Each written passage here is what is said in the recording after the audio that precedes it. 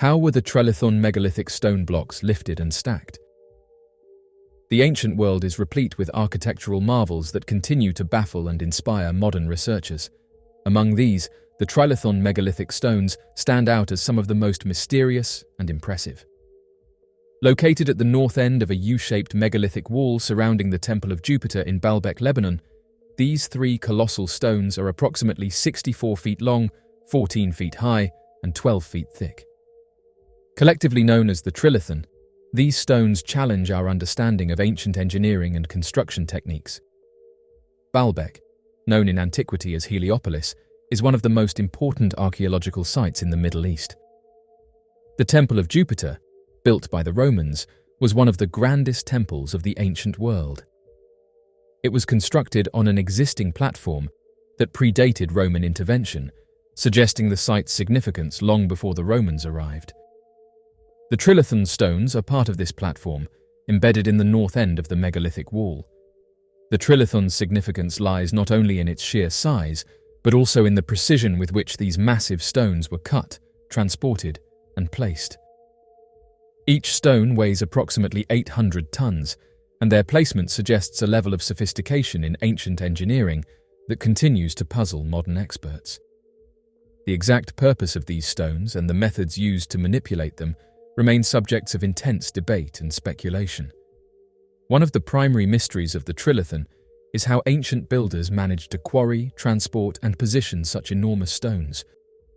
The quarry from which these stones were extracted is located about a mile away from the temple site, and moving these massive blocks would have been a Herculean task even with today's technology. One theory posits that the builders of Baalbek possessed advanced technologies that have since been lost to history. Proponents of this idea suggest that ancient civilizations might have had access to machinery or techniques that allowed them to manipulate massive stones with relative ease. The mysteries surrounding the Trellithon stones offer valuable insights into the capabilities and achievements of ancient societies. Whether through sheer ingenuity, advanced knowledge, or external assistance, the construction of the Trellithon demonstrates that ancient builders were capable of feats that continue to astound us today. Studying these megaliths can help us better understand the social, political, and technological contexts of the civilizations that built them. The mystery of the Ubaid figurines. The Ubaid civilization, which flourished in Mesopotamia, is one of the earliest known cultures to exhibit advanced societal structures, agricultural practices, and architectural achievements. Yet, among the many artifacts unearthed from these sites, there are peculiar figurines that stand out for their unsettling and mysterious features. These figurines depict humanoid figures with distinctly reptile characteristics. These include elongated heads, almond-shaped eyes, slender bodies, and long, tapered snouts. Some figurines appear to be wearing helmets or headdresses, while others are depicted in postures suggesting ritualistic or social activities, such as holding a child or performing a specific gesture. The precision and detail of these artifacts suggest that they held significant cultural or religious importance. One prevalent theory is that the figurines represent deities or spiritual beings. Ancient cultures often anthropomorphized natural elements and animals, attributing them to divine or supernatural qualities. Another interpretation is that the figurines represent shamans or priests wearing masks or costumes. Shamans in many ancient cultures wore animal masks or adornments during ceremonies to embody the spirit of the animal and harness its power. The appearance of the Ubaid figurines could indicate that the Ubaid people practiced similar rituals, using reptile symbolism as part of their spiritual practices. A more interesting theory posits that the mysterious figurines depict advanced beings. Believers of this hypothesis argue that the strange features and advanced craftsmanship suggest contact with an otherworldly civilization. Interestingly, the Ubaid civilization laid the groundwork for the later Sumerian civilization, which is often credited with many firsts in human history, including writing and urbanization. The figurines may represent an early iteration of the religious and cultural motifs that would later evolve in Sumerian art and mythology. The mystery of the Raytown monster of Pennsylvania. Nestled in the picturesque landscapes of Huntingdon County, Pennsylvania, Raytown Lake is known for its serene beauty and recreational opportunities. However, beneath its tranquil surface, the lake harbors a mystery that has captivated locals and visitors alike for decades. Described as a large, long-necked creature with one or more humps protruding from the water, the Raytown Ray has sparked curiosity, speculation, and debate. Photographs depict a substantial, obscure silhouette positioned slightly beneath the water's surface. Boaters report abrupt water turbulence and peculiar sightings of a sizable aquatic creature, known locally as Raytown Ray. This is the earliest documented photograph of Raytown Ray. During this time, the lake was photographed by a local fisherman in Huntingdon County. Testimonies from eyewitnesses are being documented, and a few of these witnesses have managed to capture photographic evidence of this peculiar monster. The first documented photograph was captured in 2006. Witnesses' estimates of the creature's dimensions suggest that it may potentially measure between 50 and 60 feet in length. One of the earliest reported sightings came from a group of fishermen who claimed to have seen a large serpentine creature swimming near their boat. Descriptions varied, but common features included a long neck, multiple humps, and an overall resemblance to the legendary Loch Ness Monster of Scotland. These initial reports laid the foundation for what would become a long-standing local legend. Over the years, numerous eyewitness accounts have added to the legend of the Raytown Ray. Boaters, fishermen, and even casual lake visitors have reported seeing a large creature emerging from the water. Some describe the creature as being over 30 feet long, with a series of humps breaking the water's surface, while others focus on its serpentine movements and long neck. Despite numerous sightings and substantial local interest, the mystery of the Raytown Ray remains unsolved. Enthusiasts and researchers continue to explore the lake, employing modern technology such as sonar and underwater cameras in hopes of capturing definitive evidence. While these efforts have yet to yield conclusive results, they contribute to the ongoing fascination with the creature. The Mysterious Handbags. The ancient Sumerian civilization was one of the earliest civilizations in human history, and it was known for its remarkable achievements in the fields of agriculture, architecture, and art. One of the most intriguing aspects of Sumerian art is the depiction of their gods and goddesses carrying handbags or purses. These handbags are often depicted as being carried by both male and female deities, and they are depicted in a variety of shapes and sizes. They are typically shown as being held in the hand of the god or goddess, and they are often decorated with intricate patterns and designs. The exact significance of these handbags is not fully understood, as there is very little written information about them. However, scholars have proposed several theories as to their meaning and function. One theory is that these handbags symbolize the power and wealth of the gods and goddesses. In ancient Sumerian society, handbags were often used as a symbol of status and wealth, and it is possible that the gods and goddesses were depicted carrying them to emphasize their importance and power. Another theory is that these handbags represent the sacred knowledge or secrets of the gods and goddesses. In ancient Sumerian religion, knowledge was considered to be a sacred and valuable commodity, and it is possible that these handbags symbolized the gods and goddesses' possession of this knowledge. A third theory is that these handbags represent the gods and goddesses' ability to provide for their worshippers. In ancient Sumerian society, handbags were often used to carry food, water, and other essential items, and it is possible that the gods and goddesses were depicted carrying them to symbolize their ability to provide for their worshippers. It has been seen in images created by the Sumerians, in ancient temples in Turkey, in work crafted by the Maori in New Zealand, and in Central America, made by the Olmecs. So, with this so-called handbag spanning such a great geographical coverage, it should be no surprise that it has made frequent occurrences throughout time too, with our earliest known record of it dating back to the end of the Ice Age. So, with plenty of time to have attempted to decipher it, what do researchers think the ancient world was telling us with this handbag symbol? The symbol has earned itself the handbag nickname since it does resemble how we might draw a bag in the modern day. In most of the instances in which we see it, the symbol has a rounded semicircle top, giving it a handle-like appearance, and then we see a rectangular bottom. Researchers have noted that sometimes extra details appear that seem to indicate some textures or patterns. Adding to the handbag connotations, the symbol has been shown in the hand of various people, gods, and mythical entities. It often does occur as a single image. One theory that has been posed describes the handbag to be representative of the cosmos. We already know that in many ancient societies, across a somewhat broad geographical scope, a circle has been used to portray the spiritual world, or much more broadly, non-material concepts and beliefs. Therefore, the semicircle or the rounded handle of the handbag could be the world of spirituality, and the rectangular base of the bag, the earth. The joined nature in these theories acts as a symbol of the material and non-material worlds, the earth and the sky, becoming unified either once again or for the first time, dependent upon each ancient culture's beliefs. Regardless of their exact meaning, these handbags are a fascinating and unique aspect of ancient Sumerian art. They provide a glimpse into the beliefs and values of this ancient civilization, and they raise important questions about the role of symbolism and iconography in ancient art.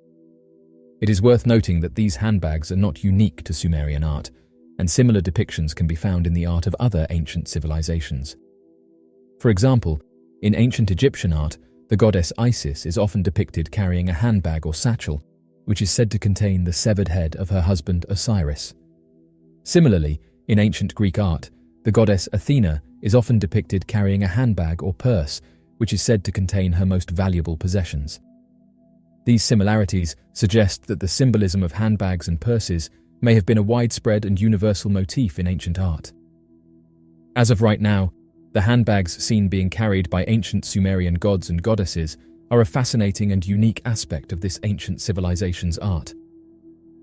Although their exact meaning is not fully understood, scholars have proposed several theories as to their significance, including as a symbol of power and wealth, a representation of sacred knowledge, and a symbol of the gods' and goddesses' ability to provide for their worshippers. These handbags are a testament to the enduring power of symbolism and iconography in art, and they provide a glimpse into the beliefs and values of one of the earliest civilizations in human history. The origins of human beings. Religion versus science is a never-ending debate when it comes to the topic of the creation of life on Earth. Ancient civilizations did not have the same concept of religion as we do in the modern day, but they did have gods and divine theories of creation. The Sumerians were spiritual people, and whilst much of their civilization was based upon never-before-seen advances in human society, they did believe strongly in the all-being and all-seeing. In fact, the Sumerians split themselves into cities each guarded by a god, of which they had many. The Sumerians' myth of the creation of the world, referred to at times as the Enuma Elish, refers to human gods ruling the earth as it began. They did the labor that was required to make the world suitable for human civilization, such as mining minerals, cultivating the soil. The tablet upon which the myth is inscribed was discovered in 1849 by English archaeologist Austin Henry Lanyard. It lay in the ruins of the Library of Ashurbanipal, which was located in northern Iraq, thought to be part of the area of the Middle East that Sumerian civilization grew from. But the tablet explains that the gods quickly grew tired of their labor, and Anu, the god of the gods, decided that they needed a hand. They then created man to labor for them by sacrificing a god and mixing his blood with clay. This is an idea that the Sumerians believed in devoutly, as they truly viewed themselves as lesser than the gods. The Sumerian myth then draws parallels with Christianity, saying that the first man was created in Eden. This was the garden referred to in the Epic of Gilgamesh that was home to the gods. However, some of the gods realized that humans could not reproduce, and thus gave them the ability to do so. But this did not go down well between the gods, and a conflict ensued between them. Scholars point to similarities between this story and that of Adam and Eve, but it's not been verified as to whether this served as a basis for the Christian story. As such, the intrigue surrounding the creation of life goes on. The Epic of Gilgamesh. The Epic of Gilgamesh is an ancient epic poem from Mesopotamia that tells the story of Gilgamesh, a historical king of the city-state of Uruk, and his adventures and quests for immortality. It is one of the earliest known works of literature, dating back to the 3rd millennium BCE. The epic is divided into 12 tablets, each of which tells a different part of the story of Gilgamesh. The first tablet introduces the character of Gilgamesh, describing him as a powerful and arrogant king who is feared and respected by his people. The second tablet tells the story of Enkidu, a wild man who is created by the gods to serve as a rival to Gilgamesh. The third and fourth tablets describe the friendship that develops between Gilgamesh and Enkidu as they embark on a series of adventures together. They slay the monster Humbaba, guardian of the cedar forest, and take out the bull of heaven, which has been sent to punish Gilgamesh for spurning the advances of the goddess Ishtar. In the fifth and sixth tablets, Gilgamesh mourns the passing of Enkidu, who is taken out by the gods as punishment for taking out the bull of heaven. In his grief, Gilgamesh becomes obsessed with the idea of immortality and sets out on a quest to find the secret of eternal life. In the seventh and eighth tablets, Gilgamesh travels to the end of the world, where he meets Utnapishtim, a man who has been granted eternal life by the gods. Utnapishtim tells Gilgamesh the story of the Great Flood, which was sent by the gods to destroy all life on earth. He also gives Gilgamesh a test of his worthiness for eternal life, which he fails. In the ninth and 10th tablets, Gilgamesh returns to Uruk, where he reflects on his experiences and comes to accept his mortality. In the 11th tablet, he is shown a vision of the underworld, where he sees the souls of those who've passed and learns the fate that awaits him after his passing. In the 12th and final tablet, Gilgamesh returns to Uruk, where he is hailed as a hero and a great king. He is remembered as a powerful ruler who brought prosperity to his people, but also as a flawed and mortal human being who learned the value of humility and acceptance. The Epic of Gilgamesh is an important work of literature for several reasons. First, it is one of the earliest known works of literature and provides a glimpse into the culture and beliefs of ancient Mesopotamia. It also explores important themes and ideas that are still relevant today, such as the quest for immortality, the nature of friendship, and the acceptance of mortality. The epic also has a significant influence on later works of literature. It has been suggested that the story of Gilgamesh may have influenced the stories of other ancient epics. It has also been cited as an influence on later works of literature, such as the biblical story of Noah's Ark. As of right now, the Epic of Gilgamesh is an important work of literature that provides a glimpse into the culture and beliefs of ancient Mesopotamia. It explores important themes and ideas that are still relevant today and has had a significant influence on later works of literature.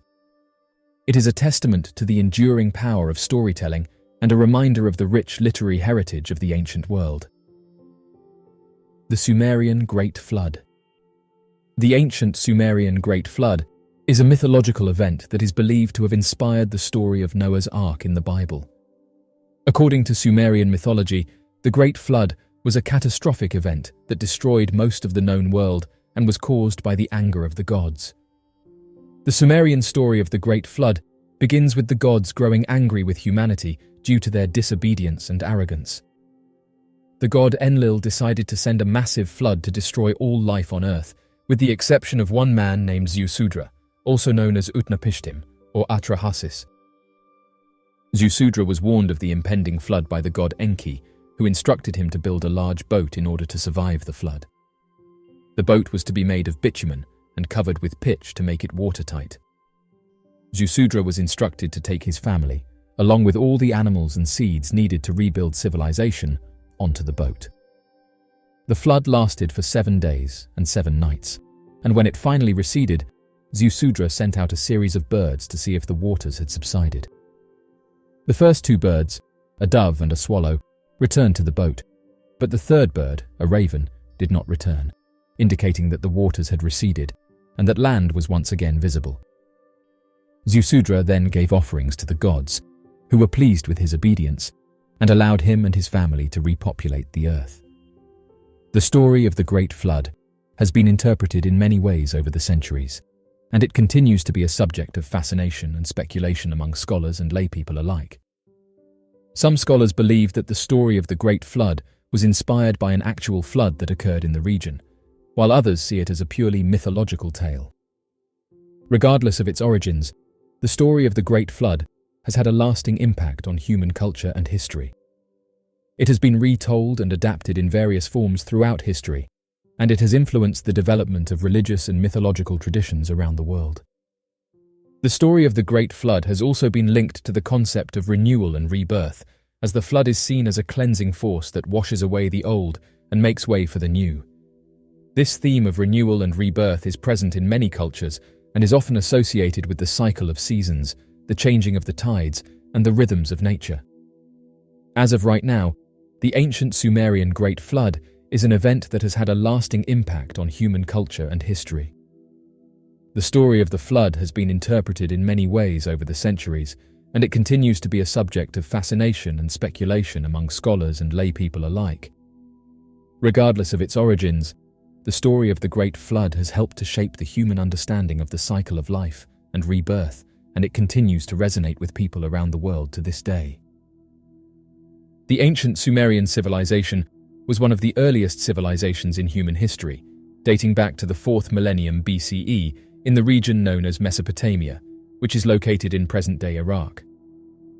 The Sumerians are known for their remarkable achievements in the fields of agriculture, architecture, writing, and art, and their civilization laid the foundation for many of the cultural and societal developments that would come to define the ancient Near East.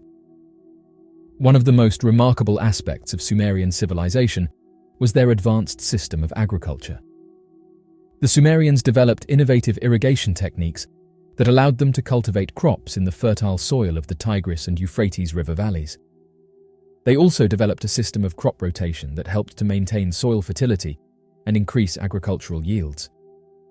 This system of agriculture allowed the Sumerians to support a large population and create surplus food, which in turn led to the development of urban centers. The Sumerians were also remarkable builders, and they are known for their impressive architecture. They constructed large, complex buildings, including ziggurats, which were towering structures that served as temples and were often the tallest buildings in their cities. The Sumerians also built elaborate irrigation systems, canals, and dams, which helped to regulate the flow of water and prevent flooding. Writing was another important achievement of Sumerian civilization. The Sumerians developed one of the earliest known writing systems, known as cuneiform, which consisted of wedge-shaped marks pressed into clay tablets. This system of writing allowed for the recording of laws, business transactions, religious rituals, and other important aspects of daily life. Sumerian art is also notable for its beauty and sophistication. The Sumerians were skilled at creating intricate works of art, including pottery, jewelry, and sculptures. Many of their works of art depicted religious themes and were used in religious rituals and ceremonies. Religion played a significant role in Sumerian civilization, and the Sumerians worshipped a pantheon of gods and goddesses. These deities were believed to control various aspects of life, such as the weather and agriculture. Sumerian religion was also closely tied to the ruling class, and the kings of Sumer were often believed to be divine beings or were closely associated with the gods. Despite their decline, the legacy of the Sumerian civilization has endured. Many of their achievements and innovations have had a lasting impact on human history. For example, the Sumerian system of writing influenced the development of other writing systems, such as the Phoenician alphabet, which in turn gave rise to the Greek and Latin alphabets. The Sumerian system of agriculture also had a lasting impact on human history. Their innovative irrigation techniques and crop rotation system were adopted by other civilizations, and their methods continue to be used today. The ancient Sumerian civilization was a remarkable achievement of human history. They were innovators in the fields of agriculture, architecture, writing, and art, and their civilization laid the foundation for many of the cultural and societal developments that would come to define the ancient Near East. While their civilization declined over time, their legacy has endured, and their achievements and innovations continue to influence human history to this day. Despite their remarkable achievements, the Sumerian civilization declined over time. The reasons for this decline are complex and multifaceted, but scholars have proposed several theories as to why this once great civilization fell. One of the most significant factors in the decline of the Sumerian civilization was environmental degradation. The Sumerians lived in a region with a hot and arid climate, and they relied heavily on irrigation to cultivate crops in the fertile soil of the Tigris and Euphrates river valleys. However, over time, the irrigation systems became less effective as the soil became increasingly saline and the water supply became depleted. This led to declining agricultural yields, food shortages, and famine. Another factor in the decline of the Sumerian civilization was internal conflict and political instability. The Sumerian city-states were frequently engaged in warfare with one another, and this constant conflict led to political instability and social unrest. The ruling elite were often consumed with maintaining their power and influence, which diverted resources away from other aspects of society, such as infrastructure and education. External invasions were also a significant factor in the decline of the Sumerian civilization. The Sumerians were frequently invaded by outside forces, including the Akkadians and the Babylonians. These invasions weakened the Sumerian state and led to the fragmentation of their civilization. Religious changes also played a role in the decline of the Sumerian civilization. As the civilization declined, new religious beliefs emerged, and the Sumerian pantheon of gods and goddesses was gradually replaced by other deities.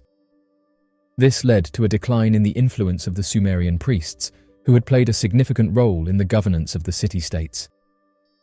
Despite their decline, the legacy of the Sumerian civilization has endured. Many of their achievements and innovations have had a lasting impact on human history. For example, the Sumerian system of writing influenced the development of other writing systems, such as the Phoenician alphabet, which in turn gave rise to the Greek and Latin alphabets. The Sumerian system of agriculture also had a lasting impact on human history. Their innovative irrigation techniques and crop rotation system were adopted by other civilizations, and their methods continue to be used today. As of right now, the decline of the Sumerian civilization was a complex and multifaceted process, driven by factors such as environmental degradation, internal conflict, external invasions, and religious changes. Despite their decline, the legacy of the Sumerian civilization has endured, and their achievements and innovations continue to influence human history to this day. Janghangs earthquake device. There have been accounts all the way from the ancient times of young Chinese dynasties more than 2,000 years ago that talk about, in detail, a strange device capable of measuring and predicting the position of earthquakes. The device was said to have been created by a genius known as Jangheng that lived in China during the Han Dynasty and was responsible for a wide variety of breakthroughs in astronomy, mathematics, science, engineering, cartography, and poetry. Interestingly enough, it appeared that the emperor during this time was well aware of the fact that when an earthquake would occur in a far-off remote region of China, it was impossible to know how and when to send aid if no one from the region had the supplies vast enough to reach the emperor and alert him of the damages caused by the earthquake. This led Jangheng to create a device that was detailed in Chinese literature as being capable of detecting the small movements of a seismic event from far away and pointing towards the direction of its origin with incredible accuracy. Although the inventor would pass away roughly 7 years later before the first earthquake could occur and prove the legitimacy of the device, the emperor writes that one day he and his servants noticed that the Jangheng device was pointing in a direction after having detected a disturbance. Several weeks later, a messenger arrived from a distant land claiming that a region had been at the center of a large earthquake that caused devastation and destruction to its people that then required aid from the emperor. This confirmed the device's ability to sense the position and direction of earthquakes, and so was used then on as the main mechanism of any information regarding the natural disasters in the region. The seismoscope was a bronze vessel about 6 feet tall and shaped like a large wine jar. Inside the vessel, there was a suspended pendulum with a mechanism that would trigger the release of one of 8 dragon heads on the outside of the vessel, each pointing in a different direction. Each dragon head would open its mouth to drop a bronze ball into one of 8 bronze toads positioned below the dragons. The toads were designed to make a distinctive sound when a ball was dropped into them, indicating the direction of the earthquake. Jangheng's seismoscope was the first known instrument that could detect earthquakes from a distance without the need for human observation. It was based on the principle that earthquakes produce waves that travel through the ground and cause motion. The pendulum inside the vessel was designed to remain stationary during normal conditions, but any motion caused by an earthquake would cause the pendulum to swing and trigger the release of one of the dragon heads. The seismoscope was considered a remarkable achievement in ancient China, and it was believed to have accurately predicted several earthquakes during its time. However, the device was lost to history and only rediscovered in the 20th century when a replica was found in an archaeological excavation. Today, Janghangs seismoscope is considered an important milestone in the history of seismology and earthquake engineering. The principles behind the device have been refined and improved upon over the centuries, leading to the development of modern seismometers and other earthquake detection technologies. Interestingly enough, modern-day seismographs, devices that research scientists use to measure the intensity and direction of an earthquake, follow the same principles outlined in the Janghang earthquake device. This more than proves the validity of the device and ancient texts, and proves that the ancients had far more knowledge and awareness of the world around them than we give them credit for in the modern day. Scientists attempted to rebuild the pyramids at Giza and failed.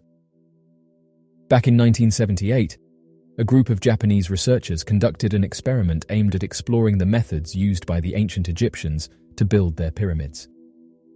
Specifically, they attempted to construct a mini pyramid using primitive techniques in order to gain a deeper understanding of the process. Unfortunately, the experiment did not produce the expected outcomes, leaving the team with more unanswered questions. The researchers started a comprehensive project based on a plan to construct a 20-meter-high pyramid using primitive tools like pulleys, lifting ropes, and other manual methods. To make this project a reality, they had the support of 100 skilled Egyptian workers and funding from a Japanese television show. The collaboration with the Japanese television show led to a decision to record the entire experiment and turn it into a documentary. This project was undertaken with the permission of the Egyptian government, under the condition that the small pyramid, built as part of this experiment, would be taken down, the area would be cleaned up and restored to its original state in a timely manner. Overall, this was a comprehensive plan that required the use of primitive tools, support from skilled workers, funding from Japanese television, and permission from the Egyptian government for execution. During the experimental phase, the team, made up of brilliant minds, faced numerous inexplicable challenges. Their initial attempt at cutting 4-ton stones using primitive tools like pulleys proved to be extremely difficult, time-consuming, and expensive. To overcome this challenge, they had to take the drastic step of reducing the height of the pyramid from 20 to 10 meters and the weight of the stones from 4 to 1 ton. Furthermore, they also incorporated electric saws into the cutting process, which went against the experiment's goal of utilizing only simple tools and techniques. This was the team's first use of technology during the experiment, and it proved to be a significant departure from the original plan.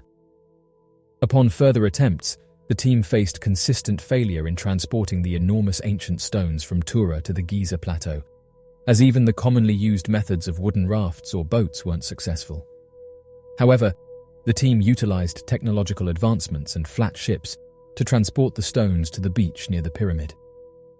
Despite the stones being near the construction site, 50 workers could not move a single stone a single inch, which meant that the process would last for several more years if they had carried on trying to use the same methods.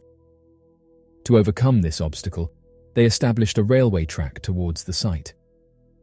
Nevertheless, the journey was far from being completed, as it proved to be difficult to move the stones to the uppermost point of the pyramid, driving them towards a solution of employing cranes and eventually resorting to helicopters to lift the stones to their designated location. Despite utilizing various technological means, the project ultimately failed to meet the required standards.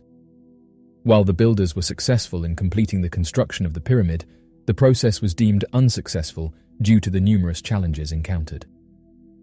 So essentially, the team built a much smaller pyramid, from stones that didn't weigh anywhere near those used on the pyramids at Giza, and they also utilized cranes, helicopters, and modern-day equipment, and even after doing all of this, their pyramid was much smaller in comparison. Though Tesla would go on to make headlines across many different news outlets for a number of breakthroughs and inventions, there were also a number of articles posted about him during his life that spoke of a far more peculiar side of him: the ability to predict the future.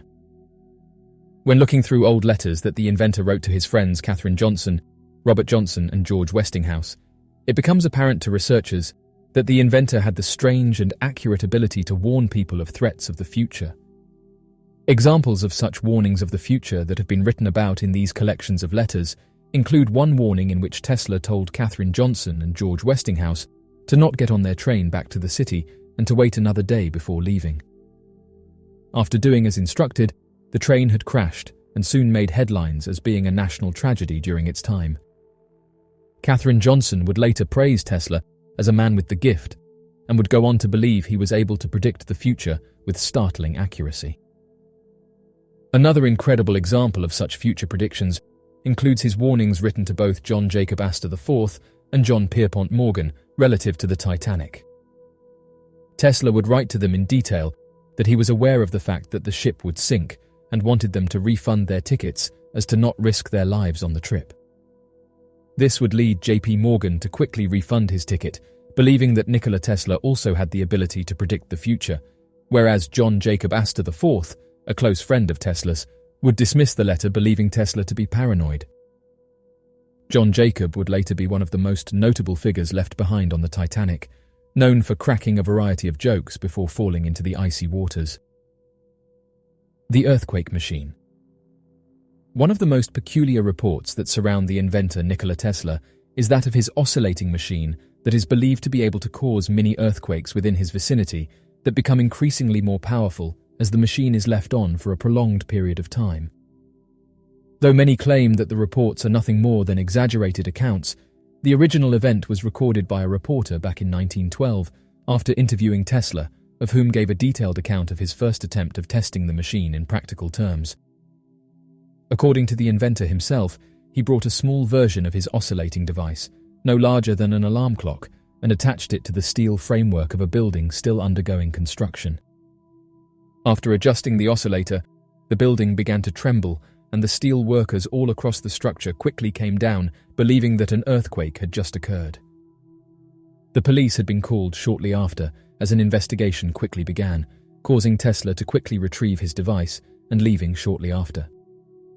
Although many now believe that the story was made up by Nikola Tesla for nothing more than additional media attention, others disagree given the fact that, theoretically, if an oscillating device could match the resonance frequency of an object, it could begin to cause it to vibrate and tear apart similar to that of a violin shattering a crystal glass.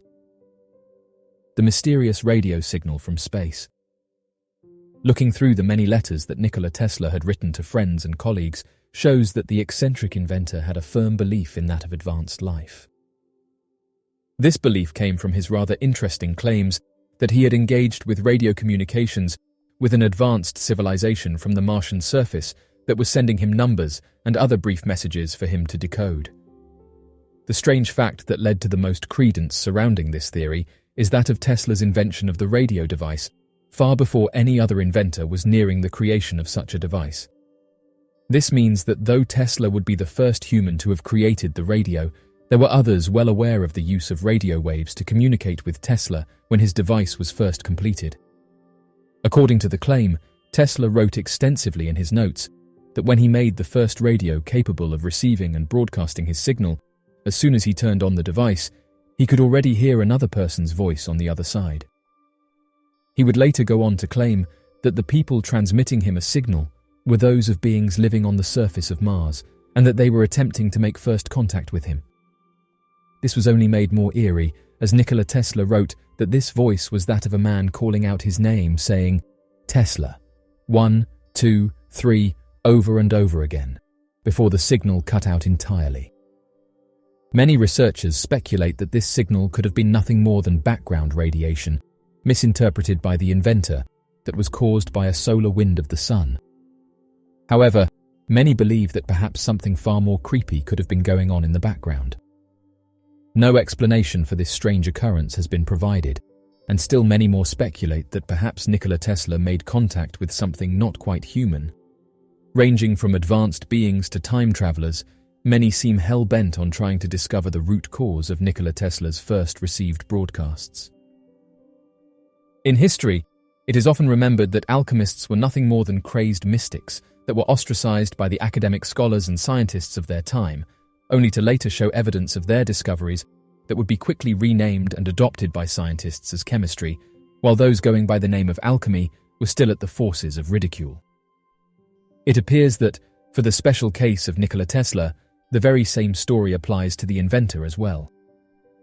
Tesla had often been referred to as a mystic throughout his life, believing in a number of strange theories, and sometimes even magical beliefs that led to him being considered an outcast by the academic community of his time, as well as being ridiculed by his professor during his time spent at a university. This ridicule would also carry over into his career, as he would often discuss, on length, the concept of the ether. The ether has often been a mystical, invisible energy that makes up the universe, referenced in old folklores and legends. Tesla would talk at length about his discoveries on the ether and making bold claims that, in the future, the ether could be tapped into and would allow people to see each other and communicate over great distances instantaneously on small telephonic devices. This led to the worsening of his ridicule, and even many claiming that Tesla had lost his mind in his older age. Interestingly enough, he would later prove to be correct in his belief of the ether, arguing that all matter is created from the ether and is nothing more than energy, wave, and frequency. Though the ether of today is referred to as the electromagnetic spectrum, the forgotten term used by Tesla and the accuracy of his mysticism still shines through in the modern day. The mystery of the Fortifications of Mycenae. The Fortifications of Mycenae are a series of defensive structures that surround the ancient city of Mycenae in the northeastern part of the Peloponnese Peninsula in Greece. The fortifications are thought to have been constructed during the Late Bronze Age, around the 13th century BCE. The walls are made up of two main sections, the outer walls and the citadel walls. The outer walls form a roughly triangular shape around the city, while the citadel walls enclose the Acropolis on top of a hill. The walls are made of large blocks of limestone and stand up to 13 feet high in some places. One of the most impressive features of the fortifications is the Lion Gate, which is the main entrance to the citadel. The gate features two massive stone pillars, each carved with the relief of a lion. The gate is also decorated with a triangular relief depicting two lions facing a column, which is believed to represent the unity of the Mycenaean rulers. The walls were likely built for defensive purposes, as the city was a major center of trade and commerce during the Late Bronze Age. The walls would have protected the city from invaders and provided a sense of security for the people living inside. The fortifications are considered a masterpiece of ancient engineering and are recognized as a World Heritage Site. They provide a glimpse into the architectural and defensive capabilities of the ancient Mycenaeans, who are widely regarded as one of the most important civilizations of the Bronze Age. The walls were built using a technique called Cyclopean masonry, which involved fitting together large, irregular stones without the use of mortar. The stones were cut to fit together as closely as possible, with smaller stones used to fill in gaps.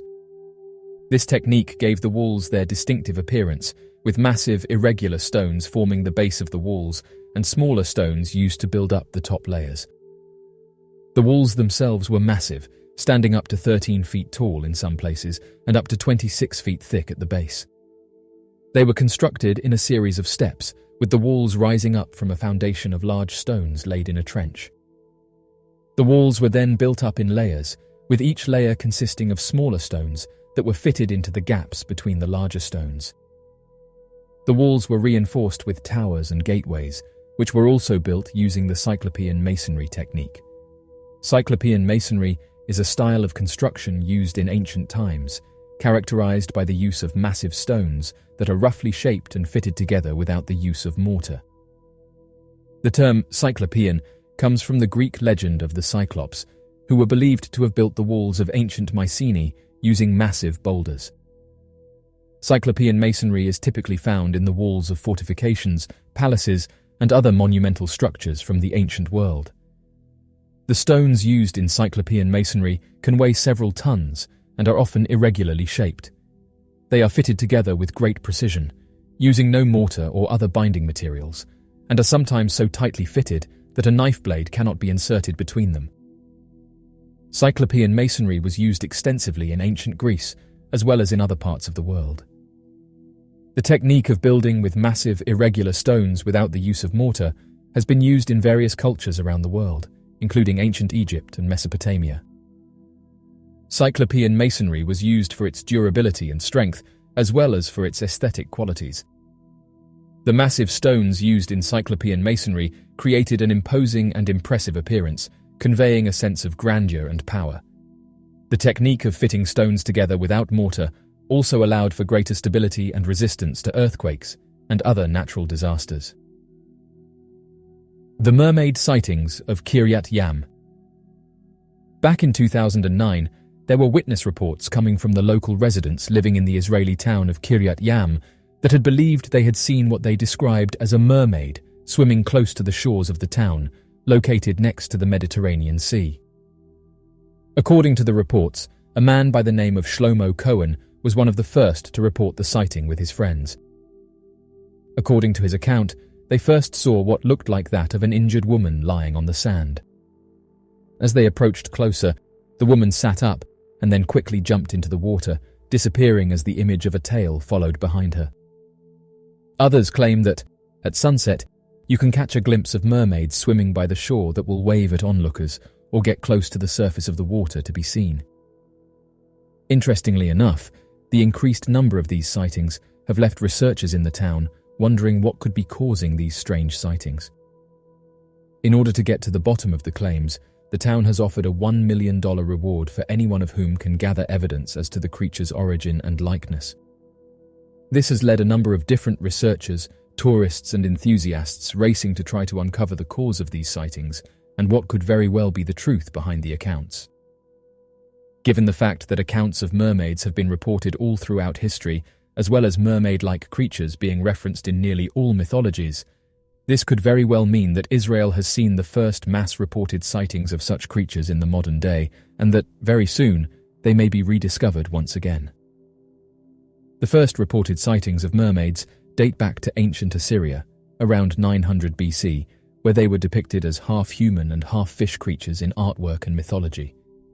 However, the most famous and enduring mermaid legends come from Greek mythology, where they were known as sirens and were said to lure sailors to their doom with their enchanting songs.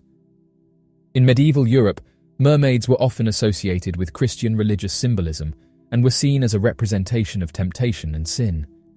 However, they were also believed to have healing powers and were sometimes depicted as saints or angels. Throughout history, many sailors and fishermen have reported sightings of mermaids, and some cultures still believe in their existence today. The Wheel of Spirits. Located at the Golan Heights is that of a massive ancient megalithic structure referred to by locals as the Wheel of Spirits. The entire structure is made up of more than 40,000 basalt rocks placed in circles radiating from a central mount that's roughly 15 feet high at its center. The outermost circle of the structure is roughly 520 feet in diameter and stands at 8 feet tall.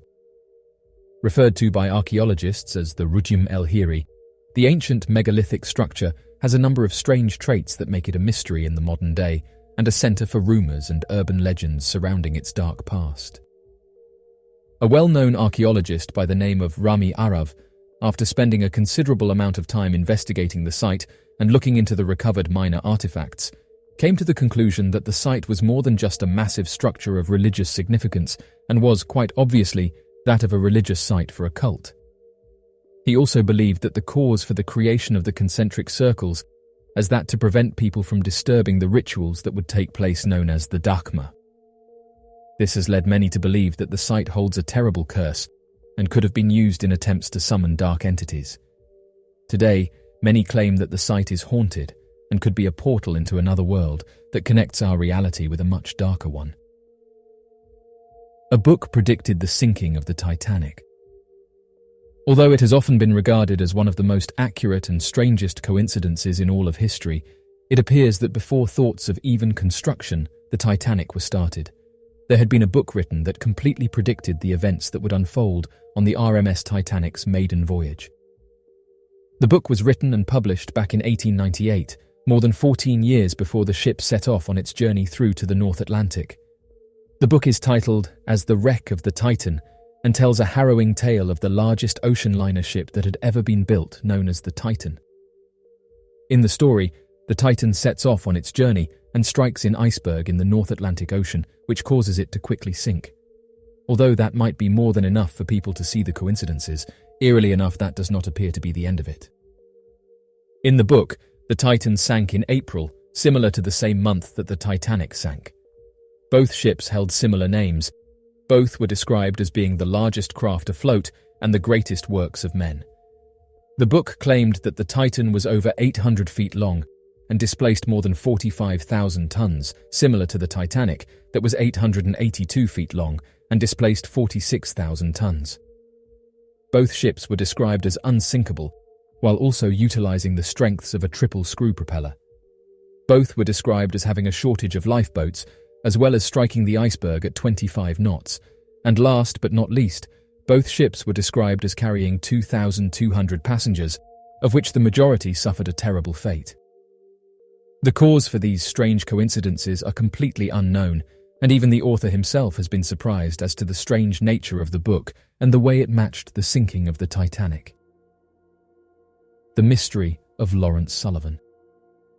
On the 16th of October, back in 1930, 3-year-old Lawrence Sullivan would join his uncle, John Sullivan, for a short day trip to Mount Jefferson, located in the Nevada Toyabe National Forest. The two would arrive in the area after passing through the small town of Round Mountain, Nevada, located only 150 miles southeast of the heavily populated city of Reno, Nevada. The town of Round Mountain, with a population of a little less than 2,000 residents, and the surrounding area is considered by local residents as being an isolated location found within the heart of the Nevada desert. Although the region is not considered a frequently visited hotspot for tourists or hikers, the reason for why John and Lawrence Sullivan would be in the area was due to John's primary source of income. According to close family members, John worked full-time as a prospector and would buy the land rights to a plot in order to mine and sell natural mineral deposits in the area. It was often common for John to travel out to isolated areas, often in the middle of nowhere, to first survey the land and check to see if there were enough natural resources that would make the initial investment worth the risk, before purchasing the land and adjacent properties. It would be shortly before his trip to the isolated heart of the Nevada desert that he would offer to bring along his nephew, as he expected to be in and out of the area fairly quickly, and had no plans of letting the boy leave his vehicle after arriving at the property. It would be only a few hours before noon that John and Lawrence Sullivan would arrive at Mount Jefferson, one of the tallest mountains a part of the Nevada Desert Mountain Range, with a peak elevation of about 12,000 feet and covered with dense foliage and large trees. After traveling to the end of the road leading to the prospecting site, located at the base of Jefferson Canyon, John would park his car at the 7,600-foot elevation point and give the explicit rules to Lawrence that he was not to get out of the vehicle for any reason and that he would soon return. Shortly after, John would then leave the vehicle and hike up a small nearby hill to get a better vantage point of the land. John Sullivan would later tell investigators that he remembered walking to the top of the hill and looking over to see Lawrence still sitting in the car as they both waved to each other. After waving, John would then travel to the other side of the hill, out of view of the vehicle. Within the span of about 10 minutes, John would claim that he would inspect the area, mark any interesting features such as a small creek, types of trees, and open areas that would make excavating much easier, before returning back to the vehicle and noticing that Lawrence Sullivan had disappeared. Panicked at the thought that Lawrence may have wandered off and become lost, John Sullivan would spend the next half hour in the area, calling out for Lawrence to return while searching the surrounding area. After being unable to locate any sign of his nephew, John would leave the area to travel to the nearest town to report the disappearance and to ask for help in the search for him. Investigators would first report to the area, looking in the general vicinity where John Sullivan had claimed to wave at Lawrence on the small hill, believing that Lawrence had most likely exited the vehicle after seeing his uncle wave to him and traveled to the small mound to find his uncle. Although the uncle would tell investigators that it was highly unlikely that he had merely missed Lawrence, as he called out to him several times and searched the area, there were not many other options for Lawrence to have traveled. According to investigators, the area where Lawrence had vanished, referred to as the Jefferson Canyon, was an extremely rugged valley that was nearly completely encircled by steep mountains on almost all sides. Given the fact that Lawrence was aware of John's location, it seemed most likely to investigators that he had traveled in the same direction.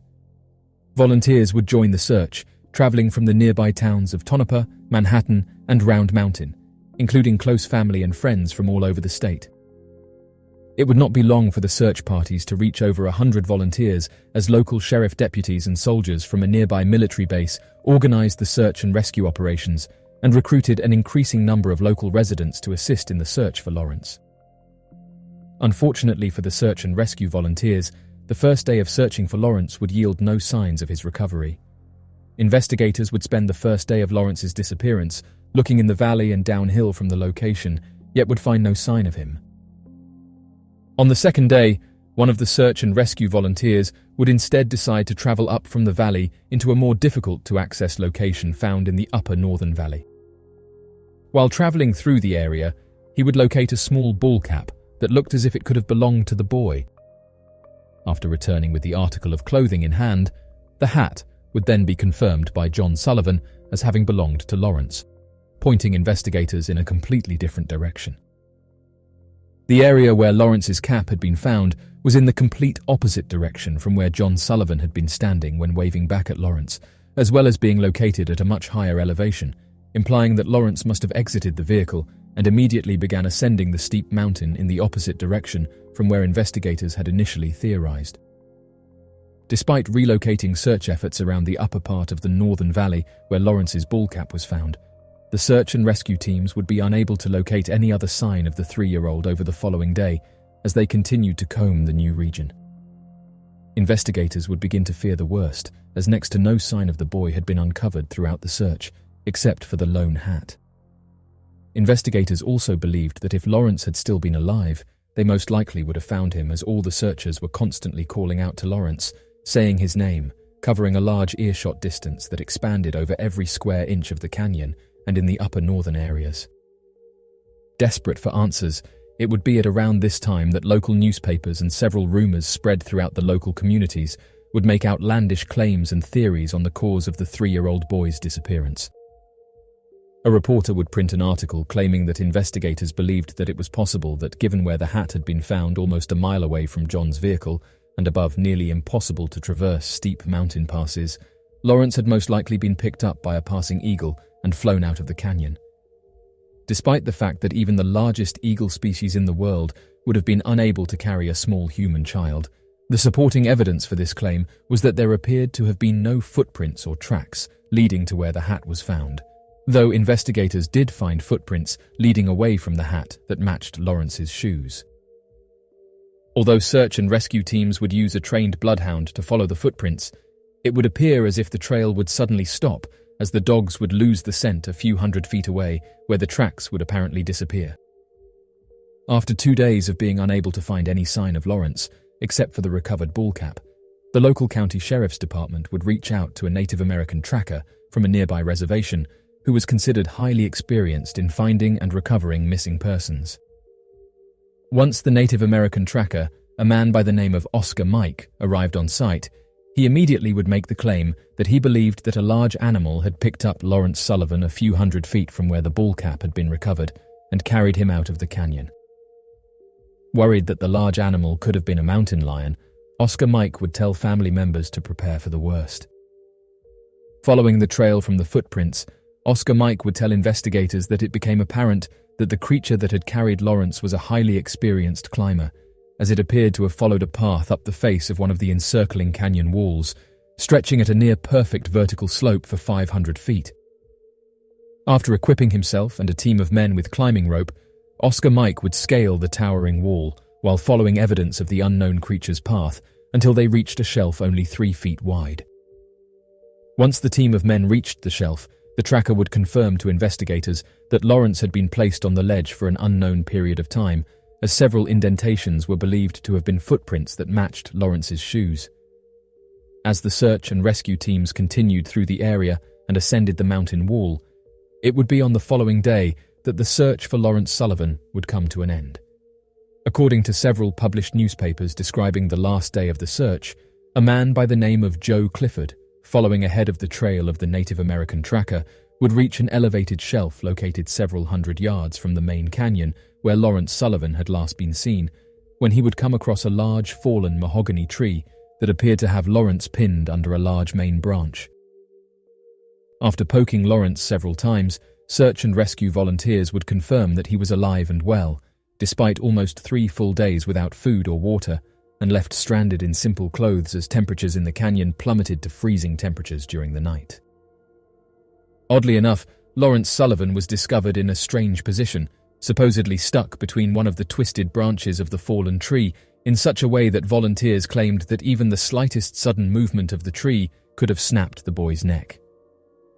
At the time Lawrence was discovered, late in the evening of the 18th of October, at around 6:30 in the evening, he was completely unconscious, and after waking up, was unable to tell investigators what had happened to him during the several days he was missing. The local county sheriff's department would later tell reporters that Lawrence suffered only from a scraped knee, torn clothing and several scratches all over his body, but was otherwise completely healthy, and after spending several days in the hospital, would make a full recovery. An article published on the 18th of October in the Reno Evening Gazette voiced several puzzling facts about the mysterious disappearance and the bizarre recovery of Lawrence, believing that the events lacked sufficient explanations. The article would state that the most remarkable thing of the entire affair, according to Dr. McLeod, the hospital doctor overlooking Lawrence Sullivan's recovery, and others, is that Lawrence survived the bitter cold nights as the temperature dropped to nearly 0. At the point where Lawrence was found, the elevation is nearly 9,000 feet, according to estimates made by the United States Survey Office in Reno.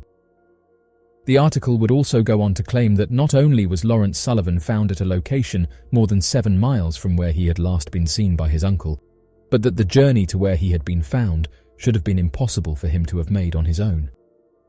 Additionally, had Lawrence been carried to the location by a mountain lion or some large wild beast, it was even more peculiar that the boy was found alive with nothing but a few scrapes and scratches on his body. Despite Lawrence Sullivan making a full recovery, he would never provide a statement to investigators about what had happened during the 3 days that he had disappeared. To this day, the official explanation for Lawrence's disappearance and strange recovery was due to an eagle. Roger Shadinger. On the 27th of May, back in 1951, a 9-year-old by the name of Roger Shadinger would be reported missing sometime in the afternoon near the small town of Truckee, California. The circumstances surrounding his disappearance were considered so strange that investigators initially believed that Roger had been purposefully abandoned or something eerie was at play. When Roger would eventually be recovered, several strange statements made by Roger would raise even more questions when it came to his mysterious disappearance. Early morning, on May 27th, Mr. and Mrs. Harry Shadinger traveled to the small town of Truckee, California, from their home in San Diego and planned to spend the holiday fishing and enjoying the Sierras. It would be at around sometime in the afternoon that Harry would bring Roger with him to fish along the banks of a small waterway that was easily accessible from their vehicle, known as the Adler Creek, located on the northwestern edge of Truckee. Although easily accessible, the location of the bank of Adler Creek is considered one of the more isolated regions, resting at a height of about 6,600 feet in elevation, and rests right at the edge of the desolate, expansive wilderness of the Sierras to the northwest. While the two were fishing, Harry spent the majority of the time showing Roger how the equipment worked and trying to find an ideal spot where the fish were biting. Once in an ideal location, and with both of them standing a few feet away from each other, Harry and Roger talked about the trip and different plans they had for the holidays. However, after a few minutes, Harry suddenly noticed that Roger was quiet for a lot longer than normal, and so turned to where Roger had been standing but was unable to find him. Worried that he had wandered off on his own and gotten lost, Harry called out to Roger before leaving his spot and searching around the area for his 9-year-old son. After searching and calling his name for about 30 minutes, Harry started to realize that his son had completely disappeared, causing him to immediately get in contact with the local law enforcement agencies to ask for assistance in locating Roger. Shortly after being contacted, the Placer County Sheriff's Office and the Truckee City Police would join the family in searching for Roger that would include several hundred volunteers. Deputies, police officers, firefighter departments, community members, hikers, campers, and local residents would all join in the search for Roger before the end of the day and would cover a massive radius before nightfall. After the search teams covered the entire area surrounding where Harry and Roger had been fishing, as well as combing the river to make sure that Roger had not drowned, the teams were confident that Roger was nowhere in the area and decided to expand their search and begin to explore in less likely areas. Additionally, by this point in time, search and rescue volunteers had been using the father's strategy and were yelling Roger's name, hoping to get a response of any kind, but were unable to find or hear any sign of him. As nightfall came and temperatures began to plummet, investigators and volunteers began to worry that if Roger had fallen into water or gotten wet from any of the small lakes that littered the region, he could potentially suffer from hypothermia and be unable to find shelter. As their concerns continued to grow, the sheriff's department decided to try a bizarre strategy in order to locate the boy that defies common sense. At the time of the disappearance, rumors of the boy's strange vanishing began to circulate around the town, with many residents of Truckee believing that the cause of the boy's disappearance was far more supernatural in origin than a boy just getting lost in the wilderness. It would be due to these superstitious claims and desperation in finding the boy that the Placer County Sheriff would turn to a Native American shaman for advice. According to several news articles covering the incident, a special Native American tracker had been brought in by the sheriff, who was originally from the town of Stillwater, Nevada. The Native American tracker, a man by the name of Archie Hicks, had several years of experience and training in locating people, as well as claims that he had a special spiritual connection that could allow him to sense the location of people and find them. Oddly enough, 28 hours after Roger had disappeared, the Native American tracker would recover Roger more than 9 miles away from where he had last been seen, and more than 1,000 feet higher in elevation. According to the official search efforts, shortly after arriving in the area, Archie Hicks traveled to an area where search criteria claimed that it would be highly unlikely for Roger to be at. Despite these claims, Archie Hicks believed that Roger would be found at a much higher elevation and would tell others that he could sense that Roger was in the area more than 9 miles away from where he had last been seen. Traveling alone to the area, Archie Hicks's spiritual hunch would be proven correct, and he would find Roger in perfect condition asleep on the ridge of the closest mountain at an elevation of 7,600 feet. Despite having tracked and found Roger himself, Archie Hicks was also surprised to have him, and would later tell several news sources about a short conversation he had with Roger to better understand why he was in that location. It seemed to defy logic that Roger would travel through the roughest terrain in the area and travel uphill into a desolate area, and so when Archie Hicks would talk with Roger, he was desperate to get adequate answers about his strange decisions. Roger would tell Archie Hicks that he was on the ridge of the mountain because he was hiding from a group of individuals that he referred to as the people. Although Roger would never adequately describe who the people were, he would tell Archie Hicks that the reason that he was hiding from them was because he felt that they had bad intentions and meant to do him harm. Many of the news articles covering this story would assume that Roger meant that he had been hiding from the search and rescue teams, and that was why it was incredibly difficult for volunteers to locate him. However, the truth is that Roger claimed to have encountered the people in areas where search and rescue volunteers had not yet searched, and had first spotted the people while he was fishing with his father. Although Roger would never explain how he ended up in the area where he was found, he would imply that he had been taken to the area or woke up suddenly on the mountain. Roger also believed that his shoes were taken by the people, which he would tell Archie Hicks when Archie asked Roger why he was barefoot. Archie would later claim that he believed the people that Roger was hiding from referred to dark, malevolent spirits or forces that can take the form of human beings, but are in fact not human, and are often mentioned in Native American legends of skinwalkers, shapeshifters, and underground people. Even though Roger was barefoot, his feet did not appear to have been injured in any way, making it appear as if he had lost his shoes shortly before arriving to the area where he had been found.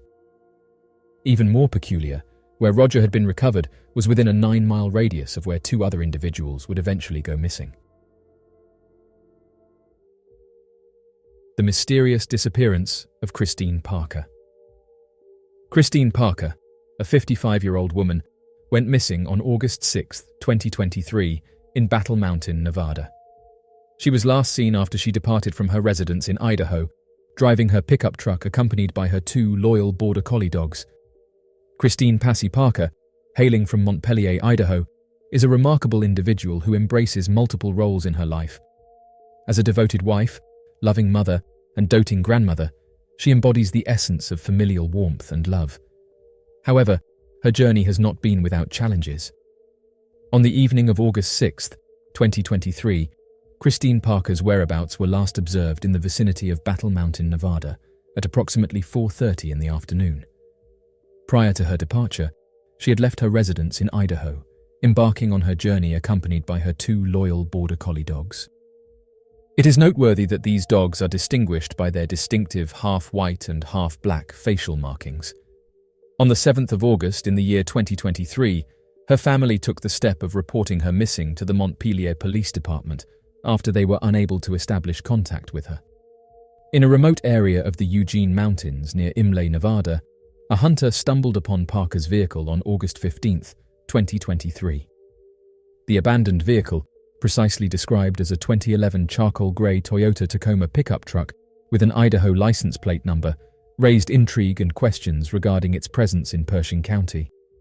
In an exhaustive effort to locate Christine, authorities meticulously scoured the surrounding vicinity by collaborating with search and rescue teams, mounted police units, and the Civil Air Patrol.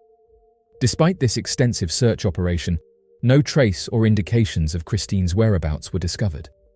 The combined efforts of these experienced search teams, law enforcement personnel, and aviation experts yielded no definitive answer for what happened.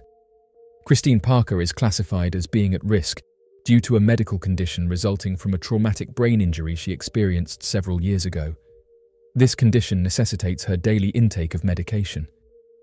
As a consequence of her medical condition, Christine may exhibit symptoms such as paranoia, emotional withdrawal, or an excessively friendly demeanor.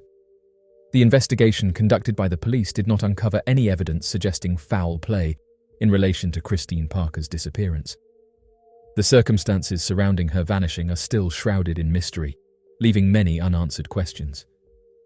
At present, her case is classified as a missing persons case and remains unsolved.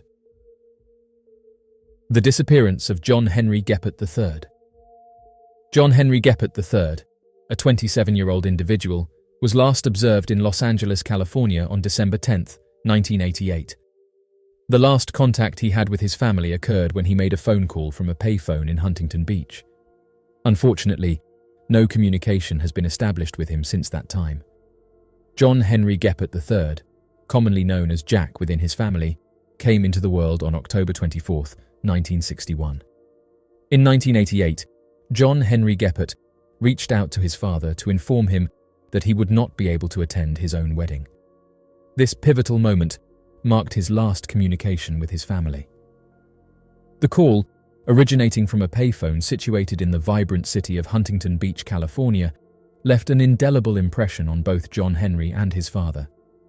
It served as a poignant reminder of the challenges and circumstances that led to his absence on such a significant day.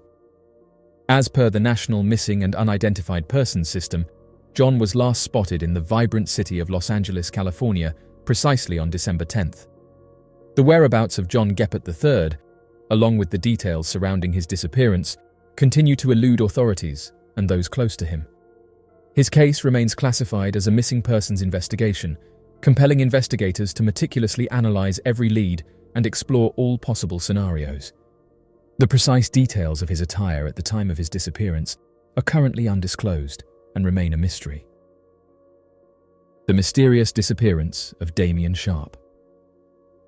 In Warren, Pennsylvania, on the Memorial Day weekend of May 25, 2002, the 22-year-old Damian Sharp went missing under mysterious circumstances. Despite being last seen leaving a friend's apartment, his whereabouts remain unknown. Damian Mark Sharp, born on August 6, 1979, entered this world with great potential.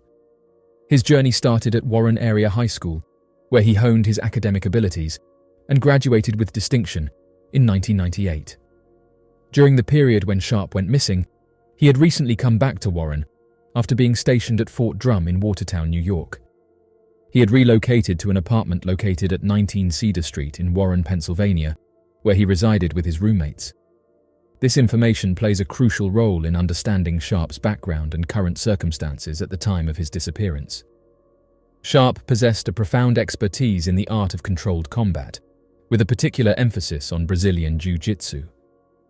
Just 7 days prior to vanishing without a trace, Damien Sharp suffered a knee injury at Master Skater, an enclosed skate park situated in Warren, Pennsylvania, where his sibling was employed. This unfortunate incident rendered Damien reliant on aluminum crutches to facilitate his mobility. These crutches served as his support system as he moved about, aiding him in his daily activities during this period. On the auspicious evening of May 24, 2002, Mr. Sharp joyously celebrated an unforgettable gathering in the warm embrace of his cherished apartment, located on the serene Cedar Street, in the picturesque town of Warren. On the morning of May 25, 2002, Sharp was collected by a female acquaintance.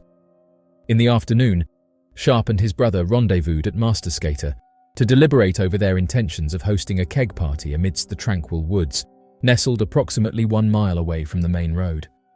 However, after taking into consideration Sharp's leg injury, they ultimately reached a consensus to shift the location of the gathering to Sharp's apartment. This decision was made in order to ensure that Sharp's injury would not hinder his enjoyment of the festivities.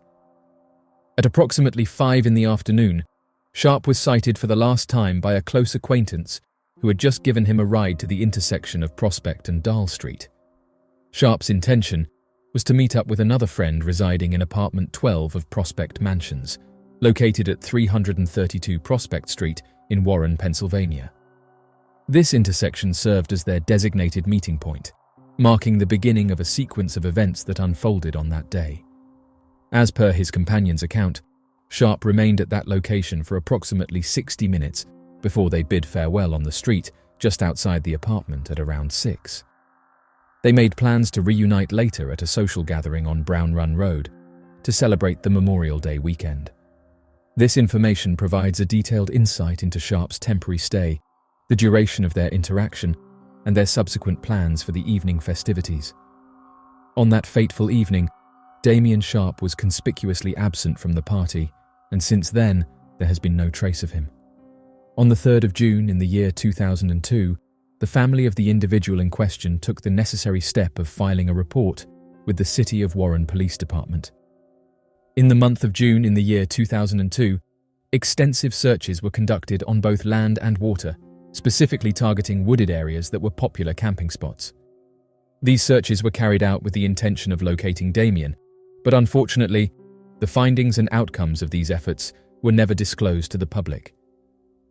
In March of 2003, Damien Sharp's disappearance was officially reclassified as a homicide by authorities due to the emergence of suspicious circumstances during the investigation.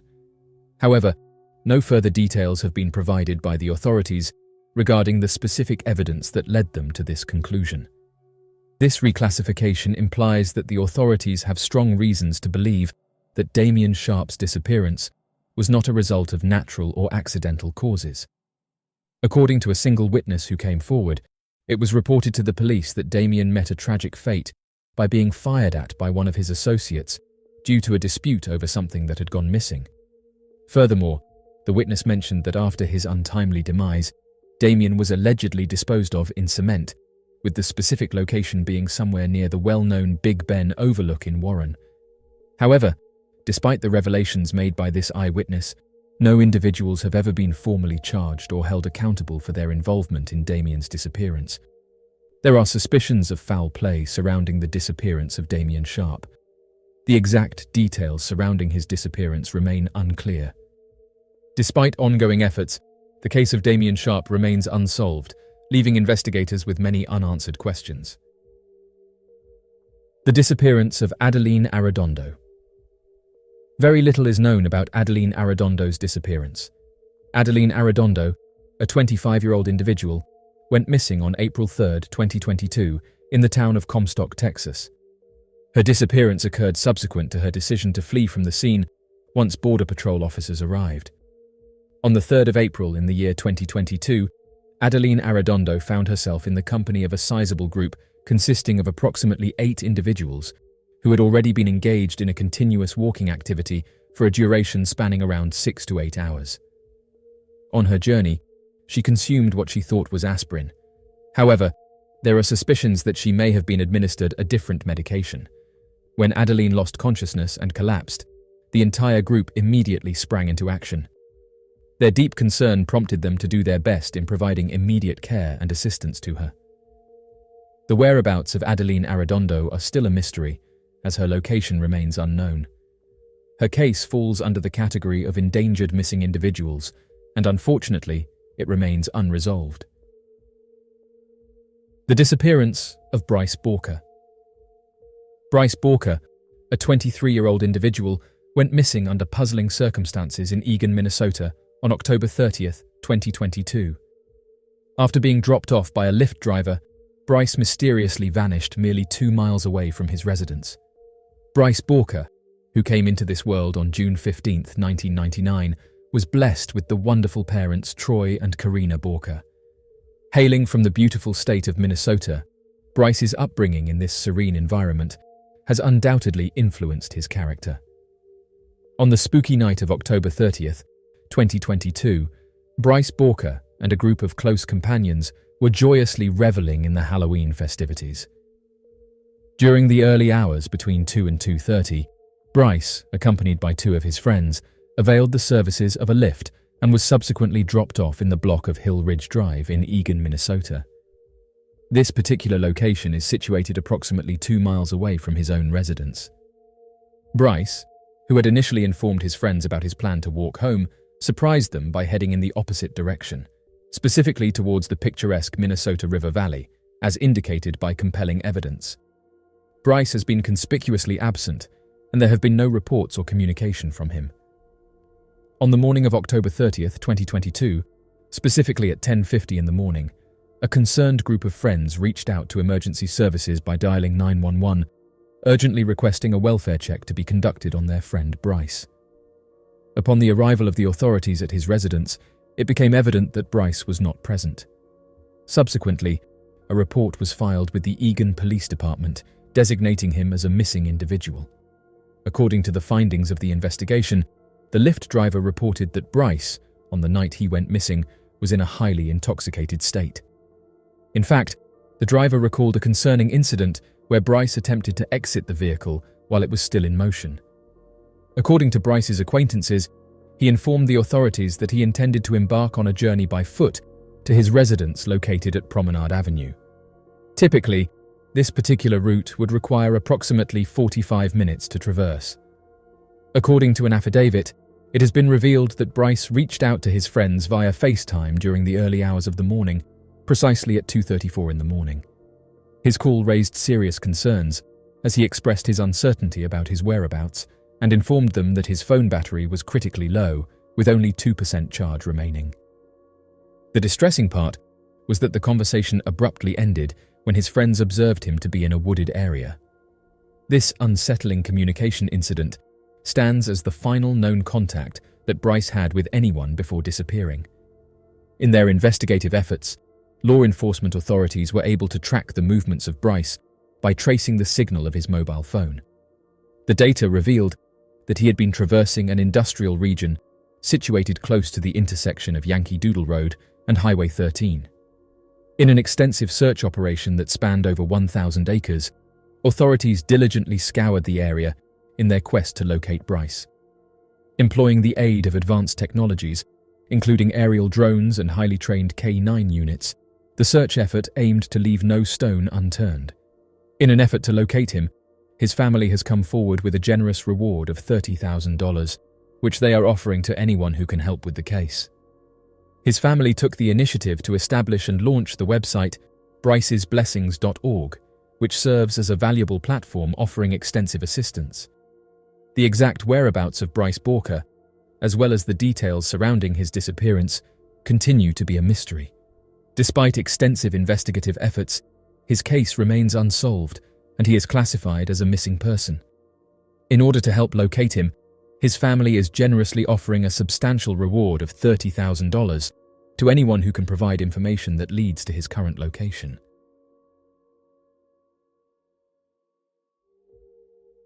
This farmer couldn't believe what he was seeing when he viewed his CCTV footage. As of right now, there's not much information to go by, and no news outlets picked up the story, which is odd because people can't seem to wrap their heads around what happened. Upon entering, his eyes widened in disbelief. There, amidst the hay and dust, lay a gaping hole in his barn roof. The wooden planks had splintered and shattered, leaving a trail of destruction in their wake. The farmer began to panic as he surveyed the damage, wondering how such a catastrophe could have taken place. He rushed back to the house, clambering up the staircase to reach his office. The farmer had installed a security camera system on his property years ago, mainly to keep an eye on potential thieves. Now, those cameras might hold the key to unraveling the mystery of the damaged barn. He accessed the CCTV footage on his computer. He watched the playback, and what he saw left him utterly bewildered. In the dimly lit footage from the previous night, a bizarre sequence of events unfolded before him. One of his prized cows could be seen falling through the roof, with many saying that the cow was falling at speed and that it was like it had been dropped from a great height. As if guided by some unseen force, the cow suddenly shot through the roof, damaging the entire area.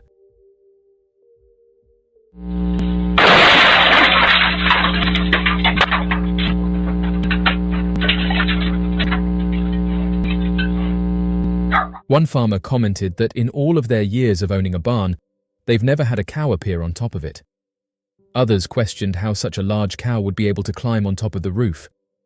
It wasn't long before online users began to put forward their own theories for why the cow fell through the roof. The fascination with unidentified objects has endured for decades, captivating the imagination of people worldwide.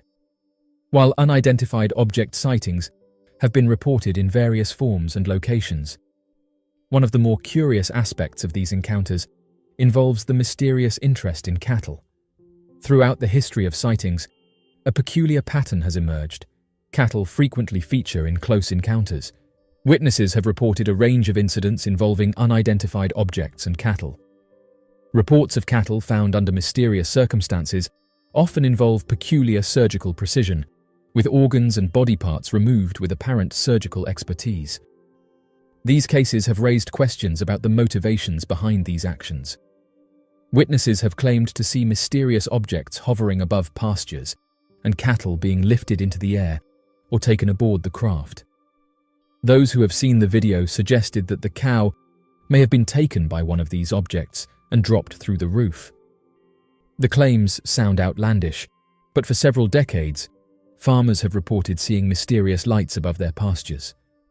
In some cases, unidentified object sightings have coincided with reports of cattle displaying unusual behavior, such as panic, agitation, or disorientation.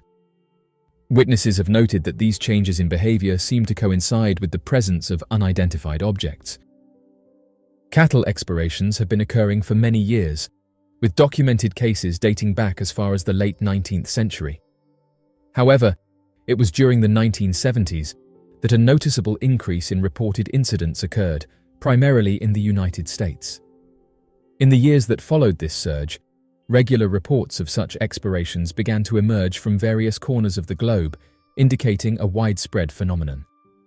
These incidents, characterized by unexplained and precise dissections of cattle, have continued to perplex and intrigue researchers and investigators alike. Despite extensive research, we are no closer to understanding what causes these mysterious explorations. The occurrence of this phenomenon, although it has never completely disappeared from public attention, seemed to have diminished to some extent. However, over the past 25 years, the situation has taken a different turn. In fact, if anything, these events appear to be transpiring with increasing frequency. It is evident that they are becoming more prevalent and noteworthy. This trend, which has been observed in recent times, points towards a significant shift in the frequency and significance of these incidents. During the summer of 1990 in Vancouver, Canada, the residents found themselves caught in a series of inexplicable occurrences that lasted the entire season. Unusual sounds, reminiscent of machine-like noises, pervaded the skies across the region, perplexing the local inhabitants who were unaccustomed to such auditory phenomena. Adding to the enigma, a resident even recounted witnessing the presence of an unfamiliar figure in a nearby field. These forms of explorations are not restricted solely to the continent of North America. Moreover, researchers in the United Kingdom have conducted investigations that shed light on the potential perpetrators. The phenomenon spans beyond geographical boundaries and has captured the attention of experts worldwide. These experts have delved deep into their research, aiming to uncover the underlying causes and individuals or entities responsible for these mysterious explorations. According to the Animal Pathology Field Unit, there is an overwhelming certainty that advanced beings are the culprits behind the incidents of animal explorations, particularly those that have persistently plagued the Welsh region. The Animal Pathology Field Unit has conducted extensive research and analysis, leaving no room for doubt regarding the involvement of mysterious entities in these incidents. Wales, in particular, has experienced a significant increase in unidentified object activity, which directly corresponds to the surge in cases of animal explorations. The meticulous investigations conducted proved that many of these incidents could not have been done by humans. Investigator Phil Hoyle, a seasoned expert with years of experience in dealing with such cases, refutes the notion that these instances of animal explorations are linked to rituals. According to Hoyle, the level of precision and sophistication observed in these injuries indicates the potential involvement of advanced beings, the military, or perhaps even a combination of both. This suggests that there may be an underlying agenda or purpose behind these incidents. Over a span of 6 months, from 2011 to 2012, numerous well-known show horses experienced acts similar to those seen in cattle. Instances of these incidents were reported from various locations across the United Kingdom, sparking a wide range of theories. Speculations ranged from sinister rituals to clandestine government experiments, leaving the public perplexed and searching for answers.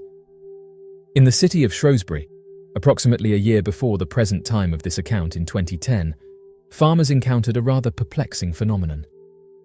They witnessed strange occurrences involving their livestock, especially sheep. According to their reports, peculiar entities or objects would suspend themselves in mid-air above the animals, emitting a laser beam downwards onto them. During a particularly active phase of these unusual explorations, numerous individuals claimed to have observed strange orange lights in the sky. Several theories and hypotheses have emerged to explain the UFO-cattle connection, though none have been definitively proven. These theories offer intriguing possibilities for why unidentified objects might theoretically be interested in cattle. Some speculate that advanced beings, if indeed behind these sightings, might be conducting biological experiments involving Earth's flora and fauna. Cattle, as a large and easily accessible terrestrial species, could be a subject of interest for such studies. Cattle have been subjected to extensive genetic modification and breeding by humans for centuries. UFO interest in cattle could relate to advanced civilizations' curiosity about our genetic experiments and breeding practices, leading them to study these domesticated animals. In hypothetical scenarios, where advanced beings are facing resource scarcity on their home planets, they might consider terrestrial species, including cattle, as potential sources of sustenance or materials. This theory, however, raises ethical and logistical questions about the logistics of such an endeavor. Cattle grazing areas often cover vast expanses of land. Mysterious sightings near cattle ranches might be attributed to the extraterrestrial interest in monitoring environmental changes, possibly related to ecological concerns or Earth's shifting climate. Cattle hold significant cultural and symbolic value in many human societies. Mysterious sightings involving cattle might be part of extraterrestrial attempts at communication or interaction with our species, acknowledging the significance we attribute to these animals. Encounters involving cattle could serve a psychological purpose, potentially aimed at studying human reactions, belief systems, or societal responses to unusual events. This theory suggests that cattle serve as a proxy for human subjects in experiments. It is essential to approach the unidentified object and cattle connection with scientific skepticism and acknowledge that the evidence supporting these theories is largely anecdotal and circumstantial. Many sightings involving cattle lack definitive proof or concrete scientific data to establish causality or correlation. Although the most popular stories surrounding advanced phenomena tend to focus on the topics of sightings of mysterious crafts or supernatural occurrences featuring humanoid creatures, Many researchers often forget that some of the strongest pieces of evidence of intervention appears to center around the disappearances of cattle and subsequent damages to livestock. The earliest known written record of bizarre animal surgeries and sudden disappearances of a large number of livestock comes from an official document dated sometime during the early 1600s, when an investigator for the court of James I of England claimed that impossible to explain mass expirations of sheep were being recorded all across London and nearby shires. It was originally believed that the sudden expirations of the sheep could have been caused by neighbouring farms competing in market production alongside hungry travellers that were committing theft as they travelled throughout London, of which was the most heavily populated region during the 1600s. However, when the investigations took place, evidence was found that seemed to reject the original hypothesis. According to the court investigator, the sheep were found to have expired through causes that were otherwise impossible to attribute to human activity. Their organs, meat, and fleece remained untouched, with only evidence of possible tallow removal, and blood having been completely drained from the animal with no spillage. Even more difficult to explain was the sheer number of sheep that suddenly expired in what farmers believed would have been over the course of only a few hours. The investigator wrote that in some cases, there were more than 100 sheep that suddenly expired, and no evidence of footprints or tracks that could point towards a group of people having perpetrated the crime. When the investigator asked around local regions that were at the epicenter of the series of sheep disappearances and expirations, many attributed the sight of brilliant fireworks nearby to have been the possible cause. Some believed that the fireworks could have scared the sheep and caused them to pass away in fright, whereas others believed that the lights they had seen in the sky could have had a more sinister purpose. The court ended the investigation by saying that around the city of London and some of the shires adjoining, whole expirations of sheep have been made, in some places the number reaching as high as 100. The phenomenon would continue for several decades before ending entirely. The most interesting aspect of these sheep disappearances seemed to bear remarkable resemblance to modern-day cattle disappearances and possible advanced intervention. When researching mass livestock expirations, it became obvious that cattle disappearances and surgeries are a fairly recent development, with the first recorded instances beginning during the 1800s to modern day. Many believe that the sudden change of livestock being targeted, from sheep to now cattle, appears to match directly with the world market and primary source of meat production during these times. When sheep disappearances, surgeries, and unexplained expirations were occurring en masse, the main meat export around the world centered around sheep populations. It's only been over the last couple of centuries that the role of cattle has slowly changed for the purpose of meat consumption. During the 1600s and late 1700s, when recorded instances of sheep expirations were occurring, cattle were predominantly used for labor and secondarily used for milk production. Gary McKinnon asserts that during his alleged hacking activities on NASA and US Navy computer systems, he discovered compelling evidence suggesting interaction with advanced entities and advanced non-human technology. According to officials in the United States, Gary McKinnon was accused of perpetrating what is deemed the most significant military computer breach in history. Interestingly, Gary asserts that he discovered evidence of interactions with beings and technology that are not of terrestrial origin as a direct consequence of the aforementioned hack. Gary McKinnon firmly believes that the truth regarding unidentified flying objects, unidentified aerial phenomena, and advanced life will never be disclosed to the public.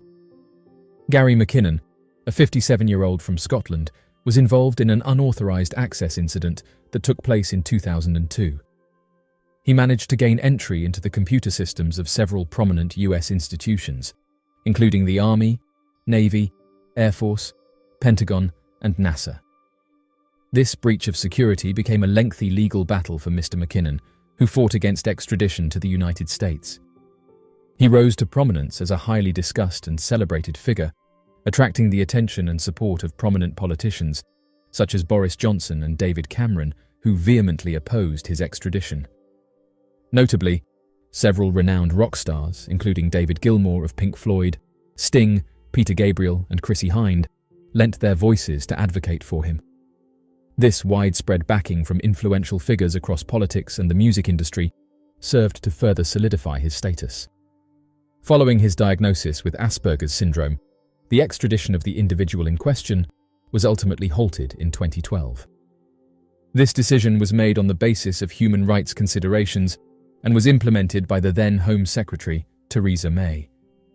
In the aftermath of his hacking incident, McKinnon made a startling revelation, asserting that he had encountered a vast array of images and documents that provided evidence of the existence of advanced life and technology right here on Earth. Among the intriguing findings were the presence of a sleek, cylindrical craft featuring domes hovering above the Earth in a NASA computer. Equally remarkable was the discovery of an Excel spreadsheet within a US Navy network, detailing the existence of non-terrestrial officers, as well as a list of interstellar ships and military resources involved in fleet-to-fleet transfers. These extraordinary disclosures opened up a world of possibilities regarding the presence and interaction of advanced beings and humans.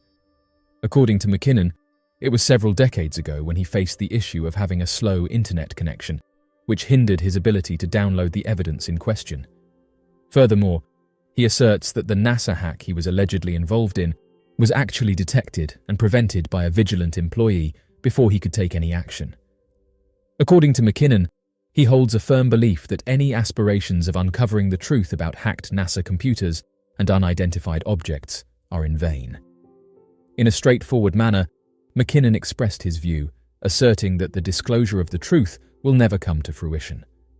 In a recent update, NASA publicly disclosed the results of its extensive year-long investigation into unidentified aerial phenomena, thus shedding light on any potential existence of advanced life.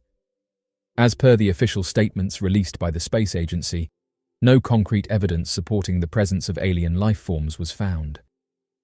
In an interview, he expressed his dissatisfaction with the response he received from them. Describing their approach as typical, he emphasized that their statement, when examined closely, offered no substantial information. He states that in the pursuit of uncovering genuine information from military institutions, it becomes evident that NASA, though outwardly presenting itself as a civilian organization, falls within this category. In a previous interview, he stated that it is an undeniable reality that there exist unidentified objects traversing our skies, and furthermore, it is an equally undeniable reality that dedicated scientific, intelligence, and military entities are diligently investigating and studying these perplexing phenomena. This emphasizes the presence of enigmatic aerial entities in our airspace, prompting the continuous examination and analysis carried out by authoritative institutions from multiple fields of expertise. In a recent development, the NASA administrator Bill Nelson has made a firm commitment to enhance the transparency surrounding UAP data within the US Space Agency. Despite the inherent mystery surrounding such phenomena, Nelson has assured the public that any evidence of extraterrestrial existence, if ever discovered, will be openly shared with the world. McKinnon, who has held the belief that the agency is concealing the reality surrounding advanced beings, summarily disregarded Nelson's assurance. His resolution to engage in hacking activities in search of undisclosed information was greatly influenced by the impactful testimony of Donna Hare, a former NASA contractor, who courageously revealed classified information during the Disclosure Project press conference held in Washington, D.C. in 2001. In his pursuit of the truth, McKinnon uncovered a treasure trove of forbidden knowledge hidden within the proprietary systems of the agency. During her time at Building 8, located within the Johnson Space Center in Houston, Texas, the individual in question made a bold assertion. According to her, she once entered a photo lab and witnessed members of the technical staff engaging in the act of airbrushing unidentified flying objects out of the photographs before they were made available to the public. Expanding further on her claims, she also stated that NASA utilized the codename Santa Claus to refer to 3 separate unidentified object sightings that occurred during lunar landings on the Moon. These allegations have sparked intrigue and speculation within the realm of space exploration and enthusiasts. At the end of February 2022, Gary McKinnon went on Reddit and didn't ask me anything. This is where members of Reddit can reach out and ask Gary any questions they have. He said the following: "Hi, I'm Gary McKinnon. I'll make this brief. but there are some things I feel it's important to point out, so you know where I'm coming from. Apologies for not doing a live video response.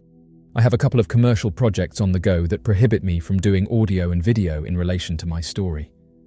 I was arrested in March 2002 for hacking into various government and military networks in America, looking for evidence of mysterious flying aircrafts and free energy.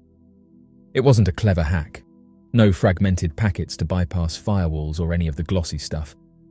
I had a specific intention, and like any good system administrator, which I was at the time, I wanted a simple process that would catch basic weaknesses, sometimes network-wide, with a simple script and a little creativity. It was cracking more than hacking. Like any system admin knows, the laziest solution is often the best. In my effort to find solid proof that the government and military knew about these crafts, I followed information found in a book by the Disclosure Project. In the book, Donna Hare, who was a NASA launch photographic specialist, said that in Building 8 of Johnson Space Center, there was a lab set aside for airbrushing out mysterious flying aircrafts from high-resolution satellite imagery. The tool I wrote scanned for local administrator accounts on Windows PCs. It was written in Perl and scanned a Class B in 8 minutes. The low latency due to me running the scan on an already compromised machine on the same or another government military network. I found Building 8 by reading the comment sections of the PCs via the command console. These fields are used for auditing, and luckily, NASA filled them all in, so I knew which PCs were in Building 8. There weren't many machines in Building 8, but one of the first I looked at had folders called Raw and Processed, or Raw and Cleaned. The images averaged around 250 megabytes, and would have taken a long time at 5 minutes per megabyte on a 56K modem, so having remote control of the PC via a program called Remotely Anywhere, I decided to view it live on the desktop, which was risky since they work odd hours at NASA. The image was coming down very slowly via the Java-based Remotely Anywhere program, so I cut the color to 4-bit, 16 colors and shades, and the lowest resolution, which was 640 by 480, it may have been 320 by 240. The image slowly filled the screen and I could see blackness, superimposed upon which was a blue and white planet, and superimposed on that was a tubular form that was metallic white and had domes around its central circumference and at its ends. This thing had no rivets or seams and looked futuristic, though of course, with the low resolution and number of shades, detail was lacking. This was my eureka moment. Donna Hare's lab was still in existence. I was waiting for this image to come down and planning on the fastest way to get all of the other images to me. And right when I was making my plans, I saw the mouse cursor move to the bottom right of the screen, right-click the network icon, and choose Disconnect. I'd been caught and disconnected, missing my chance to grab even a single image. I never did any intentional damage or accidental. As far as I know, I'm not a vandal, but I did leave stupid messages about disrupting their sense of security. My family and I then fought my possible extradition to America for 10 years, finally winning the case in 2012. I know this is an old story and not too widely publicized in America at the time, so I apologize that there's nothing new, though hopefully interesting questions will result in interesting answers. Let me tell you what happened to me in 2006, the only odd Men in Black possibly kind of thing that did happen to me, apart from being followed by the same van for 2 hours one time across England. I lived in a bedsit at the time, being unemployed due to my ongoing case, which is one room in a shared house. I was on the first floor, 1 story up if you're American. My lady and I had gone to bed on my fold-out sofa. I think we fell asleep around midnight. I woke up out of a really deep sleep, so I'm thinking it must have been around 2 or 3 in the morning. I was woken up by a really sharp pain in my left heel, so sharp that I jolted awake and reached down to my foot to see what it was, whereupon I was forced to sleep again. It was like going under general anesthetic, uncomfortable and unwilling. So I went from painful shock to instant sleep. In the morning, the first thing I thought of was the pain in my heel. I looked at my foot. It turned out I'd gone to bed with my socks on, and there were 2 holes in the sock on my heel. I removed the sock and found 2 perfectly round holes in my heel, each around 5 millimeters in diameter. It was like someone had done me with a miniature paper hole punch. I can't explain that to this day, and can only assume it's a chip. I've had tri-field meters on it. I made a super-sensitive magnetometer that showed nothing, but 2 lumps did grow on the heel in the months following the event, and they have now moved around to the inside of the foot." End quote. The moon, Earth's celestial companion, has long captivated the human imagination and fueled our curiosity about the cosmos. In recent decades, as human space exploration and lunar observation have advanced, reports of unidentified flying objects seen in close proximity to the moon have emerged. These sightings, often shrouded in mystery, have raised intriguing questions about the possibility of extraterrestrial presence, advanced technology, and the enigmatic nature of lunar space. Perhaps one of the most famous lunar sightings occurred during NASA's Apollo 11 mission in 1969. While in lunar orbit, astronaut Michael Collins reported seeing a bright object that appeared to be following the spacecraft. This object, often referred to as the Apollo 11 UFO, was captured on audio recordings and was witnessed by multiple astronauts. NASA, however, officially categorized it as a panel from the lunar module. During the Apollo 16 mission in 1972, astronaut John Young observed a strange light while orbiting the moon. He described it as a streamer of light that appeared to move across the lunar surface. The exact nature of this phenomenon remains a subject of debate, with some speculating about its origin. With advancements in technology and the rise of citizen scientists, there has been a surge in reported lunar sightings. Amateur astronomers and lunar observers have captured images and videos of unexplained objects near the moon, often resembling bright lights or unidentified shapes. These observations are often shared on social media and have fueled public interest in the topic. One of the most plausible explanations for lunar sightings is the presence of human-made spacecraft and satellites in lunar orbit. Over the years, various missions and lunar programs have left behind debris and equipment in lunar space, including defunct satellites and spacecraft stages. These objects can catch the sunlight and appear as unidentified objects when observed from Earth. Some accounts suggest that these mysterious crafts might be interested in our moon. The moon has long been considered a potential source of valuable resources, including water ice, rare minerals, and helium-3, which could be used for future space exploration and colonization. Advanced extraterrestrial civilizations might be interested in these resources, potentially explaining UFO presence. The moon offers a unique vantage point for observing Earth and the cosmos, and unidentified objects might utilize lunar space to conduct scientific research, monitor our planet, or engage in astronomical observations that are superior to Earth-based perspectives. The moon landing in 1969 represented a monumental achievement for humanity. If advanced civilizations have been monitoring our progress, they might have taken an interest in our lunar exploration efforts as a marker of our technological development. The moon has been associated with various unexplained phenomena, from transient lunar phenomena to sightings of anomalous lights and objects. These mysterious objects might be drawn to these lunar mysteries, seeking answers or conducting investigations. The moon has been proposed as a potential location for humans or bases. If these objects are indeed linked to advanced civilizations, they might use lunar bases as strategic outposts for observing Earth and our activities. The moon's lower gravitational pull compared to Earth makes it an attractive celestial body for maneuvering and launching spacecraft. Unidentified objects might use the moon as a base for interstellar travel, or as a waypoint for exploring our solar system. The moon's orbit provides efficient pathways for spacecraft traveling between Earth and other celestial destinations. These objects might leverage these orbital trajectories for expedient space travel. The moon holds immense cultural and symbolic value for humanity. These encounters near the moon could be intended as a form of communication or interaction with our species, acknowledging the significance we attribute to our celestial neighbor.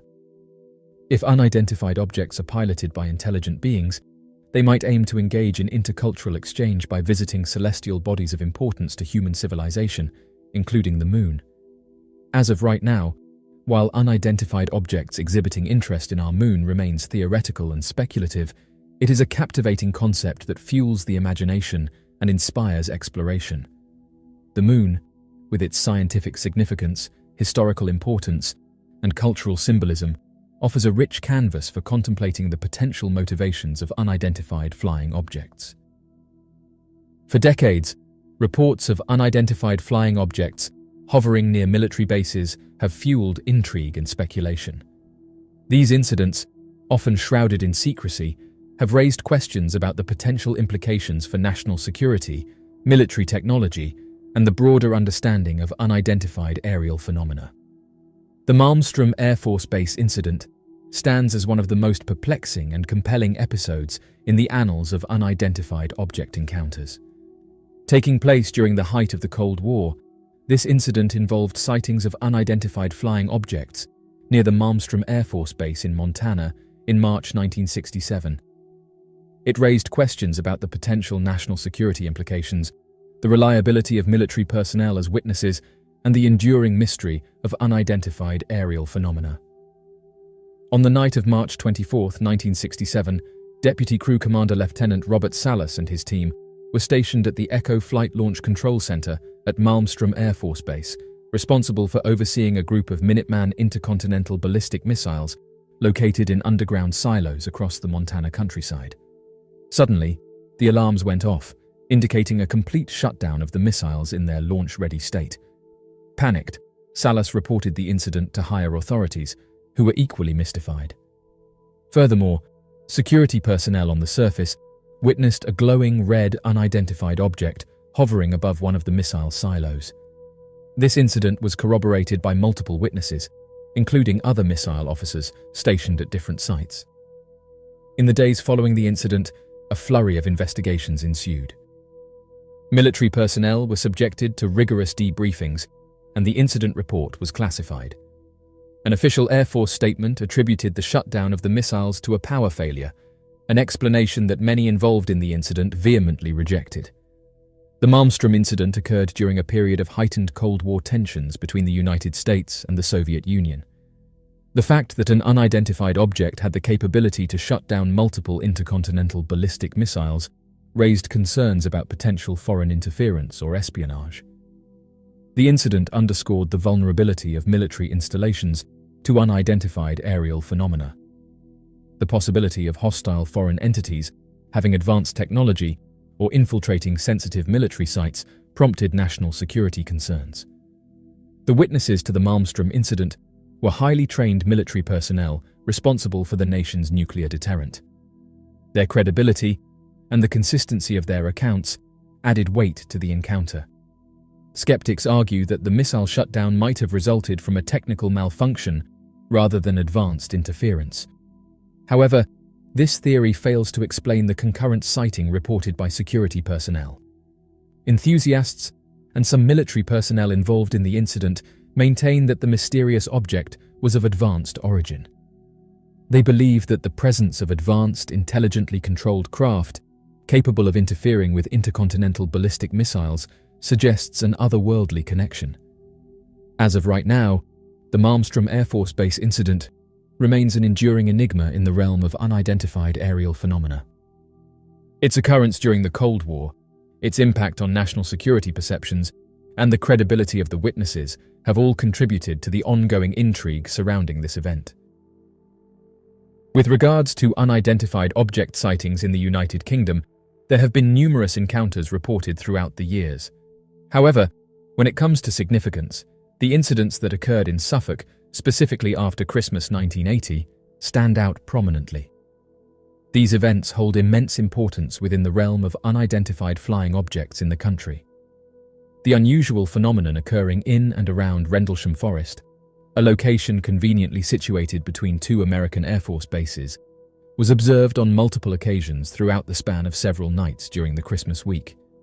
This intriguing event has captured the attention of many due to its mysterious nature and close proximity to military installations. Furthermore, it is important to note that the incident in question was observed by a number of individuals who possess extensive military training and expertise in evaluating and understanding their surroundings. These witnesses are adept at assessing complex situations, even in the most high-stress and challenging circumstances.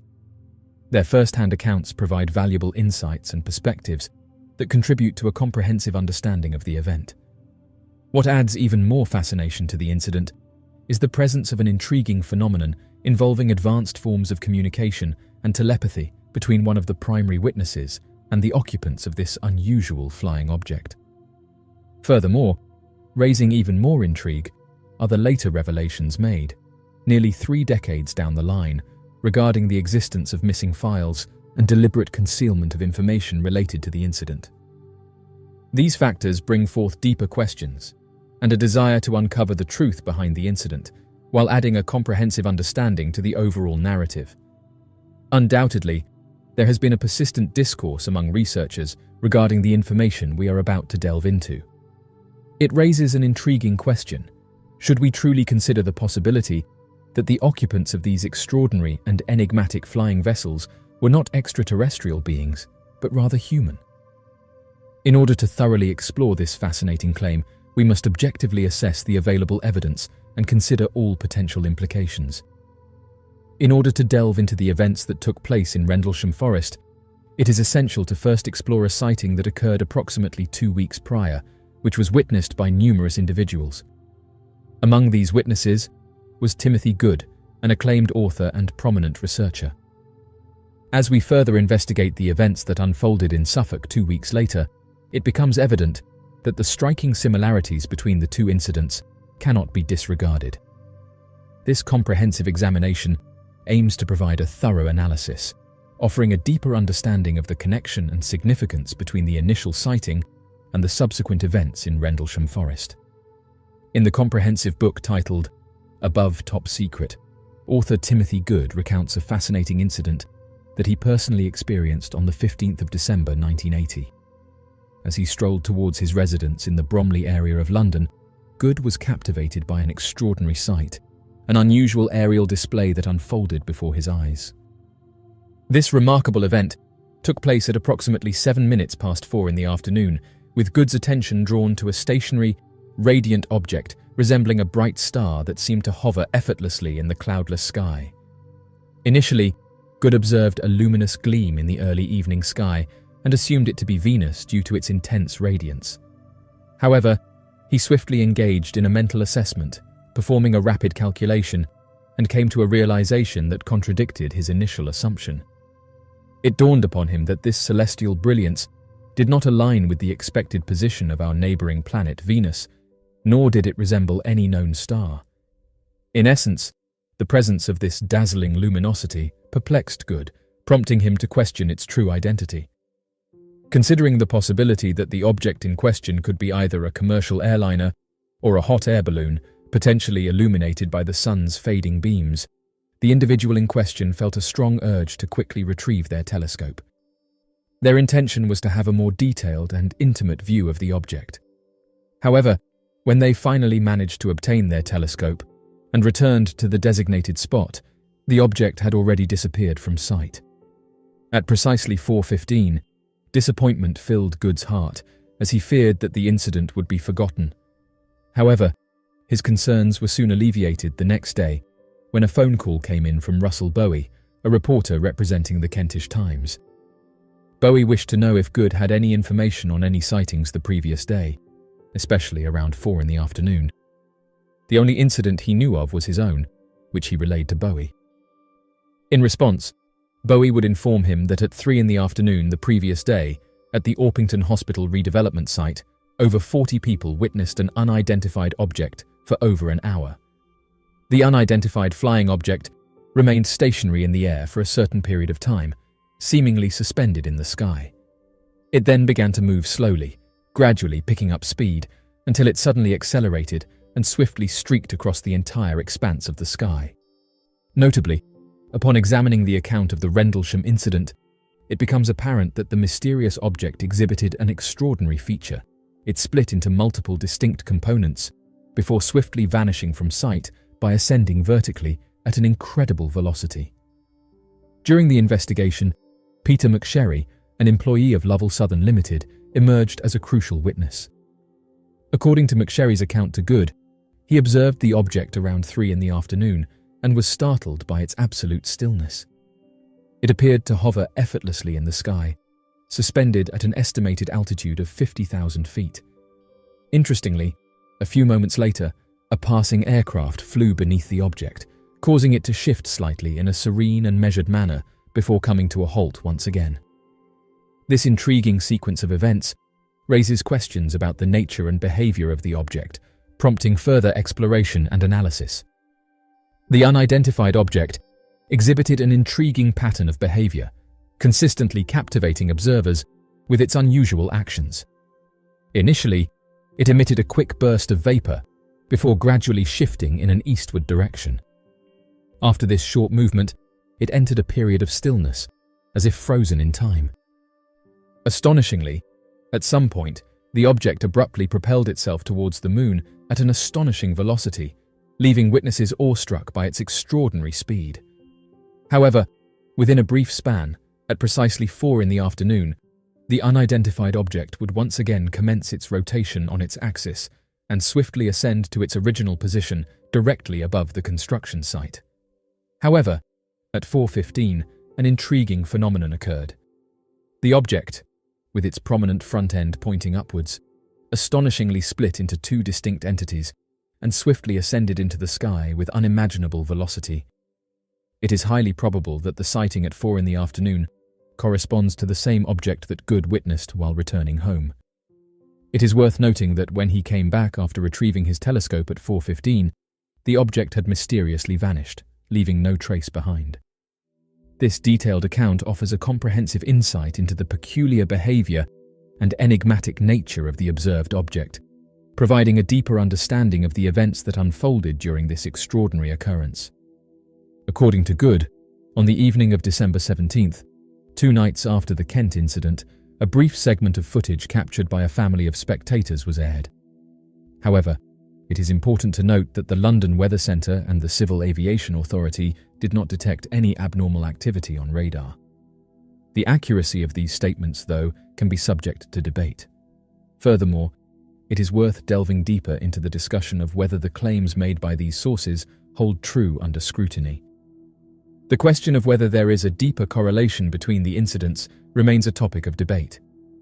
Nonetheless, it is worth noting that an event that transpired in the early November of 1980, possibly in late October, may have possible connections to the eventual encounter that took place in Rendlesham Forest 2 months later. This particular incident involved 2 F-4 Phantom jets engaged in night flying exercises, during which an unidentified object was detected on military radar. Exploring this connection further reveals a potential link between these events, suggesting a greater significance that warrants closer examination. The radar operator in question, Malcolm Scurrah, vividly recollected the peculiar occurrence when an unidentified flying object initially appeared on the radar scope at an altitude of approximately 5,000 feet. Intriguingly, this aerial anomaly swiftly ascended several thousand feet, defying the laws of conventional aviation until it reached an astounding altitude of 90,000 feet.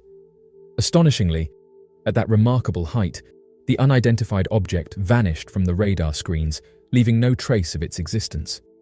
Remarkably, Scurrah would later discreetly discover that higher-ranking officers held a keen interest in monitoring this enigmatic object as it traversed the skies. Upon receiving the reports, the authorities promptly issued orders to halt all nocturnal aviation activities and commence a thorough investigation into the peculiar phenomenon. As per Scurrah's account, he stated that one of the fighter jets approached what appeared to be an intensely luminous object, only to witness it swiftly ascend in a vertical trajectory and suddenly vanish within a matter of seconds. Whether this enigmatic craft dissipated into thin air as a singular entity or fragmented into 2 distinct entities remains undisclosed. The authorities are now diligently examining all available data and eyewitness testimonies to shed light on this perplexing incident, leaving no stone unturned in their pursuit of uncovering the truth behind this extraordinary event. The subsequent day, as indicated by Scurrah, a number of unidentified senior military figures made their way to the base. Their purpose was to collect all the radar tapes and logs from the previous evening, a development that raised eyebrows. Adding to the intrigue, there was an abrupt appointment of yet another individual described as a high-ranking RAF personnel at the base, further fueling speculation. This series of events prompted intense scrutiny and curiosity surrounding the activities and potential motives behind these actions. In the early morning hours of December 26, 1980, around 3 in the morning, John Burroughs and Jim Penniston, who were both on patrol duty at RAF Woodbridge, an American airbase located in the United Kingdom, experienced a peculiar event. Having just concluded the Christmas festivities a few hours earlier, their attention was caught when they noticed an unusual light in the sky, specifically over the woodland adjacent to the base. This incident marked the beginning of a fascinating encounter that would remain etched in their memories forever. With the assumption that a small aircraft or helicopter had possibly made an unscheduled landing, or even encountered an accident, the individuals in question would request permission from their superior to investigate the situation. After receiving the go-ahead, Burroughs, Penniston, and Airman First Class Cabansag embarked on their expedition, opting to utilize a military-style jeep in order to navigate through the dense trees and locate the source of the peculiar illumination. However, as they ventured further into the challenging terrain of the woodland, the unforgiving nature of the surroundings became increasingly apparent, prompting the three-member team to make the difficult decision of abandoning their vehicle. As per Charles Holt's report, the individuals involved in this incident recounted witnessing a peculiar luminous entity displaying a metallic composition and assuming a distinct triangular form. Based on their estimations, the object's dimensions were approximately 2 meters in height and 2 to 3 meters in width. This enigmatic phenomenon emitted a radiant white light, casting its illuminating rays across the entire expanse of the forest. Positioned atop the craft was a vibrant, pulsating red light, while a row of captivating blue lights adorned its lower section. This comprehensive account provides a detailed and nuanced depiction of the remarkable occurrences witnessed by the individuals involved in this intriguing event. The intensity of the brightness emanating from the object was so overwhelming that the men in its presence were unable to discern whether it was suspended in the air or supported by legs. As they approached closer, their communication radios began to experience heightened interference, adding to their uncertainty and confusion. In order to establish a reliable line of communication, Penniston made a quick decision and instructed Cabansag to return to the nearby jeep, positioning himself as a vital link between the team and the control base. As they ventured within a proximity of approximately 50 meters from the enigmatic craft, the level of detail that unfolded before them exceeded their wildest expectations, leaving them in awe and wonderment. At this particular phase, Burroughs seemed to be completely inundated by the circumstances, giving the impression that he was merely going through the motions without actively absorbing and comprehending the details. In contrast, Penniston was fully present and engaged in the moment. He vividly recalls how the very atmosphere had a tangible sensation of static electricity to the extent that it caused his hair to stand on end. This heightened perception not only highlights Penniston's complete immersion in the situation, but also reinforces the intensity and unusual nature of the experience they were encountering. Penniston proceeded further, covering a distance of less than 20 meters. As he approached, he couldn't help but notice the impeccably polished surface of the triangular craft. It was remarkably smooth, almost resembling a sheet of glass. The craft's red and blue lights flickered in an alternating pattern, while a steady stream of white light emanated from its upper and lower sections. This combination of lights created a mesmerizing display, capturing Penniston's attention and leaving a lasting impression. During that moment, Penniston took out a camera from his own possession and proceeded to capture photographs of the external appearance of the unidentified craft. Simultaneously, he methodically encircled the craft, carefully observing and absorbing every intricate detail from multiple sides and angles. The outer surface of the craft was remarkably sleek, lacking any visible seams or rivets, as if it had been created from a single unified material.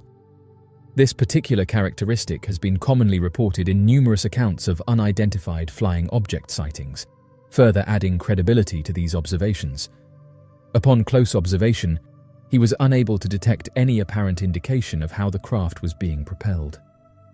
Inhaling deeply, he cautiously extended his arms and rested his hands upon the sleek, ebony exterior of the vehicle. In the years that followed, he would vividly remember how, despite the bitterly cold weather during that December night in England, the craft exuded a remarkable heat.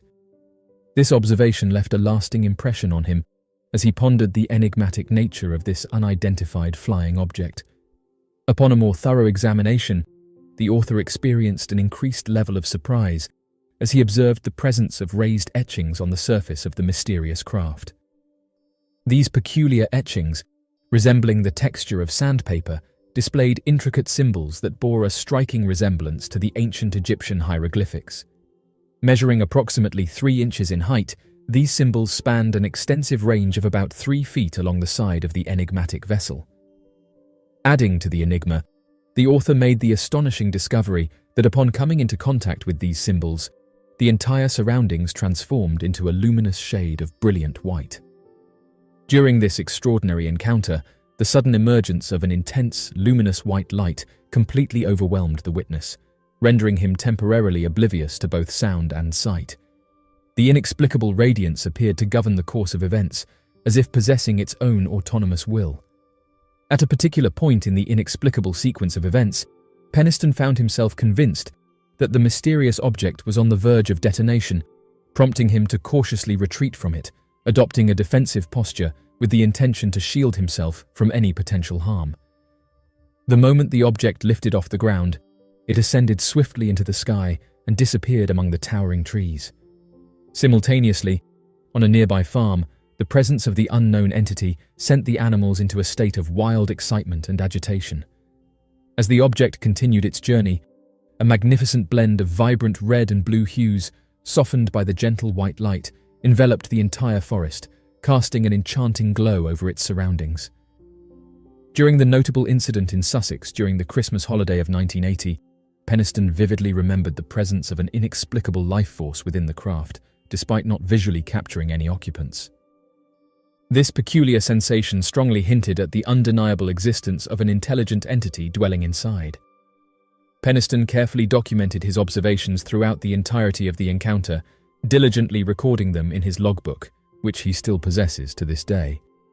By referring to his logbook, we gain invaluable insight into the extraordinary events that unfolded. Peniston was particularly struck by the astounding velocity at which the unidentified craft zipped through the sky, a notable detail he diligently noted down. At that precise moment, I came to the realization that the technological advancements of this particular craftsmanship were vastly superior to what our own engineering capabilities could ever achieve. The unit successfully made it back to their base. However, roughly an hour later, at around 4 in the morning, there was another brief sighting. This time, a bright object was observed just outside the back gate of the base. It is worth noting that during this period, both Burroughs and Peniston underwent a debriefing session to discuss the incident in detail and provide their accounts. During the debriefing, one of the key points emphasized to Burroughs and Peniston was the importance of completely erasing any memory or recollection of what they had witnessed. It became evident to them that there was already an ongoing effort to conceal or suppress information regarding the encounter. As a result, they cautiously and discreetly decided to return to the location where the incident had taken place, indicating their suspicion that a cover-up was indeed underway. As the break of dawn took hold of the forest, illuminating the surroundings with its gentle glow, the two observers wasted no time in venturing towards the site to investigate further. Astonishingly, the spot where the men had claimed to have witnessed the enigmatic object prior to their arrival revealed a remarkable phenomenon. 3 distinct indentations arranged in an intriguing pattern. This intriguing arrangement strongly suggests that the object had been resting on legs rather than floating above the ground. To gather concrete evidence, Peniston meticulously created plaster-cast molds of these enigmatic depressions, ensuring a lasting record of their existence. This meticulous approach guarantees that the physical imprints remain accessible for scrutiny and analysis, adding depth to the investigation. However, as soon as he retreated to the solace of his own room, peculiar visions commenced to intrude on his consciousness. An onslaught of ones and zeros relentlessly inundated his thoughts, compelling him to diligently transcribe the sequences in the precise order they revealed themselves. It didn't take him much time to discern that he was, in fact, perceiving and remarkably remembering binary code. In light of this enigmatic encoding, upon expert scrutiny from Joe Luciano, the ensuing outcomes proved to be utterly captivating. The profound significance embedded in these patterns of binary code unraveled a realm of possibilities, evoking a sense of awe in those who delved deeper into its deciphered meaning. The objective of this project is to compile a comprehensive list of the coordinates for a variety of well-known and historically significant locations across the globe.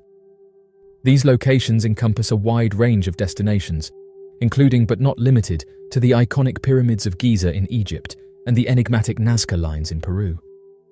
Although he, as well as Peniston and Burroughs, have not actively pursued public attention or sought the spotlight, they have also not refrained from recounting their experiences when necessary.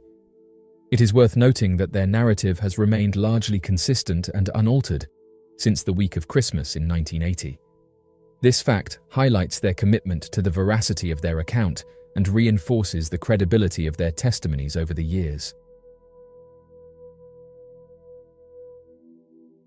The allure of space exploration and the mysteries of the cosmos have long captivated humanity's imagination. Over the years, reports of unidentified objects have fueled speculation about advanced life and advanced technology beyond Earth. SpaceX, founded by entrepreneur Elon Musk in 2002, has rapidly become a leader in the space industry, with ambitious goals of making space travel more accessible and sustainable. While SpaceX has made significant strides in space exploration, it has also become inadvertently entangled with unidentified objects, raising questions about the nature of these encounters and their implications. Over the years, there have been several reports of unidentified objects spotted in close proximity to SpaceX rockets during launches or while in orbit. These sightings, often captured on camera, have generated considerable interest and debate among researchers, space enthusiasts, and the general public. A space mission launched by SpaceX, equipped with state-of-the-art technology, encountered an unusual sighting, an elongated, cylinder-shaped object that slowly approached the SpaceX rocket. The cylinder-shaped, unidentified object, appearing as a metallic, elongated object, exhibits no known propulsion system or origin. Its approach toward the SpaceX rocket defies conventional understanding. The object's symmetrical and streamlined design suggests a level of engineering far beyond terrestrial capabilities, inviting speculation about its potential advanced origin. As the cylinder approached, the live footage was stopped and was even edited to remove the object from the live stream. As of right now, there are instances where unidentified objects or anomalies are captured in the background of these live feeds. When NASA or other space agencies remove such objects from their live streams, it's typically for a combination of logical and technical reasons. However, researchers have said this is done in order to cover up these mysterious objects. On April 30th, SpaceX's colossal Falcon Heavy rocket effectively deployed 3 satellites into high Earth orbit, marking a significant milestone, as it was the first time that none of the rocket's boosters were retrieved. On the evening of Sunday, April 30th, the rocket launched and all stages performed as expected, delivering the trio of payloads to geostationary Earth orbit. The exhaust emitted from the rocket created an impressive spectacle, as observed from a perspective on the ground. Elon Musk, the CEO of SpaceX, has expressed that he would consider it a success if the new Falcon Heavy rocket manages to launch without any issues. The rocket engines were successfully tested at the Kennedy Space Center in Florida, paving the way for its first ever flight in the upcoming weeks. However, during this mission, users watching the live stream said that they saw strange objects in the background. This caused the users to take videos of the objects and post them to social media. Oddly enough, those who investigate the unknown have said that this isn't the first time that mysterious objects have been captured during SpaceX missions, and it's caused some to suggest that these videos could be proof of unidentified objects.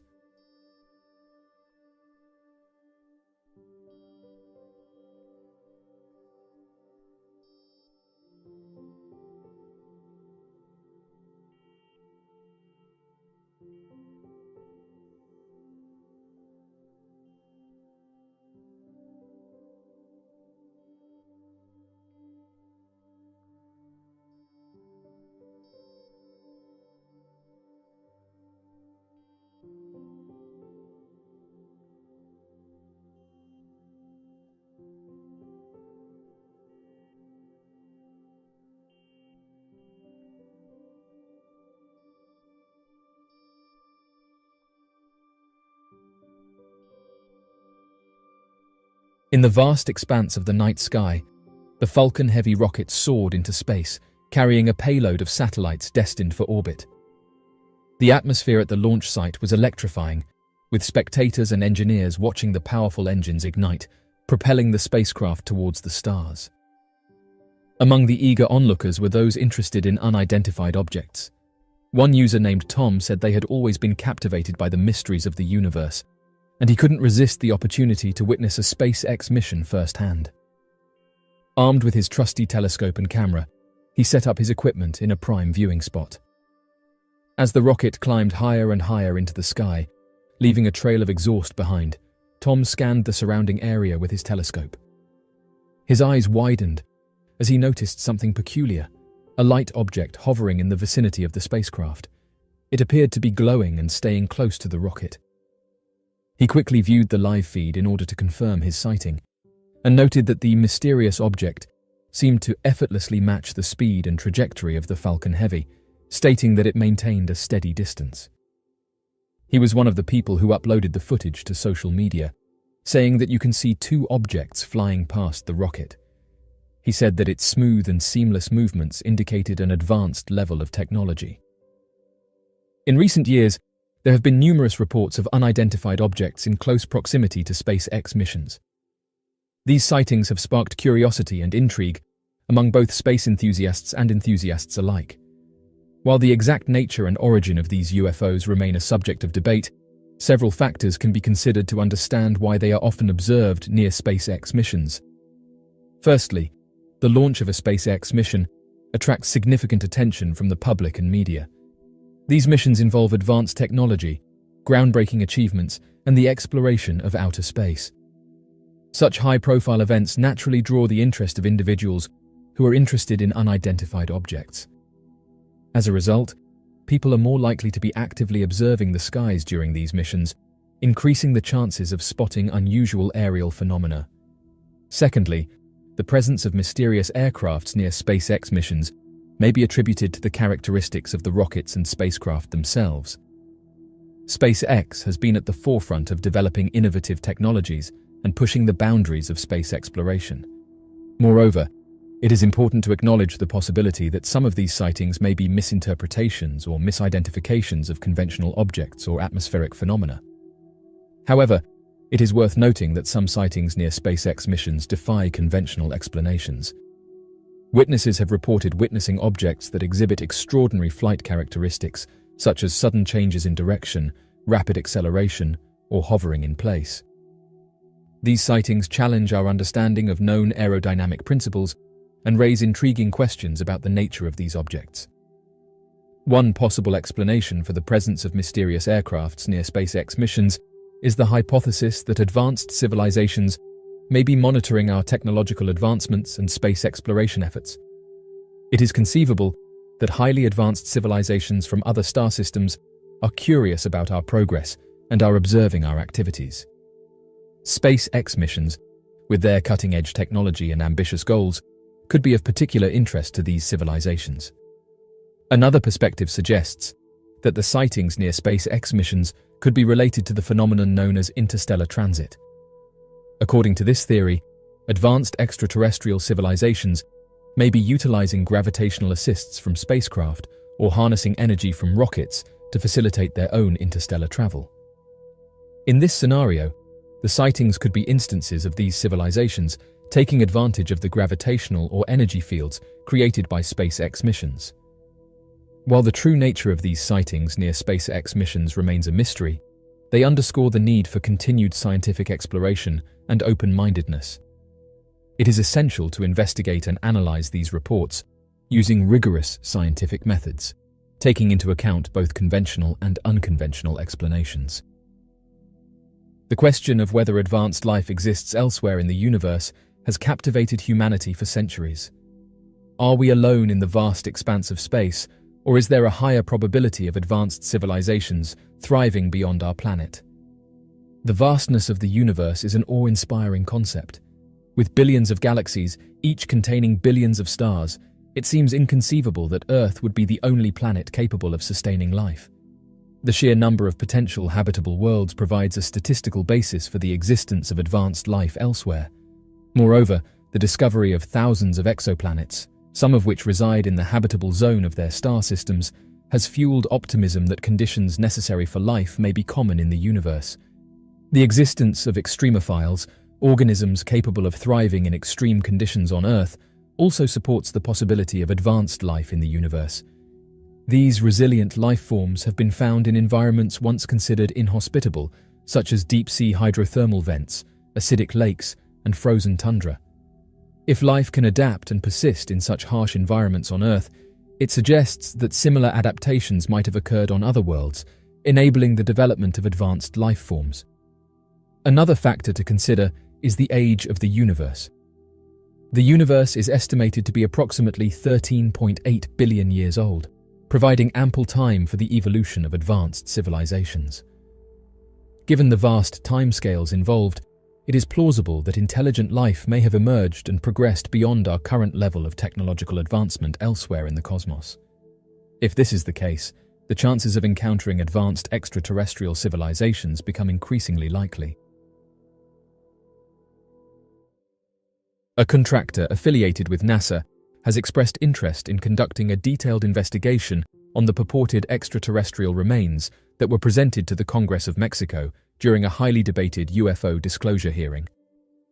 According to news outlets, Mr. Moissan, an experienced journalist and renowned researcher into the unknown, recently showcased the corpses and revealed that he has been approached by an unidentified third-party contractor. This individual expressed interest in conducting a thorough DNA investigation on behalf of the United States Space Agency. Moissan stated that this investigation could potentially shed light on the mysterious origins of these extraterrestrial entities. In a recent development, it has been revealed that the news regarding alleged alien corpses has surfaced merely a week after Dr. David Spergel, the eminent investigator employed by NASA, was questioned about this matter. Interestingly, Dr. Spergel refrained from completely dismissing these claims, leaving room for further investigation and exploration. During a press briefing, Dr. Spergel emphasized the importance of understanding the nature of the samples. He advised individuals who come across unusual specimens to share them with the global scientific community, allowing for a comprehensive examination of their contents. By involving experts from around the world, we can collectively delve into the mysteries these samples may hold and gain a deeper understanding of their essence. In a groundbreaking event that captured worldwide attention, Moissan initially revealed a remarkable discovery: a duo of purportedly ancient corpses estimated to be a millennium old, supposedly recovered from a cave in Peru. This unveiling took place during a pivotal gathering focused on unidentified flying objects, hosted by the General Congress of the United Mexican States. Although Moissan proclaimed the unearthing of these bodies to be a momentous event in the annals of human history, his presentation has faced strong criticism and opposition from various quarters, including scientists, anthropologists, and even certain enthusiasts. During this week, there has been a noticeable escalation in the intensity of the ongoing debate, as Peru's Minister of Culture took a significant step by filing criminal charges against Moissan and his associates. Peru's Culture Ministry, as of 2022, has taken the initiative to designate a staggering number of approximately 26,000 protected archaeological sites across the country. However, despite their commendable efforts, the ministry has encountered budget constraints in their relentless pursuit to safeguard these invaluable artifacts from falling into the hands of unscrupulous black market antiquities dealers. According to the statements by Moissan, he personally took the initiative to approach the Ministry of Culture and requested their involvement in conducting a thorough investigation into this discovery. According to Moissan, he states that there have been repeated unsuccessful attempts to accomplish the task. Multiple efforts were made, including the sending of numerous letters. Moissan recently said that NASA acknowledges the need for thorough investigation into these remains. Moissan revealed that a contractor affiliated with NASA eagerly accepted the challenge. This contractor, whose expertise lies in DNA analysis, operates as a specialized laboratory dedicated to the intricate task of deciphering remains. Despite numerous endeavors made by news outlets, both through phone calls and emails, NASA's Office of Public Affairs remains inaccessible, as they have not responded to any requests for comment. Mosan expressed apprehension regarding the potential negative impact of excessive transparency at this stage of the ongoing investigations. He emphasized the delicate nature of these inquiries and the need for careful handling. When questioned by news outlets, Mosan chose not to reveal the specific identity of the contractor affiliated with NASA. He mentioned that the person involved in this project is a contractor affiliated with NASA, but said that unfortunately he couldn't provide any further details. However, despite his previous role as a chief investigative reporter, the Mexican broadcaster expressed a willingness to speculate on the future actions of the NASA contractor.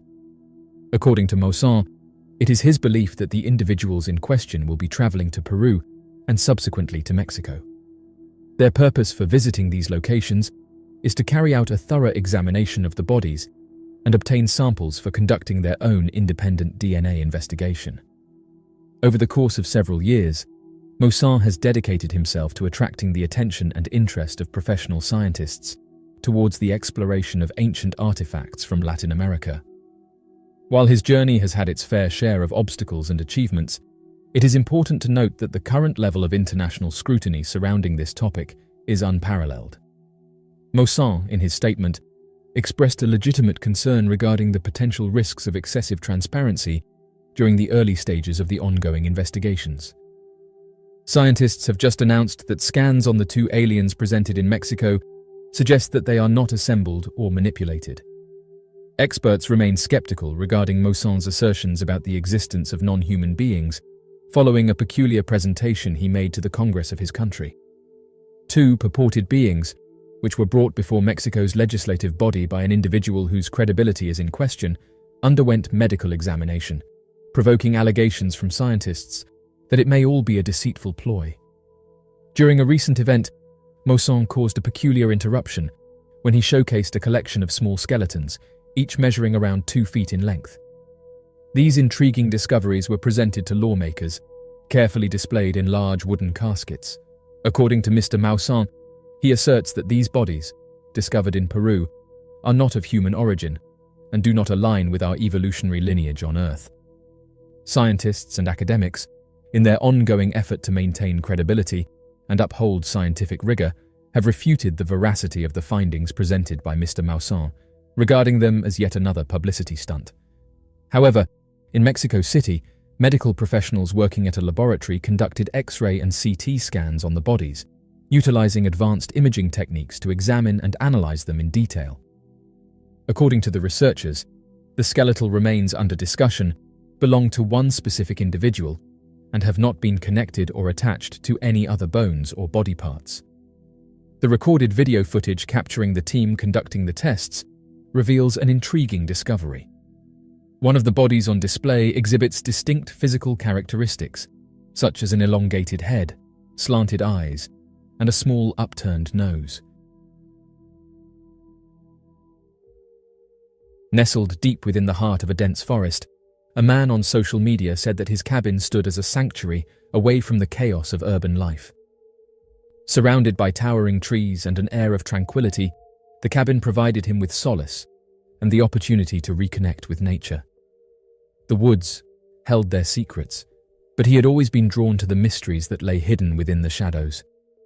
The man said that his fascination with wildlife led him to install a trail camera on the edge of his property. The camera was equipped with motion sensors, capturing candid moments of the forest's inhabitants. It was a way for him to glimpse into the lives of creatures that roamed the woods at night. One morning, the man scrolled through the trail camera's photos from the previous night. The images were familiar, but then something caught his eye, a photograph that he couldn't explain. Among the photos was an image that defied comprehension. Standing at the edge of the frame was a figure that seemed to bridge the line between the human and the animal, a creature with the body of a man and the head of a wolf. The man couldn't explain what he was looking at. He zoomed in, examining every detail, the creature's fur and the texture of its skin. It was as if the camera had captured the embodiment of the legends he had heard, the elusive dogman. Determined to unravel the mystery behind the photograph, the man embarked on a quest for answers. He reached out to researchers, and joined online communities dedicated to unexplained phenomena. As he delved deeper, the man found himself torn between skepticism and a yearning to believe. Months later, armed with newfound knowledge and a renewed determination, the man said that he decided to place additional trail cameras throughout the forest. He was compelled to capture another image of the elusive creature to validate his initial encounter. However, as of right now, the man reported that the creature has not returned. Many who have seen the image have said that it's the elusive dogman.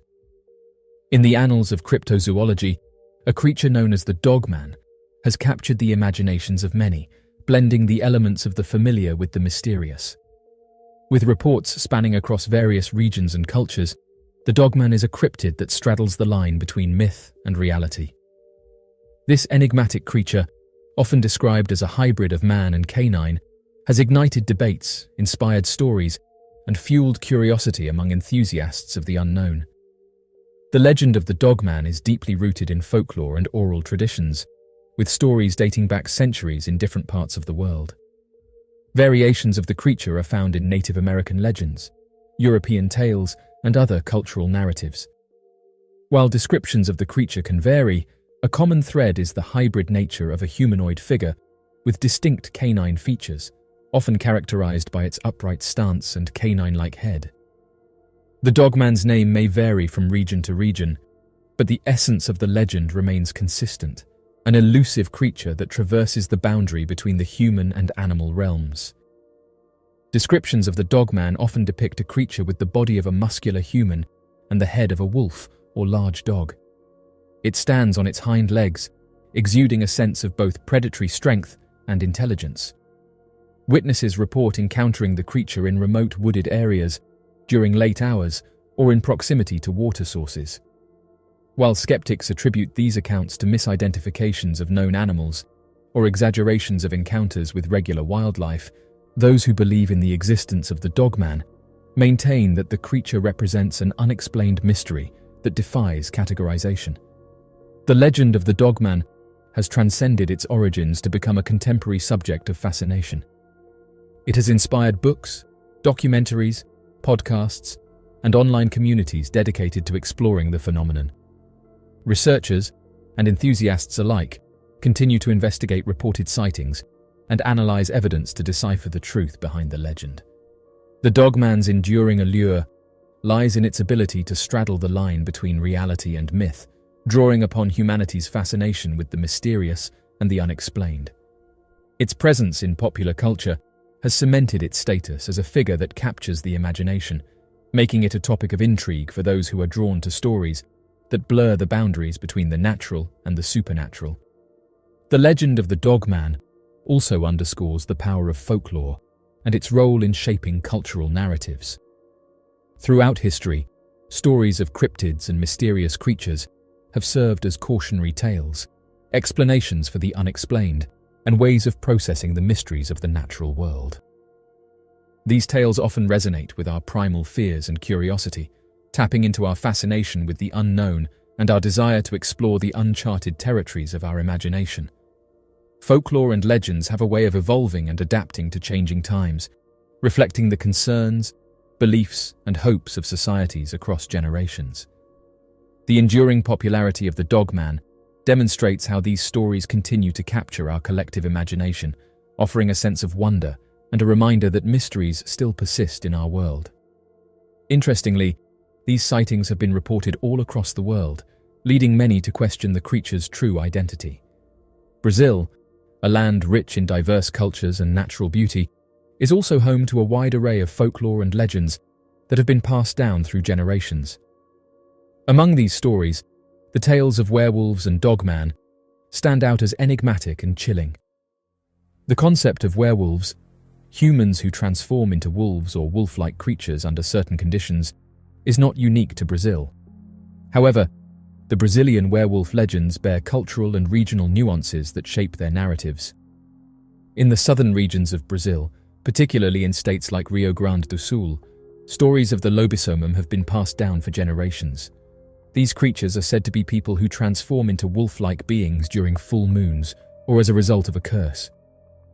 These legends often serve as cautionary tales, warning against venturing into the wilderness after dark. One variation of the Brazilian werewolf legend involves a pact with the devil. According to the stories, individuals who make a pact in exchange for power or riches are cursed to become lobisomens. These tales reflect the cultural belief in supernatural consequences for those who stray from moral paths. While werewolves are common in Brazilian folklore, the concept of the dogman, a creature with a human body and a canine head, is also prevalent in some regions. The creature is often associated with rural areas and dense forests, and its appearance has led to various accounts of encounters. Reports of dogman sightings in Brazil share similarities with those from other parts of the world. Witnesses describe a creature with the body of a man, covered in fur, and possessing a canine head. Some stories recount the creature standing on two legs, while others depict it moving on all fours. One of the most notable dogman legends in Brazil centers around the dog of the curse. According to this legend, the creature is said to be the spirit of a soldier cursed for his wrongdoings. The creature is believed to wander the countryside, causing fear and trepidation among those who encounter it. Both werewolf and dogman legends in Brazil hold cultural significance beyond mere tales of the supernatural. These stories often serve as metaphors for various societal issues and fears. In the case of the werewolf legends, they can symbolize the struggle between human desires and moral boundaries, offering lessons about the consequences of one's actions. The dogman legends, on the other hand, tap into primal fears of the unknown and the dangers that lurk in the wilderness. The stories highlight the tension between civilization and the untamed wild, reflecting a cultural anxiety about the boundaries between human and animal realms. While many encounters with werewolves and dogman are steeped in folklore, there are also contemporary reports of sightings that add a layer of intrigue to these legends. Witnesses across Brazil claim to have encountered these creatures, sharing experiences that range from eerie sounds and shadows to actual sightings of humanoid figures with canine features. In the age of social media and online communities, these encounters are often shared and discussed, contributing to the ongoing fascination with the supernatural.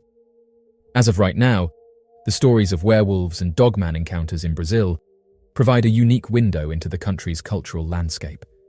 Rooted in centuries-old folklore, these tales reflect the complexities of human imagination and the symbiotic relationship between storytelling and societal values. Whether viewed as cautionary tales or metaphors for human experiences, these legends continue to captivate and intrigue people across Brazil and beyond. As Brazil continues to evolve and modernize, the enduring presence of werewolf and dogman legends serves as a reminder of the power of tradition and storytelling in shaping cultural identity. These mysterious encounters, whether steeped in reality or myth, invite us to ponder the unknown, grapple with our fears, and explore the boundaries between the natural and the supernatural in a world rich with folklore and intrigue. Unsolved mysteries are often fascinating because they appeal to our innate curiosity as humans. We are naturally drawn to puzzles and mysteries that challenge us to think critically and creatively, and to explore the unknown. Additionally, the fact that these mysteries remain unsolved adds an element of intrigue and excitement. It leaves us with a sense of uncertainty and a desire to uncover the truth behind what happened, which can lead to discussions, debates, and speculations. The mysterious object seen above the pyramids. The ancient Egyptians were a sophisticated civilization that developed over several thousand years, from around 3000 BCE to 30 BCE. There are several reasons why they were able to achieve such a high level of sophistication, including a combination of natural resources, organization, religion, science and technology, and trade and diplomacy. Many agree that the ancient Egyptians were way ahead of their time. They were able to create incredible structures that have stood up to the test of time, able to read the constellations to an incredible degree of precision, and create giant monoliths that outweigh some of our biggest modern-day machinery. Not only have their developments puzzled and astounded researchers and archaeologists for decades, but every year, more and more information comes forth showing the incredible might and intellectual prowess of their ancient culture. Going back several years ago, an interesting photograph was captured on a live camera that was pointed towards the pyramids. Upon closer inspection, It was noted that a large sphere-like object could be seen hovering above the ground. The object looks to be an almost perfect circle and doesn't look like it could be a smudge on the camera. Not many people have seen this photograph, and so it's been hard to track down what camera this came from, but the story goes that the object showed up on a random live camera that was pointed towards the pyramids. These cameras allow people to view the pyramids from the comfort of their homes. It first appeared online back in 2009, and since then, people can't seem to agree on what it shows. Interestingly, this isn't the first time that such an object has been captured above Egypt, and those who've studied this phenomena have said that these glowing orbs are well known.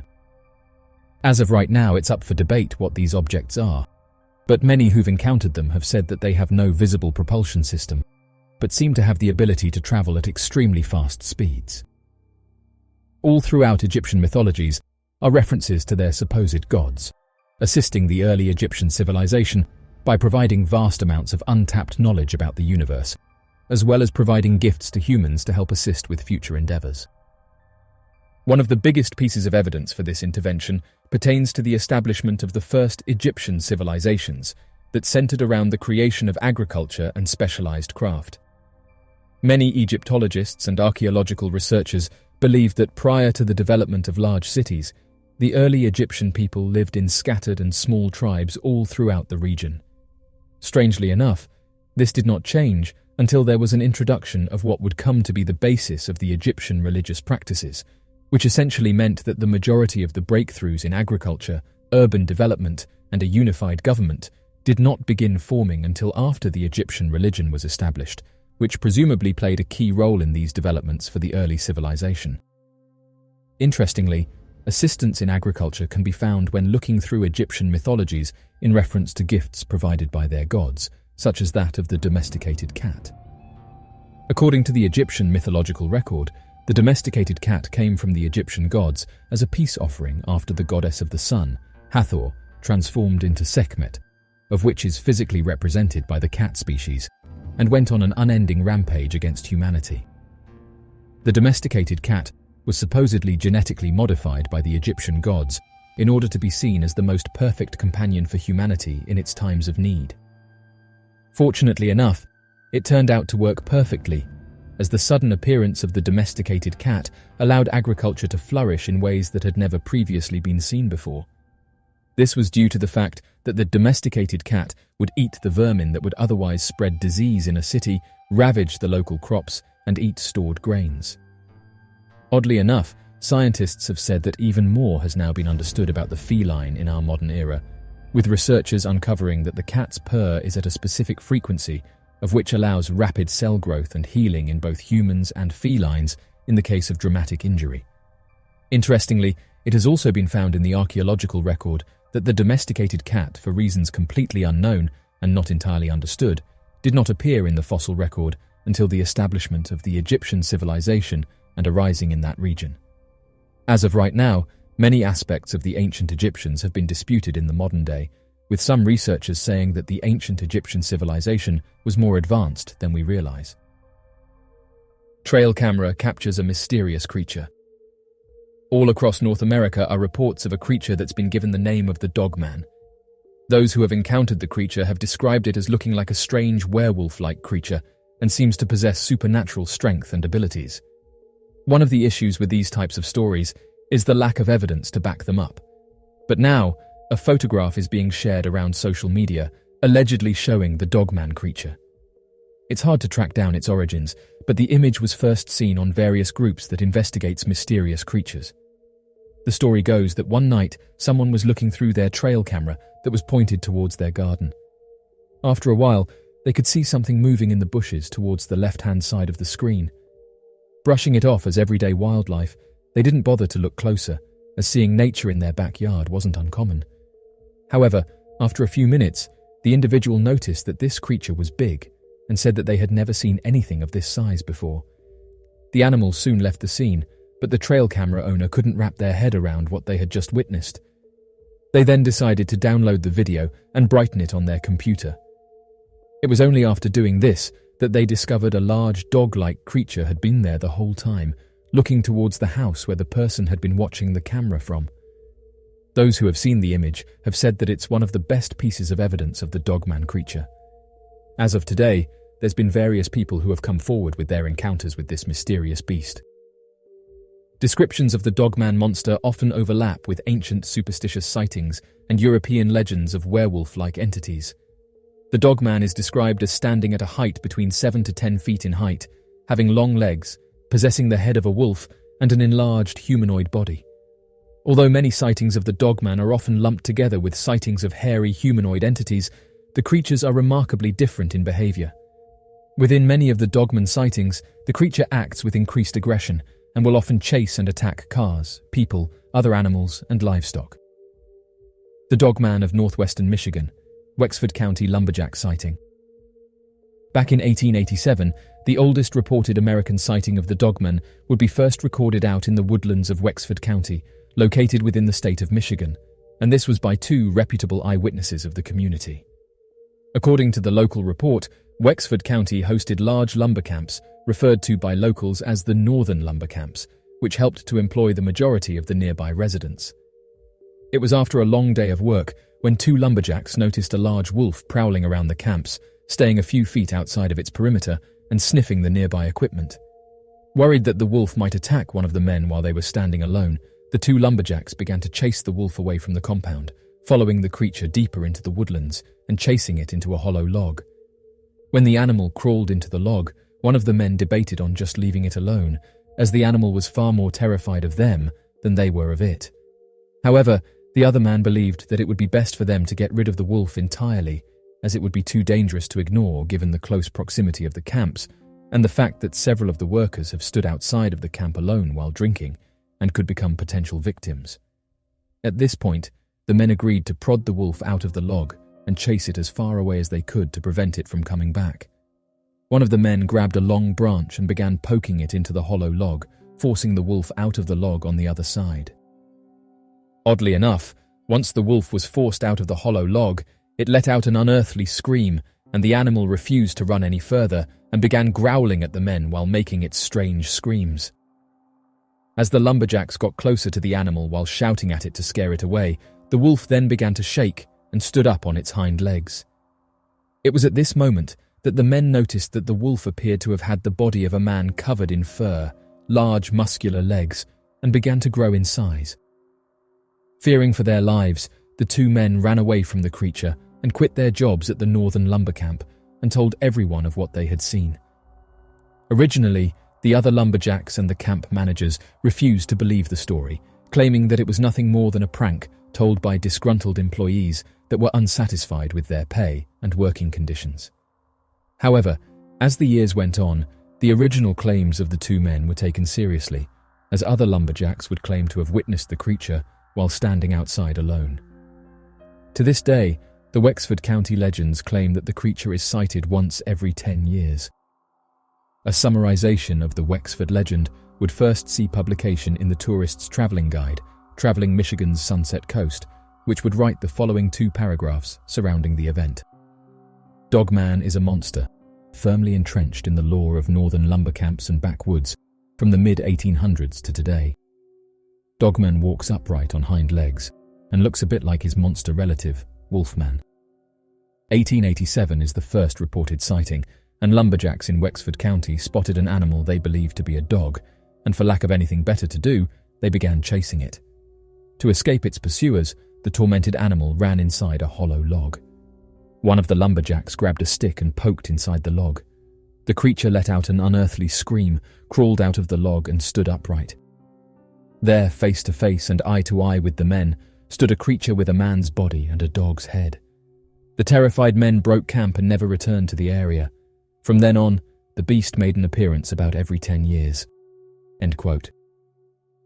Unfortunately, many future reports and publishings surrounding the legend have often mislabeled the year of the encounter, claiming that the Wexford County sighting originally occurred back in 1857. Below is a quote taken from researcher George Dudding, who states the year and provides a rather vague explanation of events. An old letter dated 1857 tells of an encounter in the United States with a large wolf which could stand upright and walk like a man. End quote. Unfortunately, there is no evidence of an 1857 encounter, and further digging yields the result that the commonly cited and mentioned 1857 encounter is either an encounter described so vaguely no research can be gathered from it, or it is a retelling of the well-known 1887 published encounter from the Traveling Michigan's Sunset Coast American Travel Guide publication. This error, as far as can be researched, was not done on purpose by any published parties, but was a publishing error that was cited and recited by additional sources that misconstrued the facts without proper research.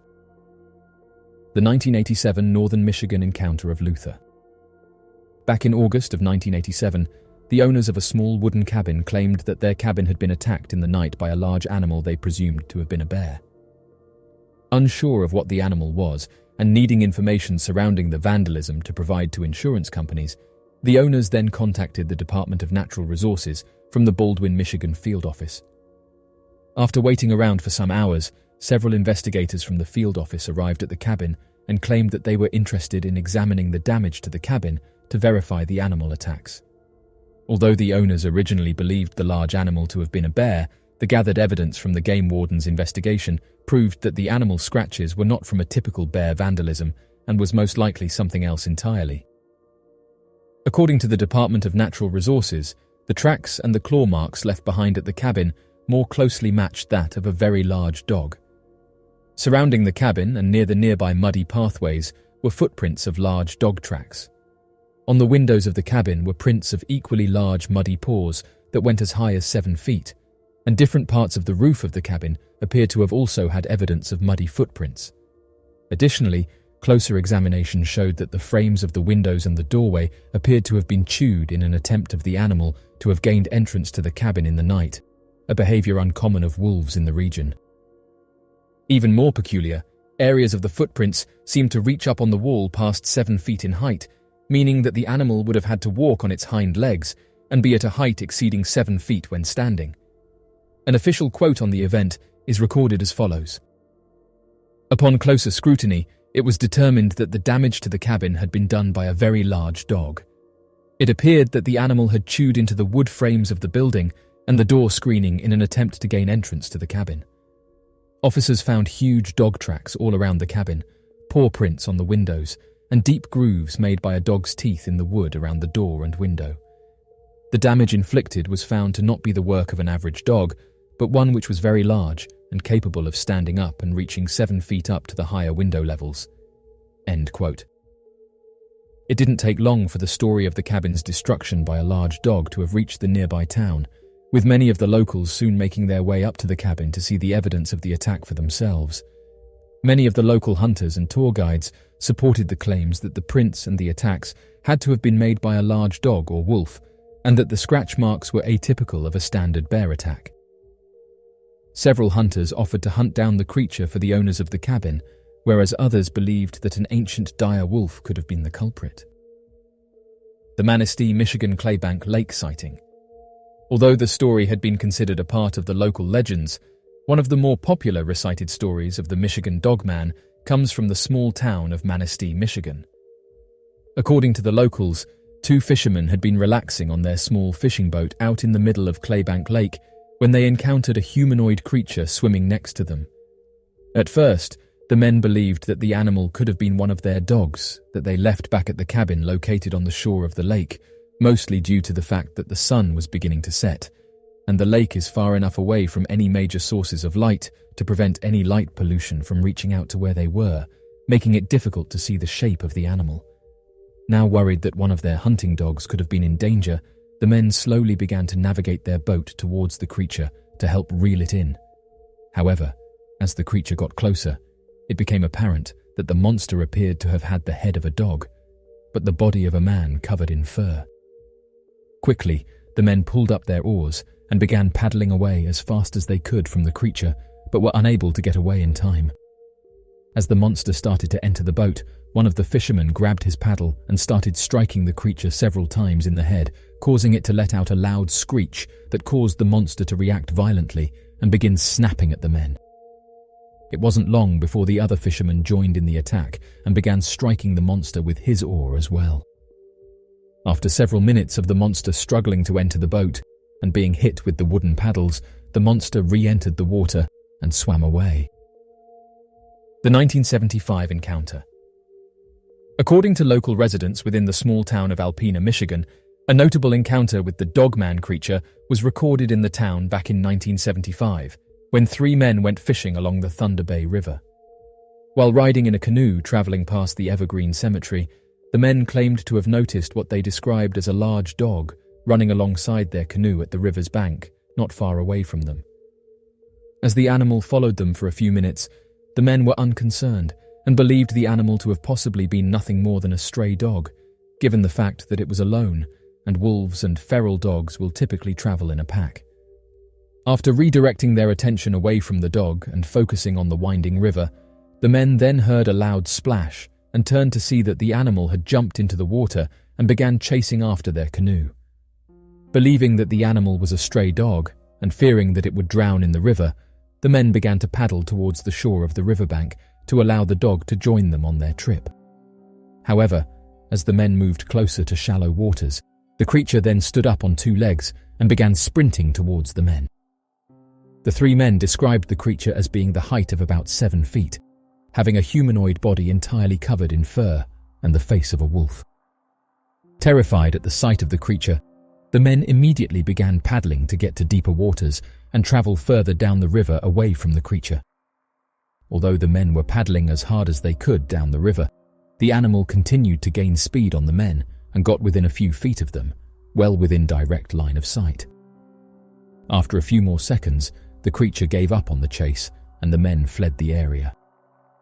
Once they returned to town, the 3 men told local residents about their encounter, to which the residents claimed that legends of such a creature have been around since as long as the towns have. The 1961 Night Watchman encounter in Big Rapids, Michigan. Originally reported back in 1961, a night watchman working for a manufacturing facility located near the small town of Big Rapids, within the state of Michigan, claimed to have had an encounter with a large humanoid creature that appeared to have had the head of a wolf. According to the night watchman, the factory that he was working security for was located between Big Rapids and the Chippewa Lake, a site where many past encounters with the Dogman have been recorded. Given the fact that the factory resided next to the Haymarsh Lake State Game Area Nature Preserve, located near Mecosta County, the night watchman was used to large animals journeying to the outskirts of the factory's border and causing damage to the property. It was because of the extensive amounts of damage that had been recorded over the past weeks to the factory's fencing and buildings that the night watchman added a foot patrol to his typical duties to help scare off any animals that were lurking around the property. It was then, at around 3 a.m, while performing his perimeter foot patrol, that the night watchman claimed to have heard a series of strange sounds coming from the adjacent wildlife preserve located just outside the boundaries of the factory's light. Believing that the sound could have been the screeching of an injured animal, the night watchman continued his foot patrol and completed his usual rounds by walking around the perimeter of the facility several times before taking his break. Once on his break, the night watchman claimed to have crossed the road to a small company-provided residence to grab himself a cup of coffee, as he believed that his nerves could have been getting to him due to all of the surrounding peculiar sounds that he would later remark sounded unlike anything he had ever heard before in his life. After getting his cup of coffee, the night watchman became curious as to the source of the sounds, and so stepped out onto the porch of the residence to take another glance of the surrounding wilderness. Once outside, the watchman claimed to have noticed what he described as movement near one of the chain-link security fences that wrapped around the facility, and so immediately went to investigate. Originally, the night watchman assumed that perhaps a person could have been responsible for the strange sound and was now trespassing on the property to break into the facility at night to steal some goods. Fearing that he would have an encounter with a group of thieves, the night watchman ran over to the chain-link fence with his weapon drawn from its holster and shouting at the source of movement to stop. However, once the night watchman reached the source of the movement, he realized that it was not a person trying to break into the chain-link fence, but an unknown type of creature that was standing upright and appeared to have had the head of a dog. Although wildlife officials claim that the animal was most likely a hungry bear attracted to the smells of the factory, as bears have heads similar to the shape of a dog, and if underweight are known for walking on their hind legs, the night watchman claimed that the upper torso of the animal was clearly visible and appeared to have broad, man-like shoulders and a large chest, while standing at a height of about 6 to 7 feet, while covered from head to toe in brownish-grey fur. Once it became obvious that the intruder was not a man or group of men, the night watchman ran inside to grab a 35mm camera to take a photo of the creature as proof of the dogman legends. When the night watchman came back out, he saw the animal leaving and walking on all 4 limbs and took a series of pictures of the creatures while using a long exposure shutter speed given the low light of the area. Shortly after taking the pictures, the creature stood back up on 2 legs, standing near a light post, and then dropped back on all 4 limbs and ran back into the nearby wilderness. The picture would end up being printed in the local newspaper claiming that the creature was a humanoid sighting. Today, the official explanation of the encounter claims that the animal was nothing more than a local starving bear. The mysterious creature seen above Brazil. These photographs have appeared online showing what looks like a giant glowing bird above Brazil. Residents quickly started taking photographs of the bizarre creature, but at the time couldn't explain what it was that they were seeing. Those who saw it said that the photographs appear to show a large object that can be seen emitting light. The first sighting was made back in October of 2018. Some believe that the object in question is a type of mysterious aircraft, saying that in recent years, bizarre lights have been seen throughout various cities. It's because of sightings like this that Brazil has become known as a hotspot. This sighting has been posted to various social media pages that investigate strange objects, and some have said that although they didn't see the craft, they have seen something similar. Some have even suggested it could be a thunderbird. Although the name might not indicate a single species, the thunderbird is the appearance of a large single bird seen flying overhead in different parts of the world.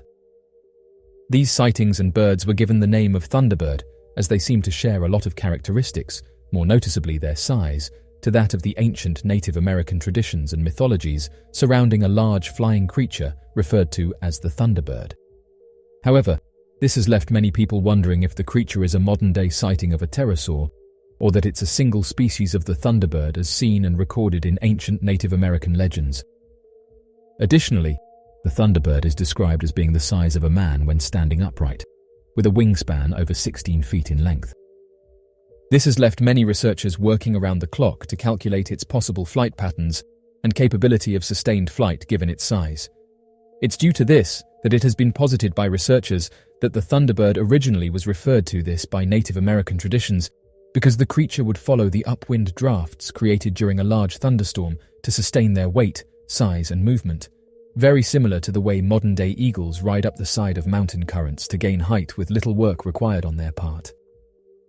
A normal-sized bird would be torn up to unsustainable heights during a thunderstorm and might find themselves in unstable flight positions, causing them to be thrown to and fro. However, a bird the size of the thunderbird would be able to stabilize their flight due to their weight and size, even when affected by such forces. Oddly enough, the area of the Bridgewater Triangle, of which is an area that encompasses roughly 200 square miles, and the majority of southeastern Massachusetts located in the United States, had the majority of sightings surrounding the creature known as the thunderbird, the same area that many Native American tribes have reported encountering the creature during their time. This has left many wondering if the thunderbird is a native undiscovered species of bird that is less supernatural in nature and is merely endangered in their population. The mysterious aswang. Definitely seen as the strangest creature encountered, the aswangs are an almost impossible to categorize and understand mysterious creature that has left many locals across the Philippines terrified for their lives. Given the fact that the country is often torn in tribal warfare and other incidents surrounding actions of the government and revolutions involving the people, this has led to a number of stories surrounding areas of the Philippines housing people that are not quite human. According to families at the center of revolutions, they have reported that on the outskirts of forests located away from larger population centers, there appears to be a grouping of inhuman creatures that are impossible to explain and are a great threat to the people. These creatures are known as the aswang and have been described as appearing human and establishing small human towns away from society. Although they might appear completely normal at first, the creatures are described as being completely mute in human form and will run to hide when seen. If they get away, they will begin to transform and grow large wings, similar to that of a bat, and can separate from their lower halves as they fly through the air. Interestingly enough, legends surrounding the creature have spread all across the Philippines, including stories of people being followed by the creatures. Many residents across the Philippines have reported encountering these creatures during the night, saying that their appearance alone is enough to terrify you. The United States is no stranger to mysterious creatures, and Major General Edward Lansdale used the story of a mysterious vampire-like creature known as the aswang to his advantage. These creatures were said to be humanoid in appearance and had the ability to fly. Lansdale spread rumors that aswangs were loose in the jungle and that they were going to attack enemy soldiers. All of this unfolded during World War II in the Philippines, and to ensure that it was believable, Lansdale's men captured an enemy soldier and drained the blood from his body, leaving the soldier in the forest so that he would be found, and thus ensuring that the enemy soldiers would believe the claims that a vampire-like creature was on the loose. The Major General said the following: "To the superstitious, the Huck battleground was a haunted place filled with ghosts and eerie creatures. A combat Psy-War squad was brought in. It planted stories among town residents of an aswang living on the hill where the Hucks were based. 2 nights later, after giving the stories time to make their way up to the hill camp, the Psy-War squad set up an ambush along the trail used by the Hucks." End quote. The origin of the creature is not known, but various stories and encounters have been shared throughout the years, with eyewitnesses saying that the creature resembles a human with a messed-up face, has large protruding teeth, and has the ability to fly while carrying a human. Paul Michael Lemaitre disappears in the middle of a crowd. On the 4th of July, back in 2012, in the small town of Seward, Alaska, the 97th annual marathon race, known as Mount Marathon, was well underway when one of the runners, a man by the name of Paul Michael Lemaitre, appeared to have suddenly vanished while standing out in the middle of a crowd of fellow runners. Regarded as one of the most bizarre and unexplainable disappearances of Alaska, Mount Marathon officials have been struggling to answer the cause of the disappearance of Paul Lemaitre, and how it would have been possible for one of the most experienced runners to have vanished while taking a routine exercise through a familiar area. According to the Missing 411 report, Paul Michael Lemaitre was 66 years old at the time of his disappearance and was considered to be one of the most experienced runners of the event. Even more peculiar, the Mount Marathon race is considered to be one of the oldest and most safe races across the United States, with the marathon first beginning back in 1915 without a single known injury or disappearance in the 97 years since its conception. The marathon is described as being a 3-mile combination run that takes runners up Seward, Alaska's highest point of elevation of 3,000 feet, before coming back down to the base of elevation at sea level. The starting point for the race begins within downtown of Seward, located at the corner of 4th Avenue and Adams Street, winds up to the nearby mountain's summit, and winds back down to end at the corner of 4th Avenue and Washington Street. After spending the entire year preparing for the race, Paul told his family that he had planned on taking his time with the race, hoping only to get a respectable time in placing and not concerning himself with racing against the other runners and possibly hurting himself. Considering the fact that Paul was described as being incredibly physically fit by his co-workers at the military joint base Elmendorf-Richardson, it seemed trivial to his family that he would be able to finish the race with a solid time. Additionally, the fact that Paul worked as a counselor at the military base, focused on helping guys leaving the military reintegrate into civilian life, assisting with health, and preparing for every possible problem they might occur, helps to demonstrate that Paul Lemaitre was known for being thoroughly prepared for any situation he may have found himself in, as well as the fact that had he been suffering from anything, he would have received the proper help he needed. Unfortunately for Paul, shortly after registering for the Mount Marathon race and receiving his bib number 548, any sign of him would completely disappear off of the face of the earth only a few hours after the race began. According to the official search and rescue timeline, it was at around 3 p.m. that Paul's family claimed to have last seen him as he was standing at the starting line when the race began.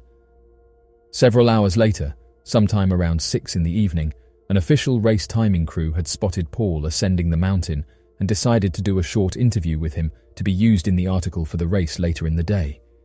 Given the fact that he appeared to have been in great shape and quite talkative, the lead timer asked Paul several questions concerning the difficulty of the race and how he felt. Paul, without hesitation, stated that he was feeling great and was hoping to finish the race in the next few hours at a brisk walking pace.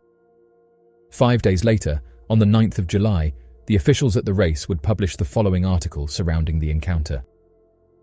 According to the chamber, a race-timing crew stationed at the top of the mountain began its descent about 5:45 in the afternoon. The lead timer, who was not named in the statement, spoke with Paul at about 6 when he was nearing the mountaintop. The timer had reported that Mr. Lemaitre verbally confirmed that he wanted to continue. He looked good and did not demonstrate any sign of distress or physical or emotional concern, and was moving slowly and steadily up the mountain. End quote. After reviewing the segment, it was believed that Paul was the last runner to reach the mountain and should have been within view of a group of other runners and officials watching over the race.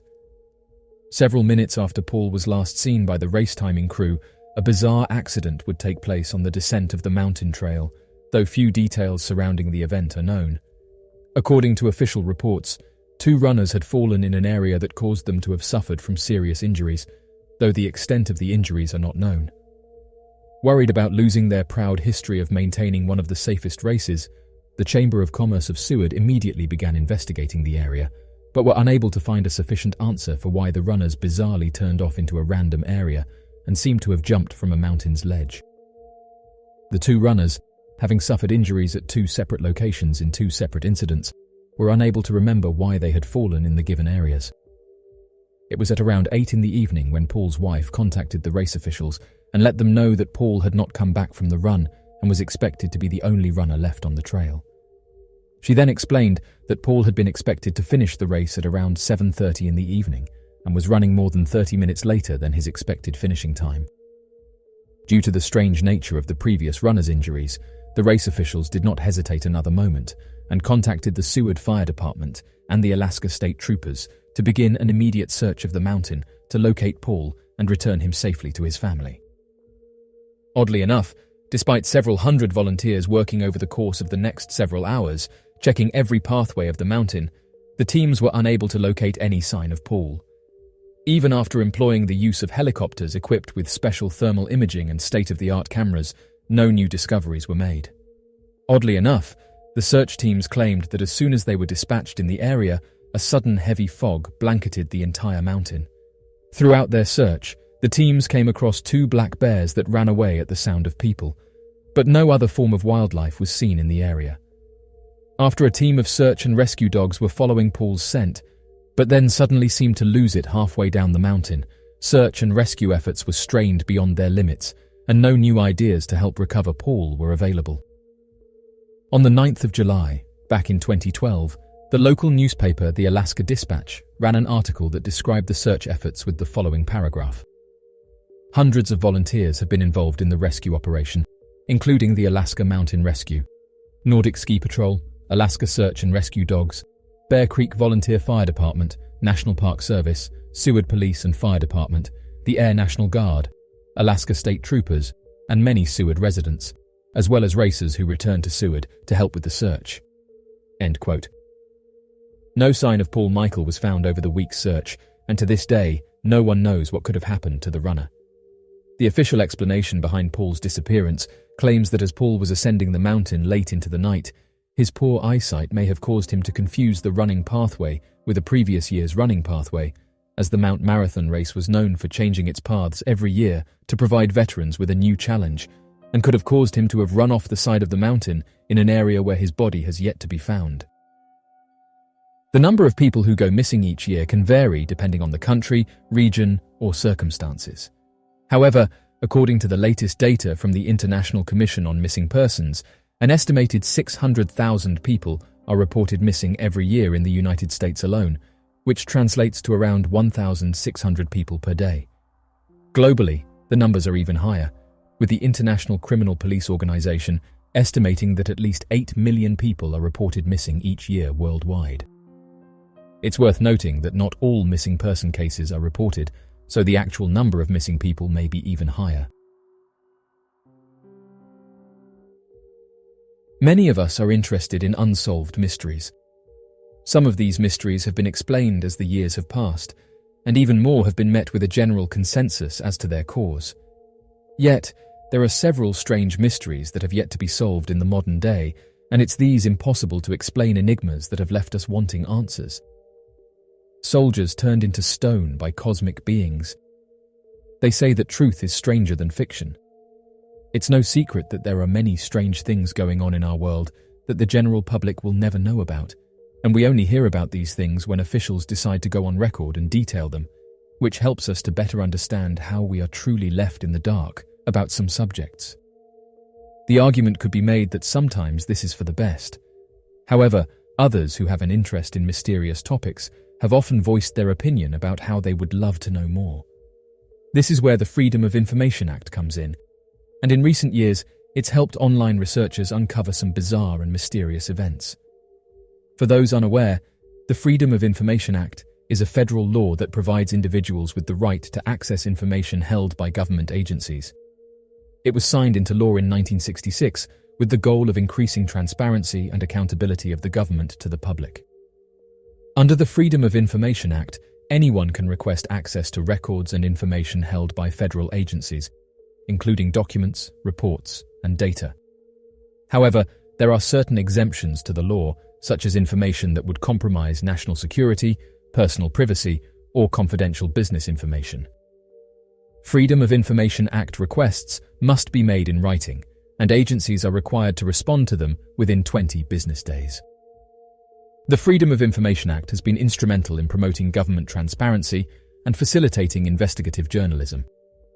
It has been used to uncover a wide range of information, from historical documents to details about government policies and procedures. Interestingly, in recent years, hundreds of thousands of documents have been published online, some of which have been done without the public's knowledge. There's some laws that state that officials have to release documents every couple of decades or so. One of these written laws in the United Kingdom is that of the 30-year rule, which states that certain government documents have to be released to the public 30 years after they were created. Due to hundreds of thousands of documents being released online in recent years, people are constantly finding strange writings that go on to detail mysterious events. And although many of them are not of interest and detail general administration work, some have caught people's attention.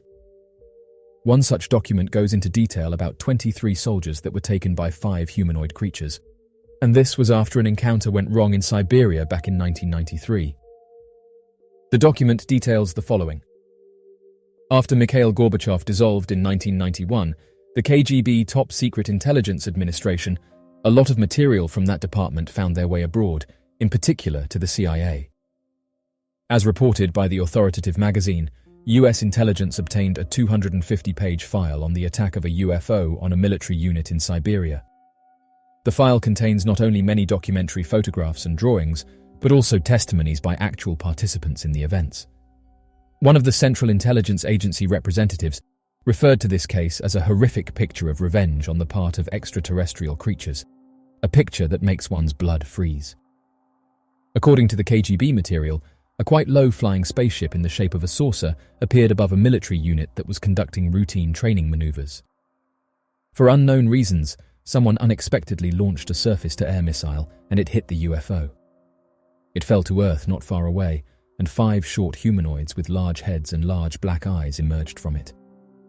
It is stated in the testimonies by the 2 soldiers who remained alive that, after freeing themselves from the debris, the aliens came close together and then merged into a single object that acquired a spherical shape.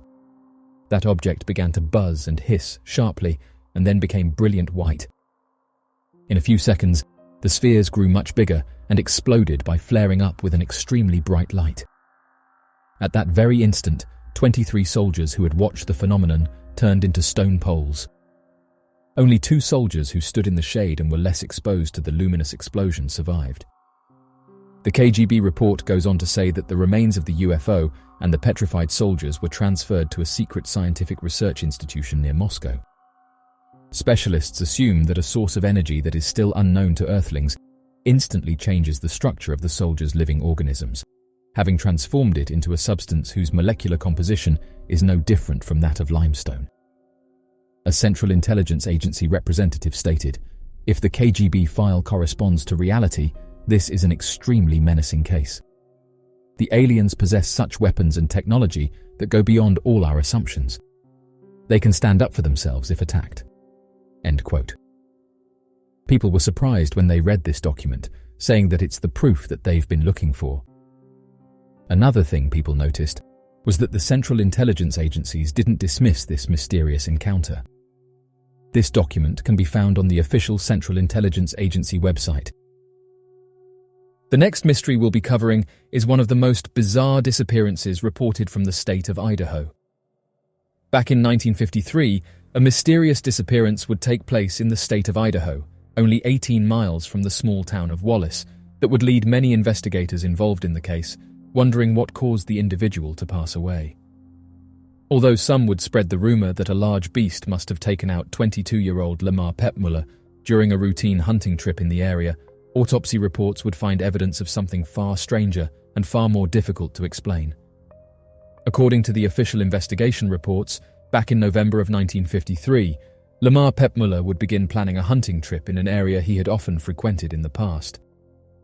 Located only 18 miles southwest of his small town, 22-year-old Lamar had often visited the location on several different deer hunting expeditions and had become greatly familiar with the region. Excluding his experience and familiarity with the area, despite being only 22 years old, Lamar had almost a decade of hunting experience under his belt. Lamar's wife would later tell investigators that the outdoors were like a second home to Mr. Pepmuller, as he would often spend his free time hunting, camping or hiking in secluded areas wherever they were. It would be on the 21st of November that Lamar Pepmuller would go on his planned deer hunting trip during the early morning and tell his wife that he would either be back later in the day or on the following morning. According to the wife, Lamar planned a day hunting in the Slate Creek area, south of their small town of Wallace, Idaho. However, by nightfall, Lamar would fail to return home, causing his wife, Mrs. Pepmuller, to grow increasingly concerned. By that following morning, Lamar would fail to show up by the mid-afternoon, prompting his wife to contact the local law enforcement on the 22nd of November and file a missing persons report. As search and rescue volunteers and law enforcement agencies came together to begin a massive search and rescue operation for Lamar Pepmuller, a sudden cold front would manifest in the area, leading to a sudden powerful blizzard covering the region in a thick layer of fresh snow. Oddly enough, weather reports claimed that the weather should have remained clear with possible light showers for another 2 weeks, but official storm reports during the blizzard would claim that more than 20 inches of snow were deposited over the course of 3 days. However, even more problematic, search and rescue volunteers would conduct the search for Lamar Pepmuller over a much larger area than typically established, due to the fact that Lamar's vehicle had never been recovered and his exact camping location was never known. Despite the troubles with the weather and the massive search grid, law enforcement agencies would continue with their combined efforts to search for Lamar Pepmuller during the snowstorm. After a day of searching, more than 60 volunteers would be in the area, including close friends and family of Lamar Pepmuller, several dozen sheriff deputies from adjacent departments, and another few dozen Forest Service personnel. Despite the large number of volunteers, it would take another 4 days after Lamar's disappearance for the search and rescue teams to locate Lamar's missing vehicle. This was after the snowstorm would come to an end, and more than 20 inches of snow were deposited in the area. Oddly enough, investigators had been worried that large bloodstains around the vehicle may have been evidence of a possible animal attack, but it soon became apparent to the investigators that the cause of the blood was the discovery of half of a large deer carcass placed beside Lamar's vehicle. The other half of the carcass was nowhere to be found. Once the vehicle was discovered, the search grid would begin to reconverge on the immediate area surrounding the vehicle, leading the volunteers to search in a radiating circular pattern from Lamar's car in all directions. After only a few hours following their discovery of Lamar's vehicle, he would be discovered on the 25th of November, 1953. According to the investigators involved in the Lamar Pepmuller case, law enforcement had originally believed that Pepmuller had been the victim of a possible extermination in the area, as his missing vehicle pointed to possible evidence of a slaying and subsequent grand theft auto.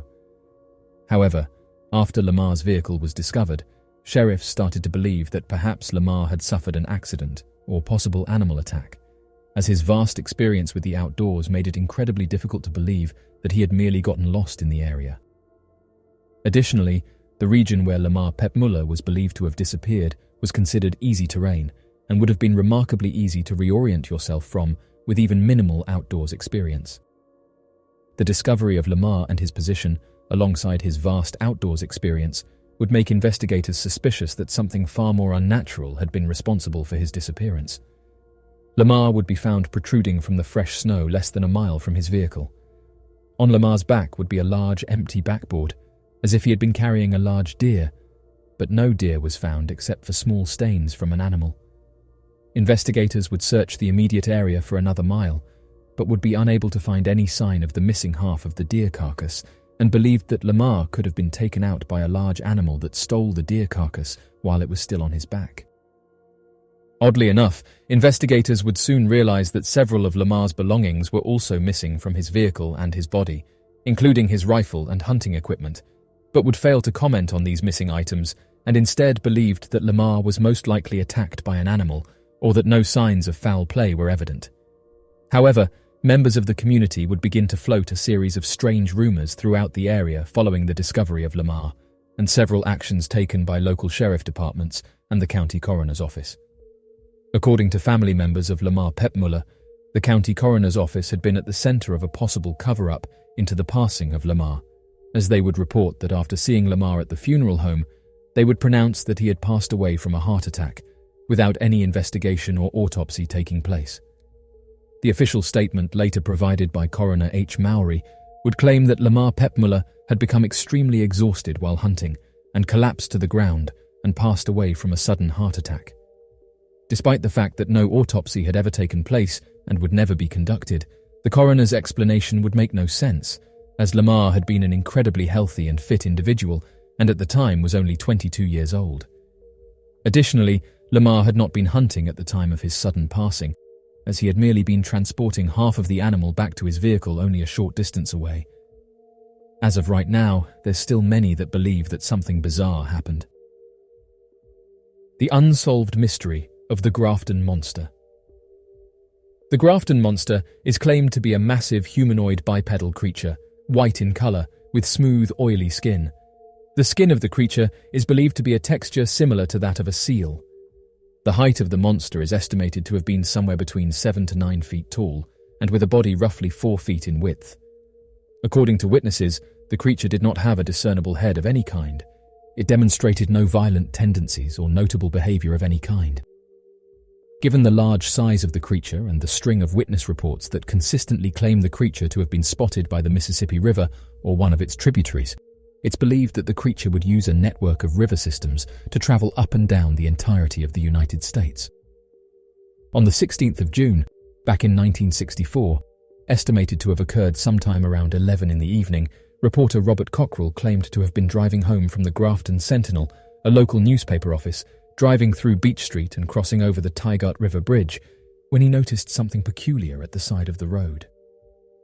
According to Robert, as he turned onto Riverside Drive directly off of the Tygart Bridge, he noticed something he described as huge and white, off to the side of the road along the river, where an old rock quarry had been dug out several decades beforehand.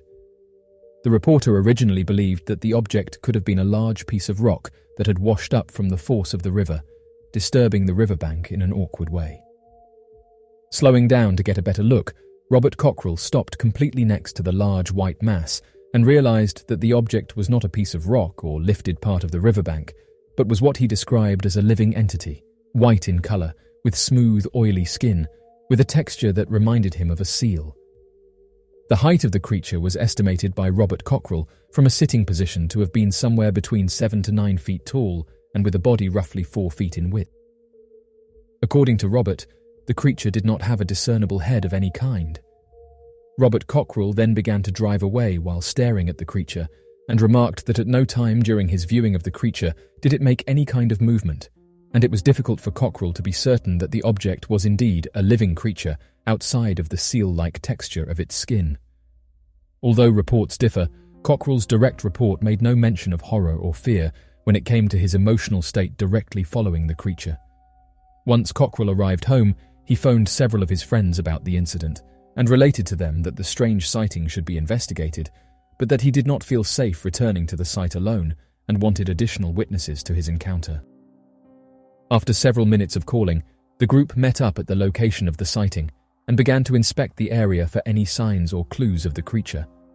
Unfortunately, the creature had already disappeared, and the group had only discovered that the grass along the riverbank where the creature had been spotted had been completely matted down, as if a large object had rolled through the area. The group would continue searching along the side of the river, up and down the nearby road, near the edge of the woods, but were unable to locate the creature or object. Several members of the group claimed that they could hear a low whistling sound coming from somewhere nearby, but were unable to locate the exact area responsible for the source of the sound. On the 17th of June, the morning following the night of the sighting, Robert Cockrell would go to the local police station and report what he had experienced the night before. But the incident was completely disregarded by the law enforcement, who believed that the reporter had been making up the incident for publicity. Frustrated by the response taken on the part of the police officers, Robert Cockrell would tell the newspaper editor about his story, who then provided Cockrell with the green light to write up a short article about the incident. On the night of the 17th of June, Jim Mouser and Jerry Morse, two of the men who had accompanied Robert Cockrell on his late-night search of the creature immediately following his sighting, a mass panic would overcome the Grafton citizens. It's believed that both of the men would tell friends, family members, and co-workers about Robert Cockrell's sighting all throughout the day. Due to Grafton having been a small and well-connected town, the story spread through the citizens long before the publication of the article by the Grafton Sentinel. Although there are conflicting reports, it's believed that on the night of the 17th, citizens of Grafton engaged in a monster hunt and flocked together into an armed mob and went up and down the Tygat River, searching for the monster.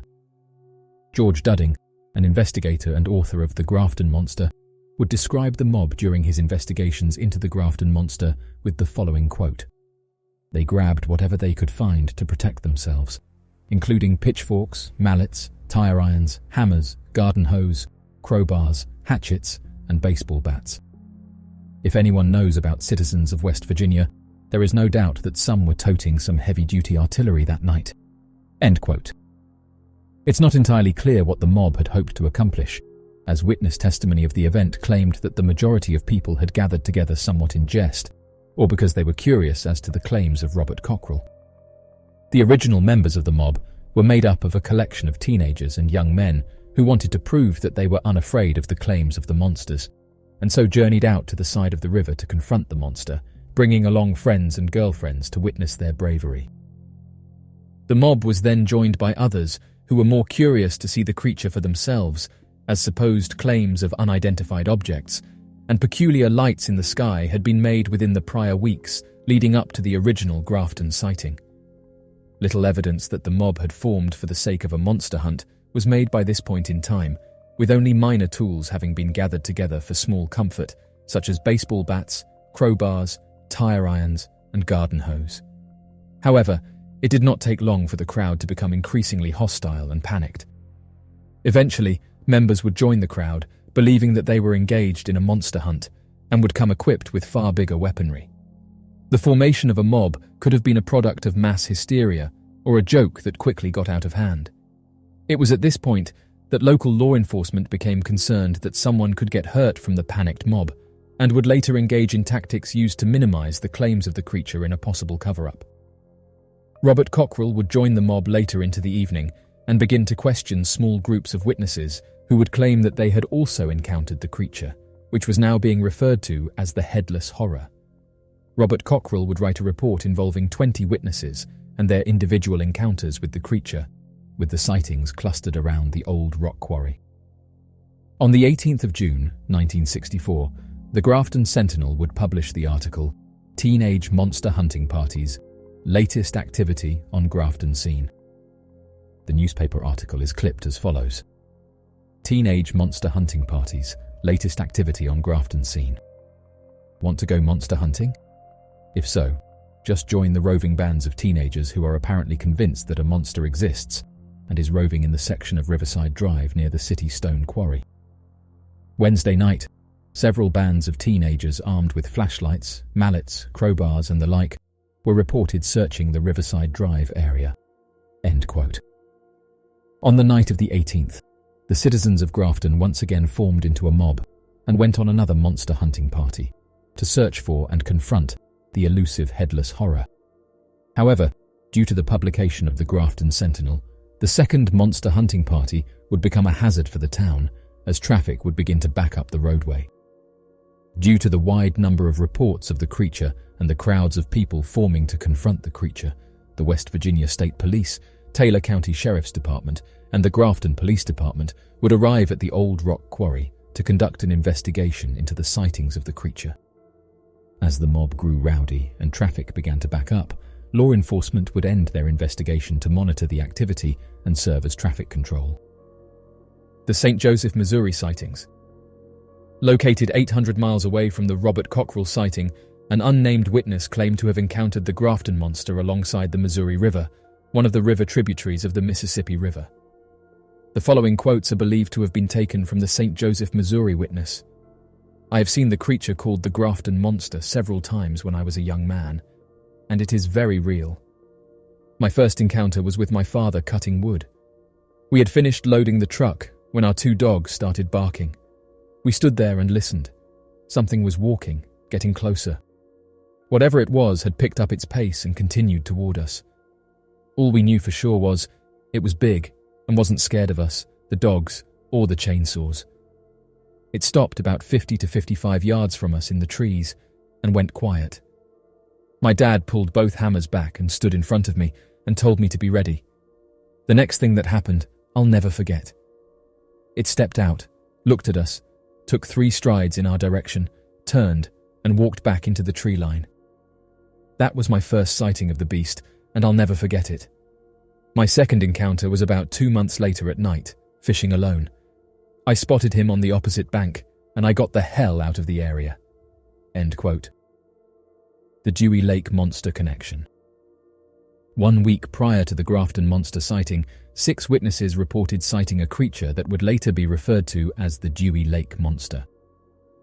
According to the witnesses, Mr. and Mrs. John Utrup, Patsy and Gail Clayton, Gordon Brown and Joyce Smith were visiting the Utrup farm, located south of Dewey Lake.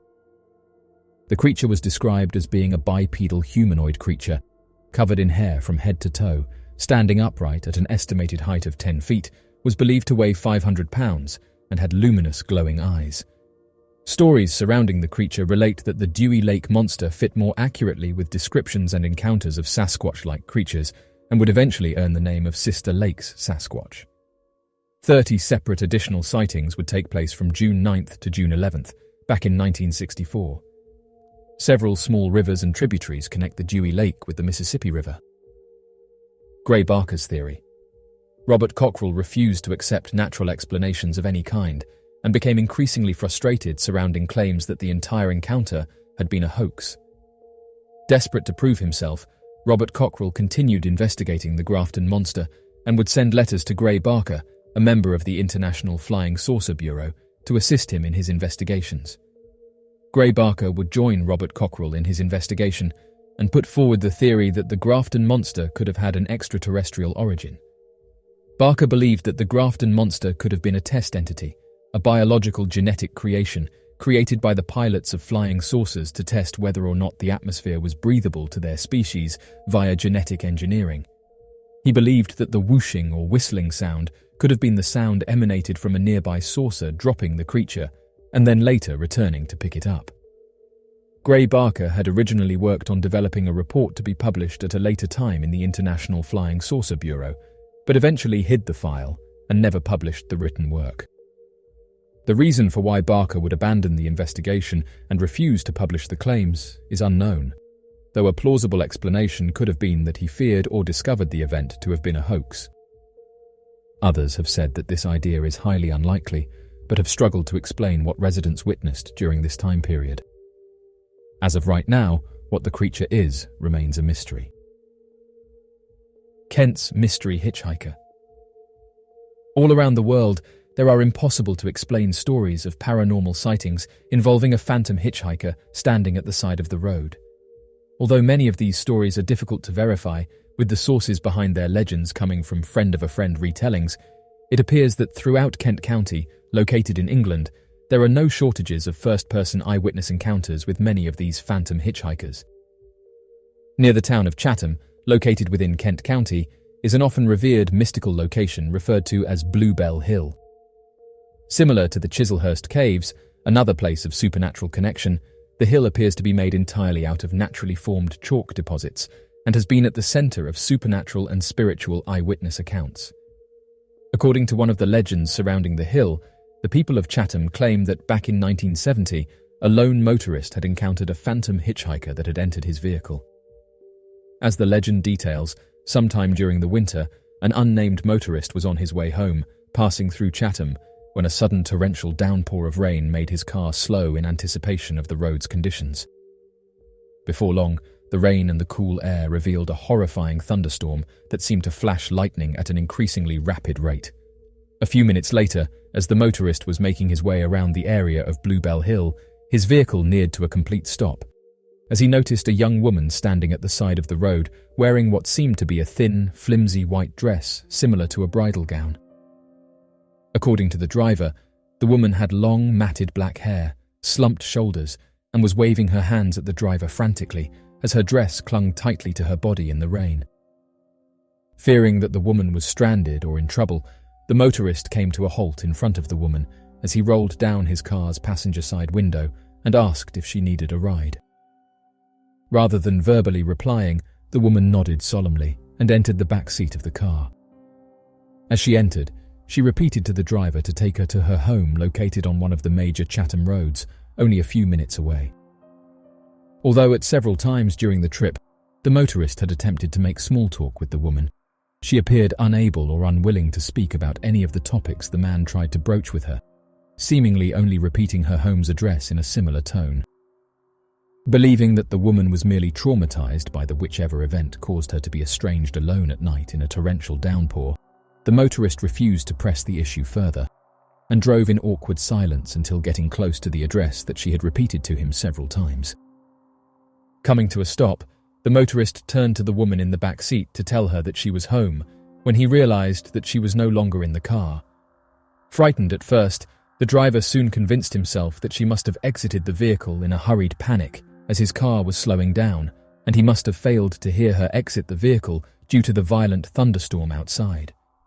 Upon closer inspection, the motorist noticed that a small woman's purse was resting in the back seat of his vehicle. Worried that the woman had forgotten her belongings, the man grabbed the purse and exited his vehicle while calling out for the woman. As he approached the home, he noticed that the lights in the house were off, as if no one had been awake or entered the home for a few hours.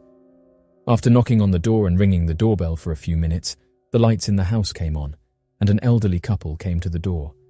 After explaining the situation to them and handing the elderly couple the missing purse, they continued to stare at him dumbfounded and in total silence.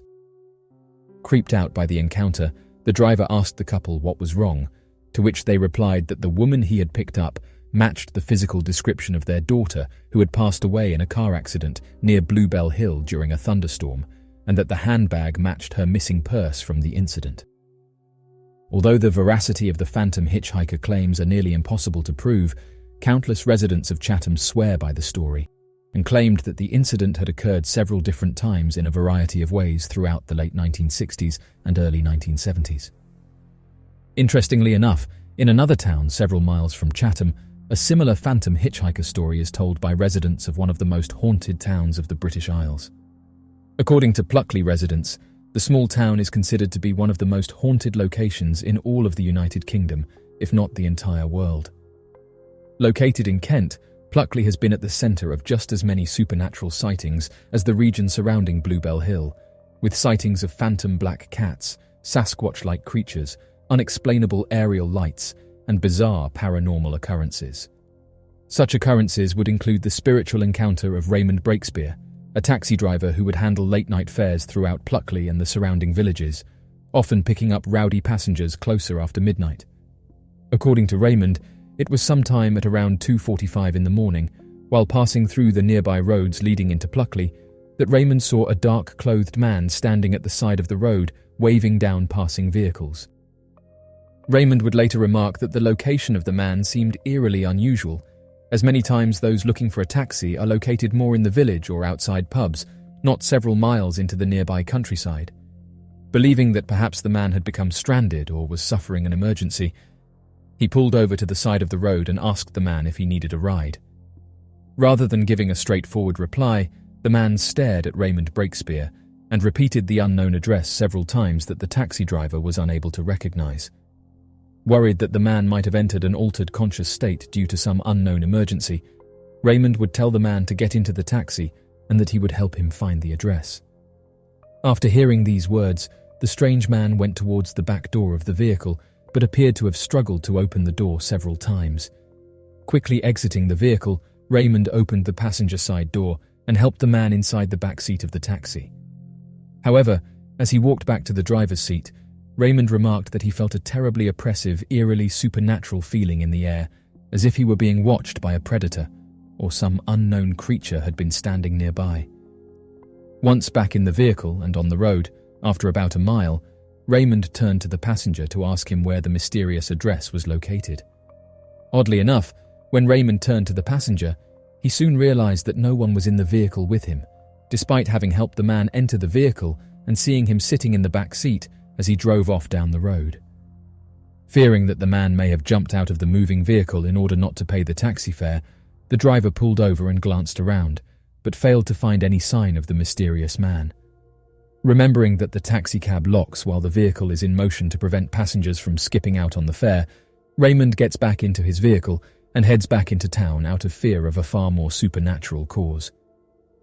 Several months later, while talking with several other taxi drivers, Raymond brings up the incident of the mysterious dark-clothed man, only to hear from several other drivers similar stories of phantom passengers, including women wearing white and men wearing dark clothing. Today, taxi drivers and motorists tell stories of unlocked car doors suddenly opening while driving through the surrounding Pluckley roads, or hearing the sound of a woman laughing while driving through the area late at night, as if an invisible woman were sitting in the back seat of your car.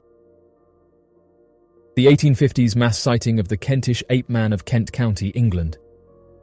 For as long as can be remembered, England's Kent County has been at the centre of a large number of supernatural reports and bizarre mythical sightings that are impossible to explain. None more so than the strange reports centred around a roaming Sasquatch-like creature referred to by residents of Kent as the Kentish ape man. According to eyewitness reports, the creature is described as being similar in design to a large baboon-type creature, though more in the shape of a man. Standing at a height of 7.5 feet to 8 feet tall, the creature is claimed to be covered from head to toe in a brown or greyish fur, walks in a bipedal motion, and possesses the supernatural ability of disappearing completely from an open field, even when the region is surrounded by a search party. The earliest known reported sighting of the Kentish ape man was published back in 1858 in a local newspaper referred to as the Kentish Gazette. The article would describe a series of mass sightings that had persisted in the region over the span of several years throughout the mid-1850s to 1858. According to the Kentish Gazette, proof that a mysterious creature was wandering around Kent County was reported sometime during that year's harvesting season and would ultimately lead to an independent investigation from local authorities and interested journalists. Although several sightings had already been claimed, the primary sighting used as proof of the creature was reported by an unknown farm worker who had been tending to a wheat field referred to as Buck's Farm, located within Kent County, near a small village by the name of Great Chart. According to the Buck's farm worker, as he was gathering his wheat, he claimed to have spotted a 7.5-foot-tall baboon-like creature that walked on its hind legs and appeared to have been covered in a brownish-orangish fur. The face of the creature appeared to have been smooth and shown human-like eyes. At the sighting of the creature, the farm worker appeared to have entered a temporary state of fear-induced hysteria and fell to the ground, unable to move from his location until the creature left. Afterwards, the man claimed that he had great difficulty in moving, struggling to get over a fence that bordered the farm due to his affliction. The Kentish Gazette would detail the event with the following paragraph. Not knowing indeed whether it might not be certain unmentionable personage in bodily shape, its appearance had the effect utterly scattering his senses. In when he collected enough of them to make up his mind to a speedy retreat, fear had so unnerved his limbs that he was at first unable to get over a stile which led out of the field. He, however, at last did so, and we may suppose reached his home with his hair standing on end." End quote. Oddly enough, after the sighting of the creature, the field worker who had witnessed the creature would soon become terribly ill from an unknown disease. At the time of the illness, the Kentish Gazette reported that the field worker's deterioration was most likely a byproduct of the fright he had witnessed, though failed to describe any additional ailments that were inflicted. After hearing of the sighting, the article would describe that several large men from Great Chart would gather their weapons in search for the monster. After conducting a thorough search of the field and surrounding areas, the men gave up on the search, believing the creature to have disappeared into the thick brush of the nearby wilderness. Fearful that the creature might return, as witness sightings persisted in the area at the time, the men gathered together and travelled to another village known as Ashford, with a horse and carriage to gather a group of police officers to begin a more thorough search of the creature to hunt and eradicate the animal, or to bring it into custody if it was willing and intelligent. However, once in Ashford, the local authorities appeared dismissive of the reports and provided the official explanation that the creature was nothing more than an escaped baboon from a travelling zoo. Though no further mention of armed men engaged in hunting the creature is reported, several more sightings were recorded by the Kentish Gazette over the next few weeks. The article would detail the following paragraph on the series of sightings, leaving the information vague and mysterious. One party took a horse and cart and went to Ashford in order to bring back aid from the police in taking him into custody. Since then, it is reported that the animal, which is set down as a baboon escaped from some show, has been seen in several adjacent parishes, but we have not heard of its capture, or of any damage done by it, except indirectly, through persons trampling down the wheat in Mr. Greenhill's field while in search of it." End quote.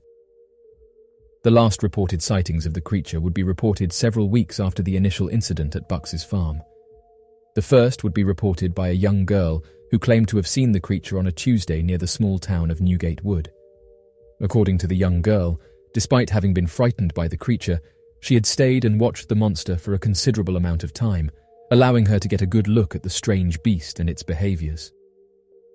The girl would claim that the creature stood at around 8 feet in height and was covered in a long fur that covered all around its body except for its face, which seemed remarkably human. The creature appeared to have had elongated, monkey-like arms and walked around like a human with a long gait. Before long, the creature would disappear into the surrounding wilderness. Later that same day, a shepherd who had journeyed with his sheep to an open grassy field claimed to have spotted the creature amongst his livestock, causing him to quit his job and return home immediately after his encounter.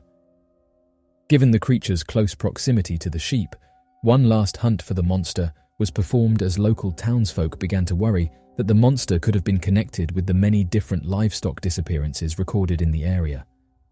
Utilizing the entirety of the national school members and students, the group scoured the forests of the parish, but were unable to locate the creature anywhere in the region despite the many repeated sightings.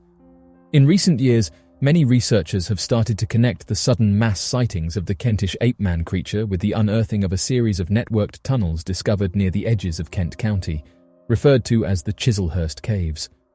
According to a recent article published by the local news organisation of Kent County, known as Kent Live, the Chislehurst Caves have been at the centre of a wide number of supernatural rumours and theories dating back to their rediscovery in the early 1800s. Stretching for over 22 miles, the caves are made up of a complex, interconnected, maze-like series of tunnels that are all man-made in origin, and are believed to date back to a period prior to the oldest known human civilization. The earliest known record of written reference to the caves was recorded back during the early 9th century, in which a Saxon charter made reference to the caves, though was unaware of their size, as they had yet to be explored. However, this reference is only a recent recorded account of the caves, as the Vice President of the British Archaeological Association believes the caves to have been used as a place of significant religious and spiritual importance by the Druids, with many carvings into the side of the chalk caves seemingly being used as evidence of Druidic altars. Eerily enough, many of these ancient Druid carvings appear to depict human and monkey-like faces in the side of the walls. The Chislehurst Caves would not be rediscovered and used until the early 1830s to the 1860s, when local villages would use the chalk caves as a mining location to dig for chalk and lime. It's around this time that the reported sightings of the Kentish ape-man would suddenly be recorded, alongside countless stories of supernatural sightings of ghost-like entities in the mines. The mines would then be closed around 1860, around the same time that the sightings of the Kentish ape man would halt. The cause for the closing of the mines was never recorded. Researchers believe that the entirety of Kent County may potentially house thousands of miles of more undiscovered man-made chalk cave systems more than 30 meters below its surface, given that the entire region is rich in chalk deposits that make an incredibly easy medium for carving complex, stable tunnels. Additionally, one of the most peculiar aspects of the Chislehurst caves are the strange vertical shafts that appear to descend directly into the caves that are difficult to locate from above ground, matching many of the early Kentish ape man legends of the creature mysteriously sinking and disappearing into the ground. Even more troublesome today, the British Archaeological Association believes that the formation of the caves may have been prehistoric in nature, after the discovery of an ancient human skeleton estimated to be more than 10,000 years old, roughly around the time of the last Great Ice Age, and the beginning formation of northern civilizations. This could point to the theory that a small village of people lived within the caves as a shelter towards the end of the last Ice Age for an unknown period of time, though their timing would have placed their group in habitation long before the earliest known complex human civilizations. Back in August 1934, an alleged 31-foot skeleton was discovered in the riverbank in the Jubbulpore district. Oddly enough, instead of claiming that this was fake or belonged to a prehistoric creature, officials said that the bones were very similar to those of a human, but said they belonged to a giant ape.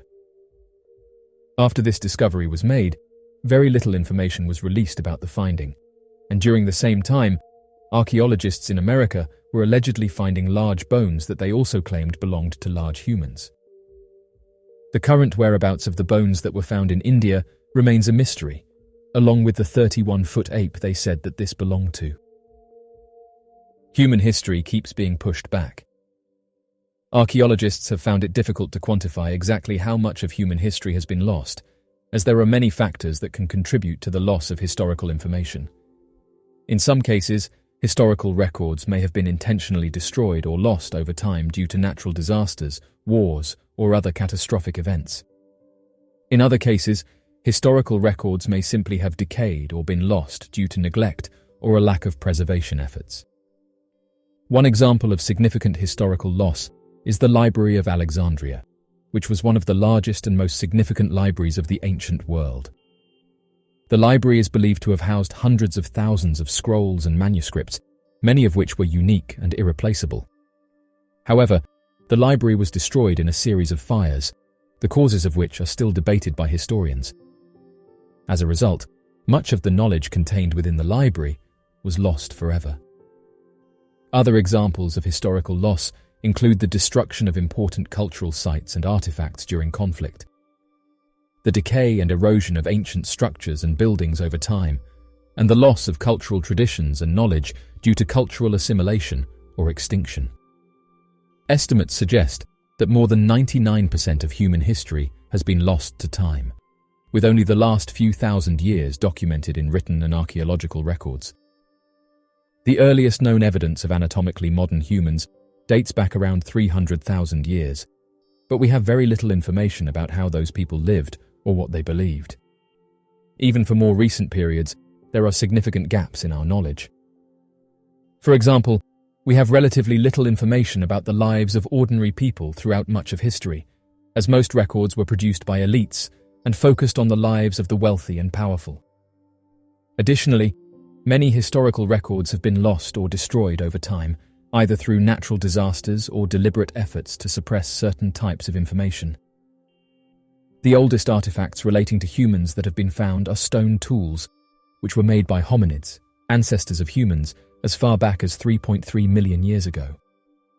These early stone tools were crude and simple, made by chipping and flaking rocks to create sharp edges for cutting and scraping. The first known species of the genus Homo, which includes modern humans, appeared in Africa about 2.5 million years ago, and their stone tools became more advanced over time.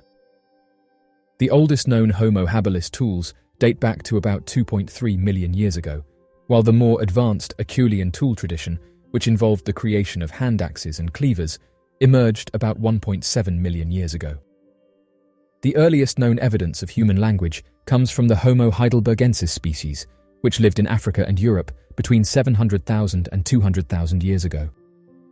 They used tools and had a brain capacity similar to modern humans, and they likely had some form of verbal communication. Other important artifacts from early human history include cave paintings, which date back as far as 40,000 years ago and provide insight into early human culture and beliefs, and early musical instruments, such as bone flutes, which have been found in caves in Germany and date back about 40,000 years. Scientists have said that modern humans arose in Africa some 250 or 300,000 years ago, but state that, as of right now, they're unable to pinpoint a specific location of where they originated from, saying that fossils have been found all throughout Africa and not one specific region. Scientists just announced that one of the oldest Homo sapiens fossils that was just recently found rewrites our species' history. The discovery of the oldest Homo sapiens fossils in Morocco in 2017 has led to a rewriting of our species' history. These fossils, which are approximately 300,000 years old, are significantly older than the previous oldest known Homo sapiens fossils, which were found in Ethiopia and dated to around 190,000 years ago. The discovery has challenged previously held beliefs about where and when our species originated. It suggests that Homo sapiens may have evolved in multiple regions of Africa rather than in one specific location. Additionally, the discovery also provides evidence that Homo sapiens coexisted with other hominin species, such as Neanderthals and Homo erectus, for much longer than previously thought. The discovery of the oldest Homo sapiens fossils in Morocco has greatly expanded our understanding of human evolution and has challenged many long-held assumptions about the origins of our species. Archaeologists find giant shafts near Stonehenge. In June 2020, archaeologists announced the discovery of a large circle of shafts around 2 miles from Stonehenge. The circle is made up of 20 shafts that are each about 10 meters, or 33 feet in diameter, and 5 meters, or 16 feet deep. The shafts are arranged in a circular pattern that is 1.2 kilometers in diameter, making it the largest prehistoric structure ever found in Britain. The shafts were likely dug around 4,500 years ago, around the same time as the construction of Stonehenge, and are thought to have served as a boundary or a marker for a sacred area. The discovery was made using remote sensing technology and is considered a major breakthrough in understanding the prehistoric landscape around Stonehenge. Stonehenge is a prehistoric monument located in Wiltshire, England, consisting of a ring of standing stones, each measuring around 13 feet high, 7 feet wide, and weighing approximately 25 tons. It is estimated that the stones were erected between 4,000 and 5,000 years ago, during the Neolithic period. The exact purpose and builders of Stonehenge are still a matter of debate among scholars and archaeologists. While there is evidence of human activity at the site dating back to the Mesolithic period, it is unclear who constructed the monument or why. Some theories suggest that it was a burial site, a place of healing, a celestial observatory, or a symbol of political or religious power. One of the most widely accepted theories is that the builders of Stonehenge were the Beaker people, a culture that spread across Europe during the early Bronze Age. The Beaker people were known for their distinctive pottery and for their use of copper and gold artifacts. They were also skilled in metalworking and may have been responsible for shaping and transporting the stones used to build Stonehenge. However, recent excavations and research suggest that the site was a gathering place for people from all over Britain, and possibly even from the continent. It is thought that the monument was built over several phases, with each phase representing the beliefs and practices of the people who constructed it. It's important to note that the site was constructed and modified over a period of more than 1,500 years, with some of the stones being brought from as far away as Wales. The exact purpose of Stonehenge remains a subject of debate among archaeologists and historians, but it is generally believed to have had some sort of astronomical or religious significance to the people who built it. The origin of the stones used to build Stonehenge has been a topic of debate among scholars and archaeologists for many years. The large standing stones or megaliths used in the construction of Stonehenge are known as sarsens, and they were transported from a location about 25 miles north of the monument in what is now known as the Marlborough Downs. The smaller bluestones, on the other hand, are believed to have come from the Preseli Hills in southwest Wales, over 150 miles away. The transportation of these large stones from their original locations to the Stonehenge site would have been a remarkable feat, especially given the technology and resources available at the time. It is still not entirely clear how the builders of Stonehenge were able to move these massive stones over such long distances, and several theories have been proposed over the years.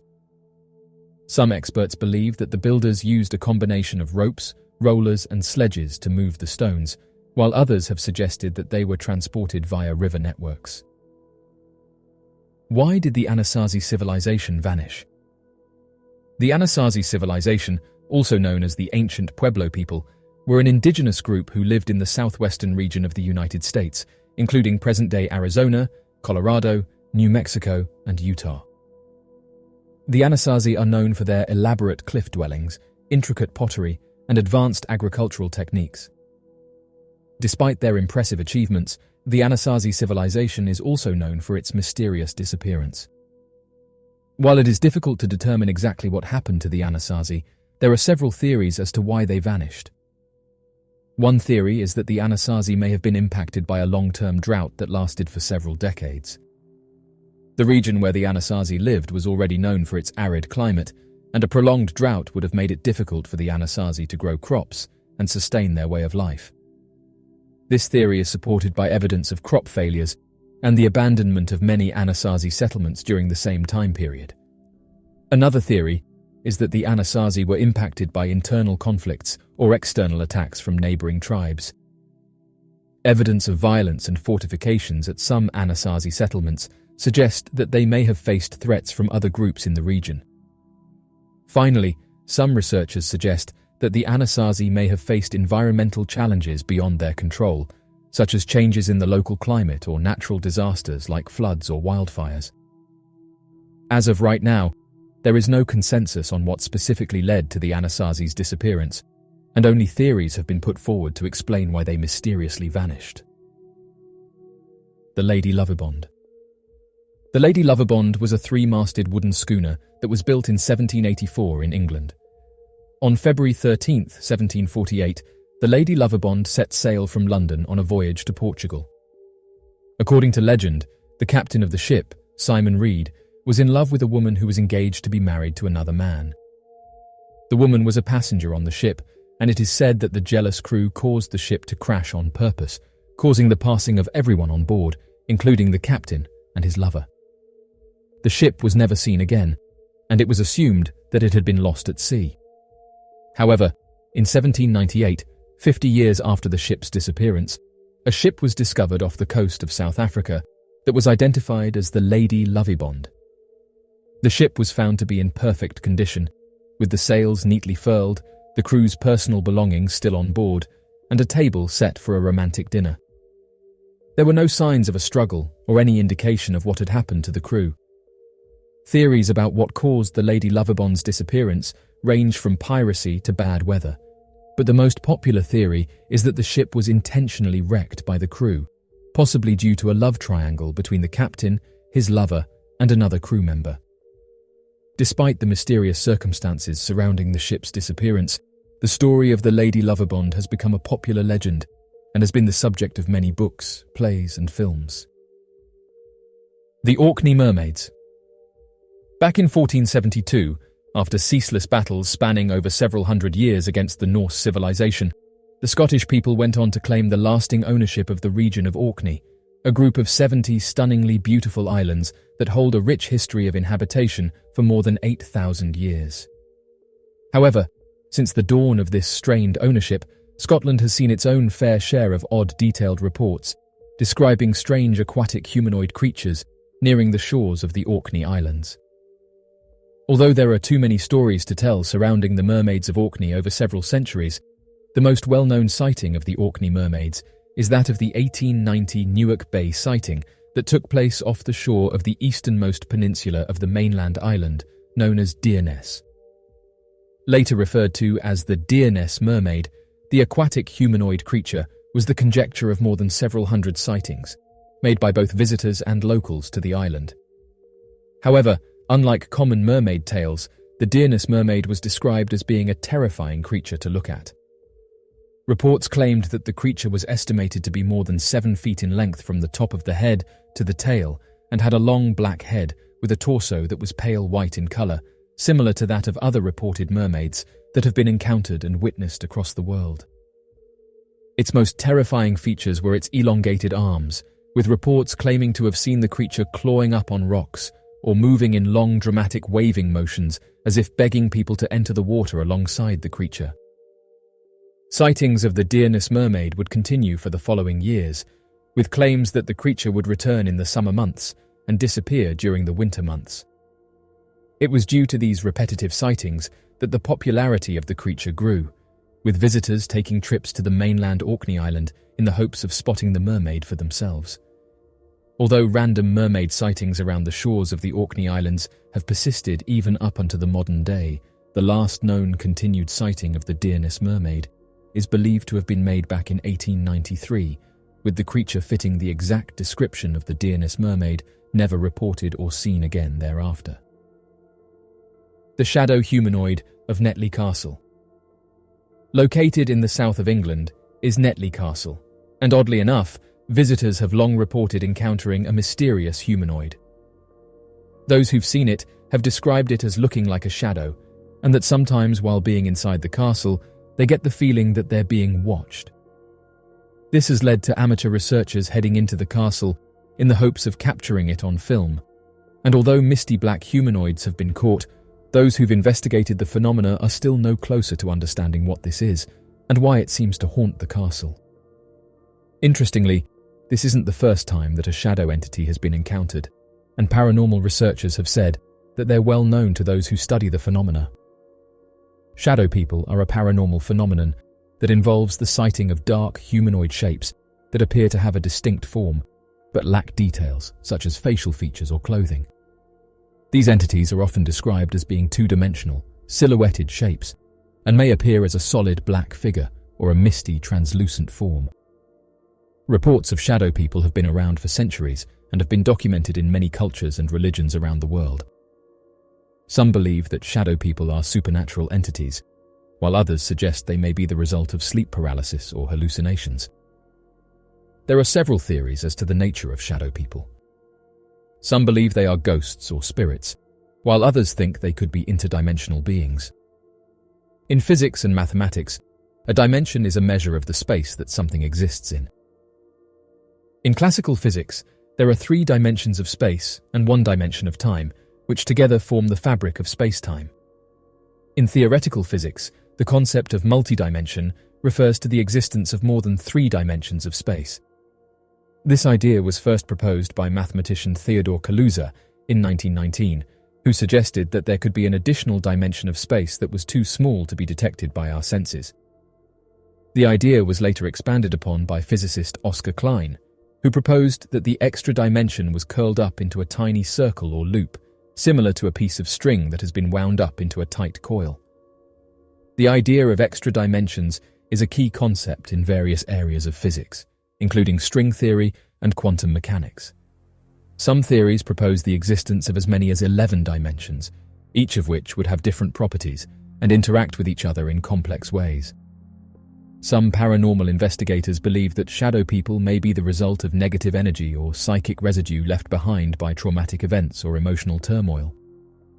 Reports of shadow people are often associated with feelings of unease, fear, or dread, and some individuals may experience sleep disturbances or other physical symptoms after encountering them. The strange disappearance of Lowell Lynn.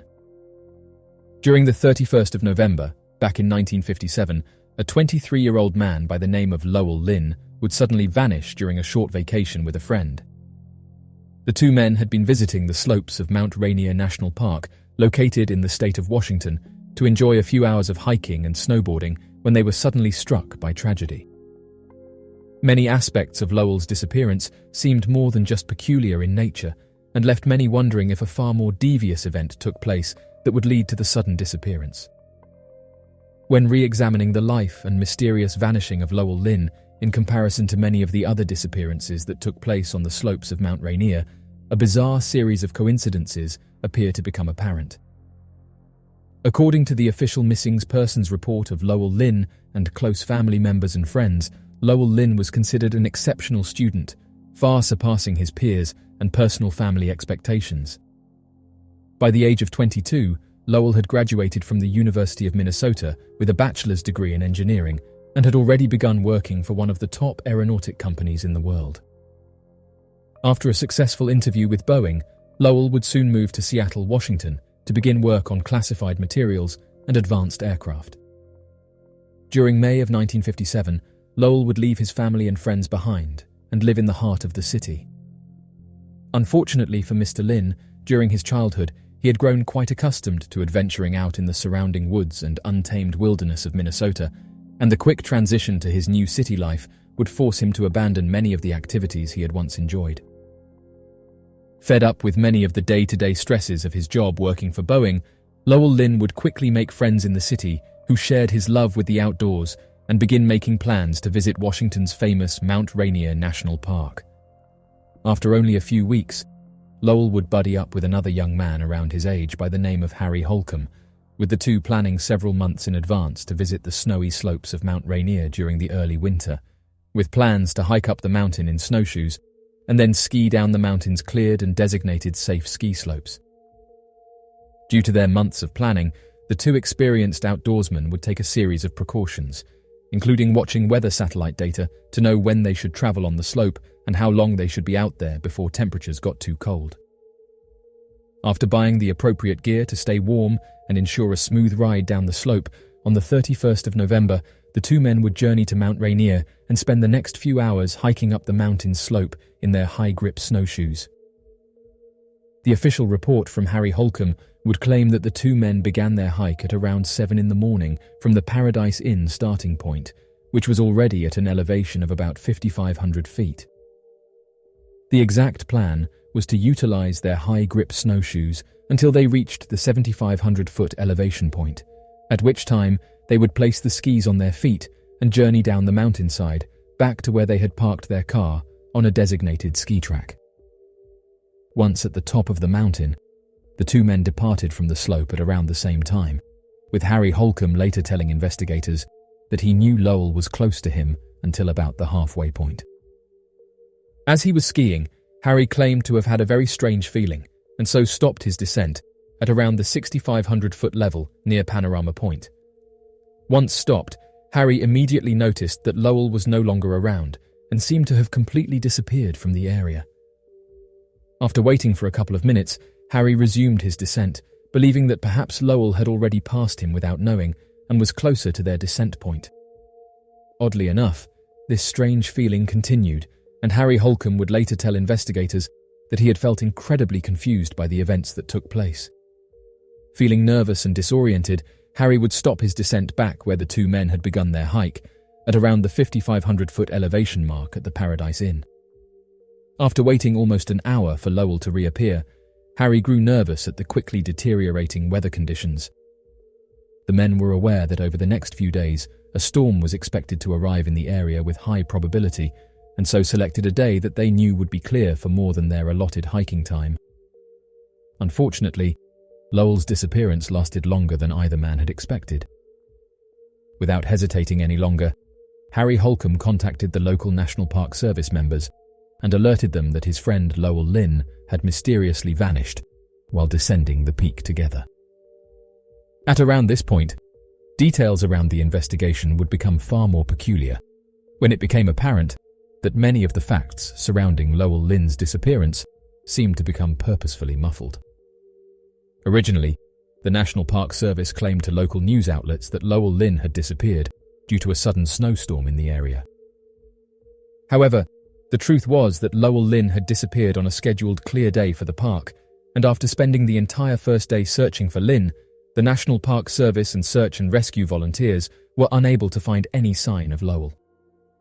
After the entire first day, a sudden blistering snowstorm would blow into the area, making the entire location unsafe for search. Regardless of the unsafe weather conditions, the National Park Service would resume searching for Lowell Lynn immediately following the snowstorm, only to be impeded by unexplainable heavy fog and mist that appeared to cover the mountain's peak, making it impossible for the teams to locate any sign of Lowell. It would be roughly 2 days later, on the 2nd of December, that the National Park Service would declare conditions too dangerous for search and rescue members to continue the search, and would officially terminate Lowell Lynn's search later that day. In the hopes of attaining some closure, many of the National Park Service members would scour the location once again towards the end of the winter months, when the snow in the area had completely melted. Many of the local authorities had expected to locate some sign of Lowell Lynn around this time, hoping to spot brightly coloured skis, boots, snowshoes, raincoats, or other commonly carried material. Unfortunately for investigators, not only were no materials ever recovered, but the many other disappearances that would take place later that year also appeared to leave behind no evidence of their sudden vanishing. For many of the investigators, it was as if the countless number of visitors who had become lost, trapped, or missing from the area had never been on the mountain to begin with. Another interesting matter of Lowell's disappearance would come to the forefront when investigators would remark as to the incredibly low probability of Lynn's vanishing, claiming that the two men should have had more than enough time in safe, stable weather to have made it off the mountain had either of them become lost. Additionally, Lowell's hiking experience should have allowed him to make the right calls necessary for making it back to their vehicle. Had Lynn become trapped in the snow due to the ski descent down, signs of his body would have been recovered during the melting of the area. However, nothing was discovered. Chief Ranger, Al Rose, would later remark concerns that Lowell's case could have been a matter of foul play, after remarking that the first day of his search yielded no signs of Lowell's descent from the mountain's peak. Although a snowstorm could have blown away any important details, Al Rose would also claim that during the first day, infantrymen and helicopters had traversed over the entire peak and descent slopes covering the distance travelled by the two men when skiing, and yet no evidence of ski tracks or any of Lowell's belongings were discovered. Mysterious underwater submerged cities. The oldest submerged underwater city that has been discovered to date is believed to be the ancient city of Dwarka, located off the coast of Gujarat in India. The city is believed to have been founded by Lord Krishna more than 5,000 years ago. In 2000, an underwater exploration led by the Indian National Institute of Oceanography discovered the remains of what is believed to be the city's ancient harbour, along with a number of artefacts such as pottery, beads, and sculptures. The discovery suggests that the city may have been an important centre of trade and commerce in the region. However, some researchers have questioned the age and authenticity of the underwater structures, and further studies and excavations are needed to confirm the city's true age and significance. Scientists don't know why the lost city of Heraklion was abandoned. Heraklion, also known as Thonis, was an ancient Egyptian city located near the canopic mouth of the Nile, in what is now the Abu Qir Bay on the Mediterranean coast of Egypt. The city was mentioned by several ancient writers, including Herodotus and Strabo, and was known as an important port of trade for Egypt. Heraklion was believed to have been founded around the 8th century BC and served as a gateway to Egypt for the Greeks and other foreign traders. The city was a centre of worship for the god Amun, and its grand temples and palaces were renowned throughout the ancient world. However, over time, the city began to decline, and by the 4th century AD, it had been largely abandoned. The reasons for its decline are unclear, but some historians speculate that changes in the course of the Nile and rising sea levels may have played a role.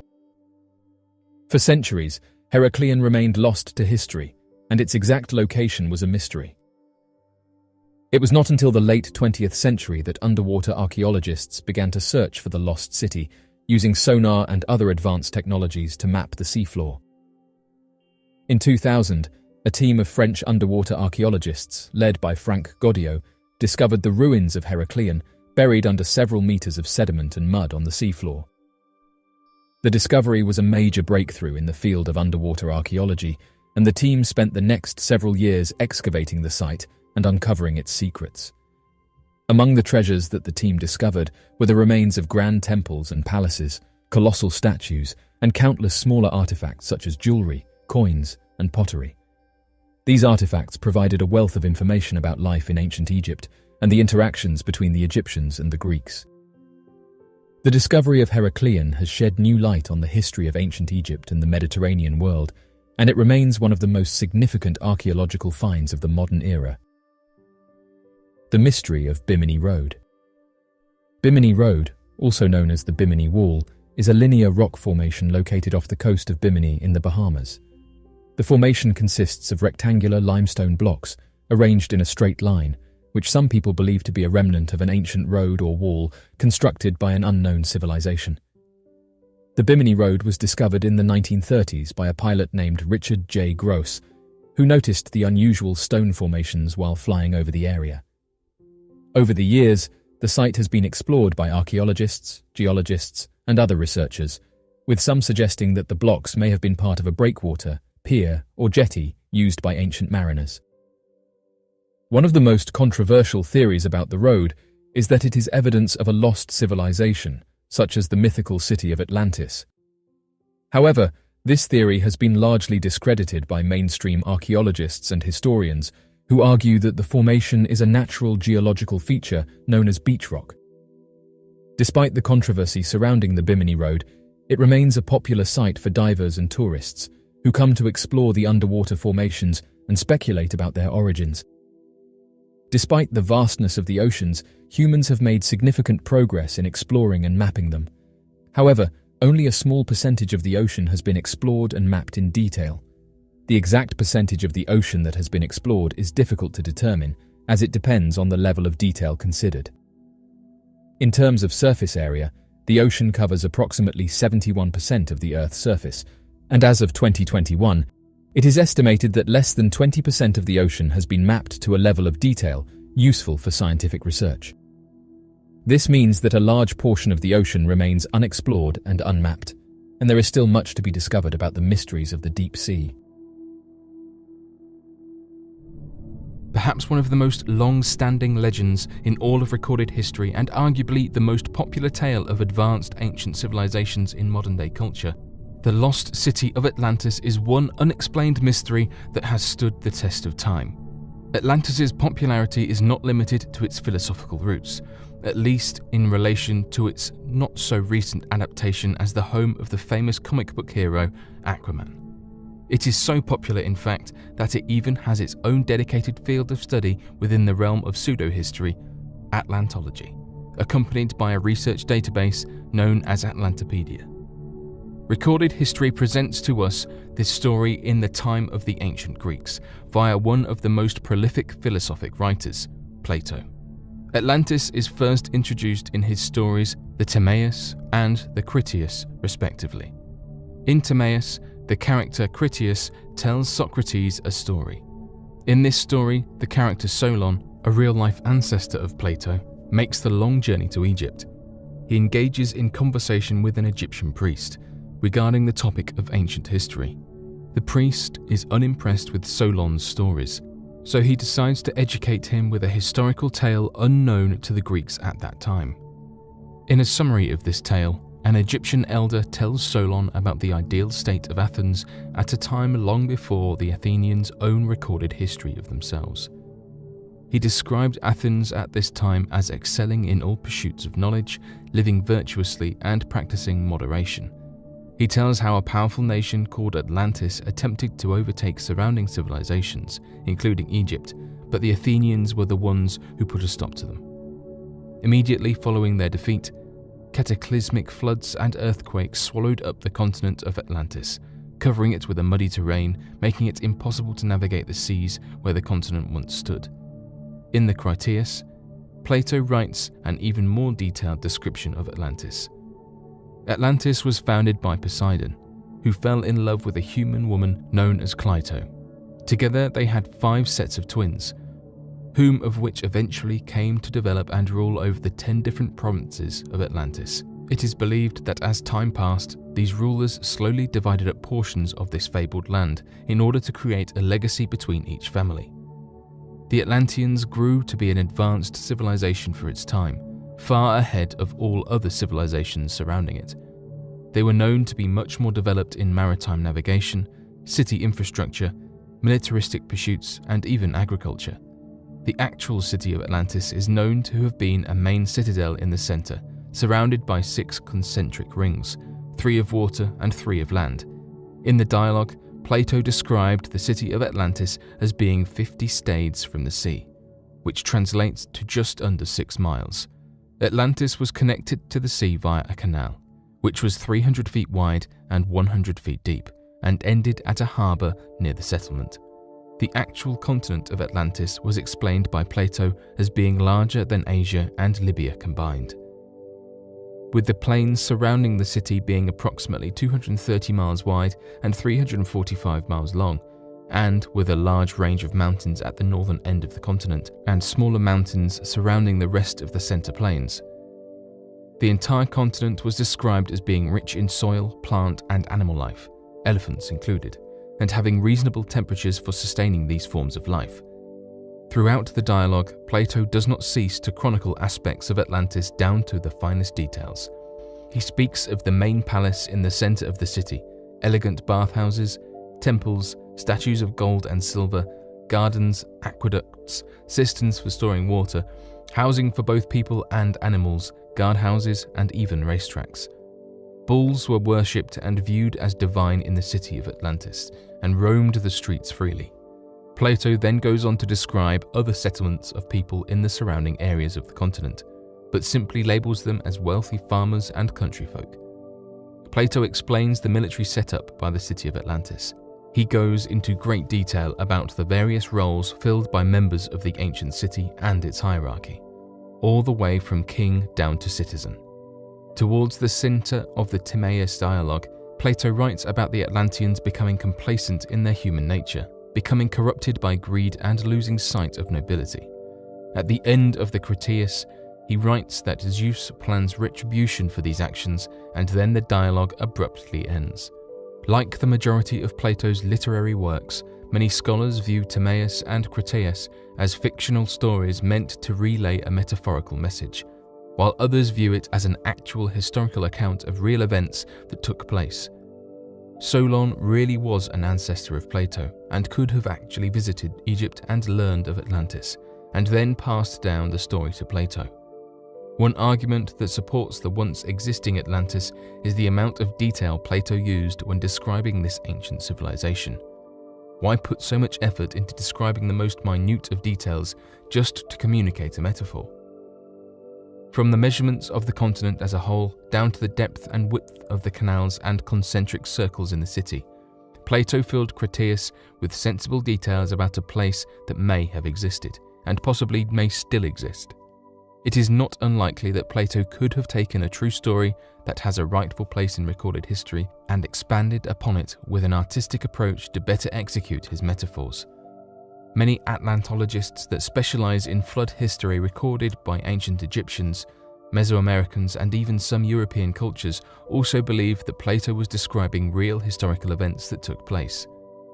It is widely believed that the flood that sank Atlantis is the same flood described in the story of Noah's Ark. With that being said, flood stories can be traced back long before the Bible, and many of these stories show great similarities with only subtle differences.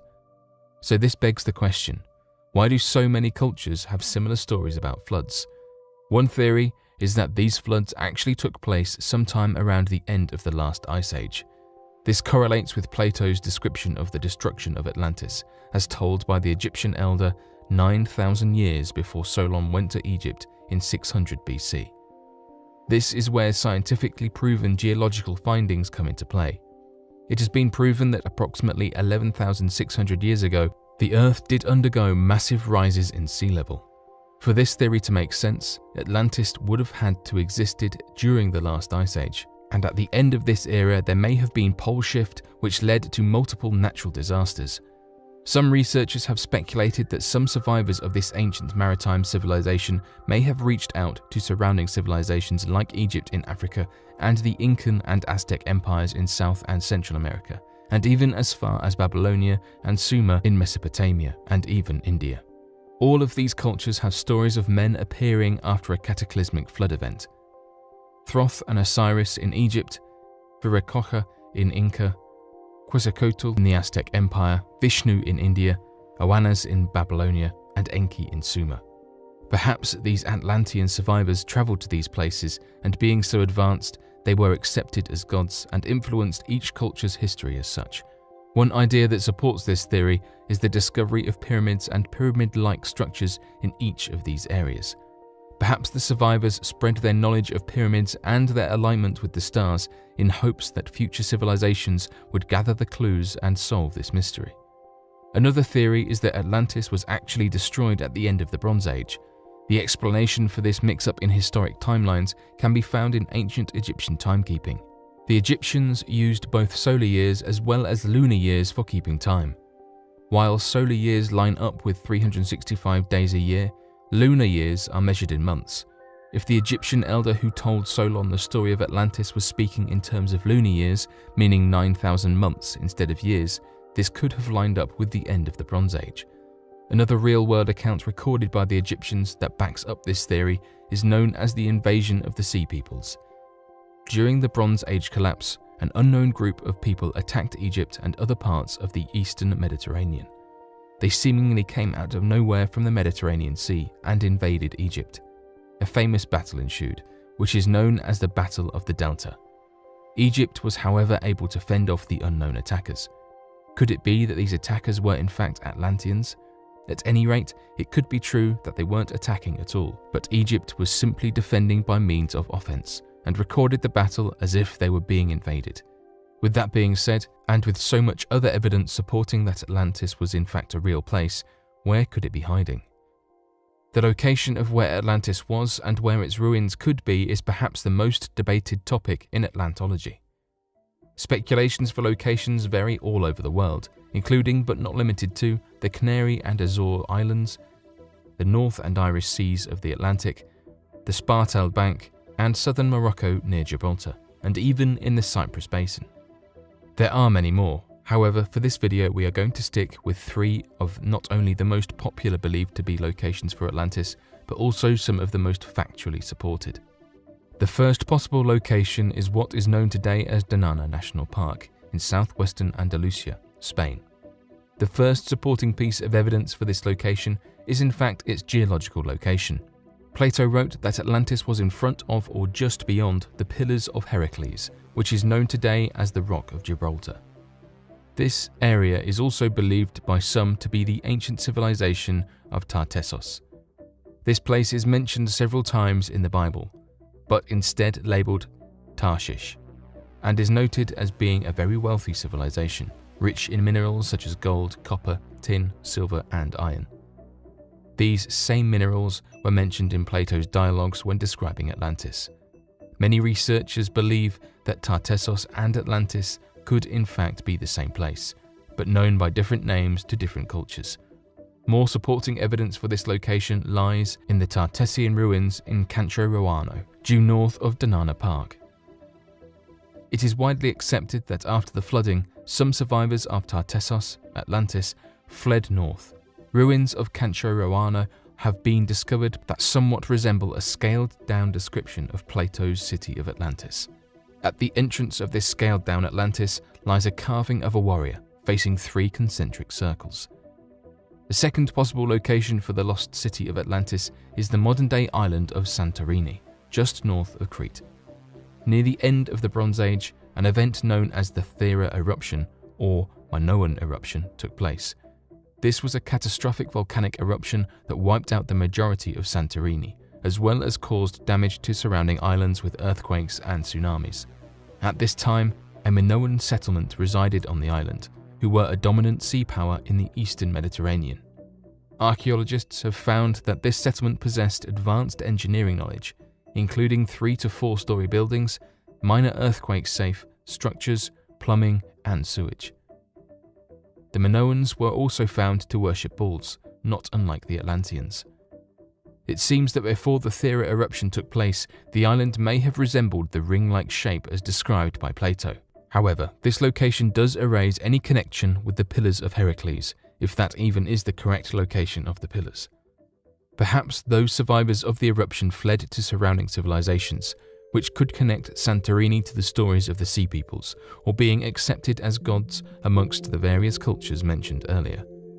The third and final possible location for the continent of Atlantis is what we know today as the continent of Antarctica. The basis of this hypothesis starts with what is known as the crustal displacement theory. In short, this theory states that the Earth's crust shift similar to the skin of a grapefruit moving around its soft interior. This theory is supplemented with other theories such as continental drift and the previously mentioned pole shift theory. Evidence supporting crustal displacement include excavated remains of woolly mammoths found in North America. Upon discovering these creatures, researchers found that the contents of their stomachs was shown to be food that would be found in warm climates, suggesting that they were frozen faster than they could escape death. Further evidence supporting Antarctica to be the location of what was known as Atlantis can be found on the map made in 1513 by 16th century cartographer Piri Reis. He is believed to have accurately depicted the northern coastline of modern-day Antarctica before it was covered with ice and before it shifted south some 2,000 miles. Other maps that support similar coastlines of Antarctica include the Orontius Phineas map of 1531, Mercator's Atlas of 1569, and the Philip Bausch map of 1739. Each of these map markers was said to study and go off of previous maps, which is a common practice in cartography, including Piri Reis. That means that there had to have been a source map for him to study and replicate. Is it possible that an advanced civilization, advanced in seafaring technology, provided a map to the world? Perhaps as the Earth's crust was displaced, survivors fled to the various civilizations in order to preserve their advanced knowledge, culture, and possibly maps. Palm leaf fossils have been found on Antarctica, indicating that at some point in the Earth's history, the continent did lie further north and was capable of inhabiting flora. Plato did say that Atlantis was larger than Libya and Asia together, which would make sense in regards to how large Antarctica may be without the icy coverage. However, modern-day researchers have pointed out that seafarers in ancient times often measured land masses by their coastal lines rather than actual area size. Applying this to the actual length of Asia and Libya's coastal lines, from the eyes of mapmakers in ancient eras, the land size of the continent of Atlantis may have been closer to the size of Cyprus or Sardinia. It is also widely accepted by researchers that what we know today as Asia and Libya may have been labelled incorrectly by ancient Greek writers. An example of this might be referring to the Kingdom of Lydia in Turkey instead of Asia, or instead of Libya, they were referring to a landmass near the Nile Delta. Recently, aerial images have been captured of several concentrically shaped structures throughout Antarctica. Could it be possible that these structures are ruins of ancient Atlantean empires? Until we learn more, Atlantis will remain an unexplained mystery of the world.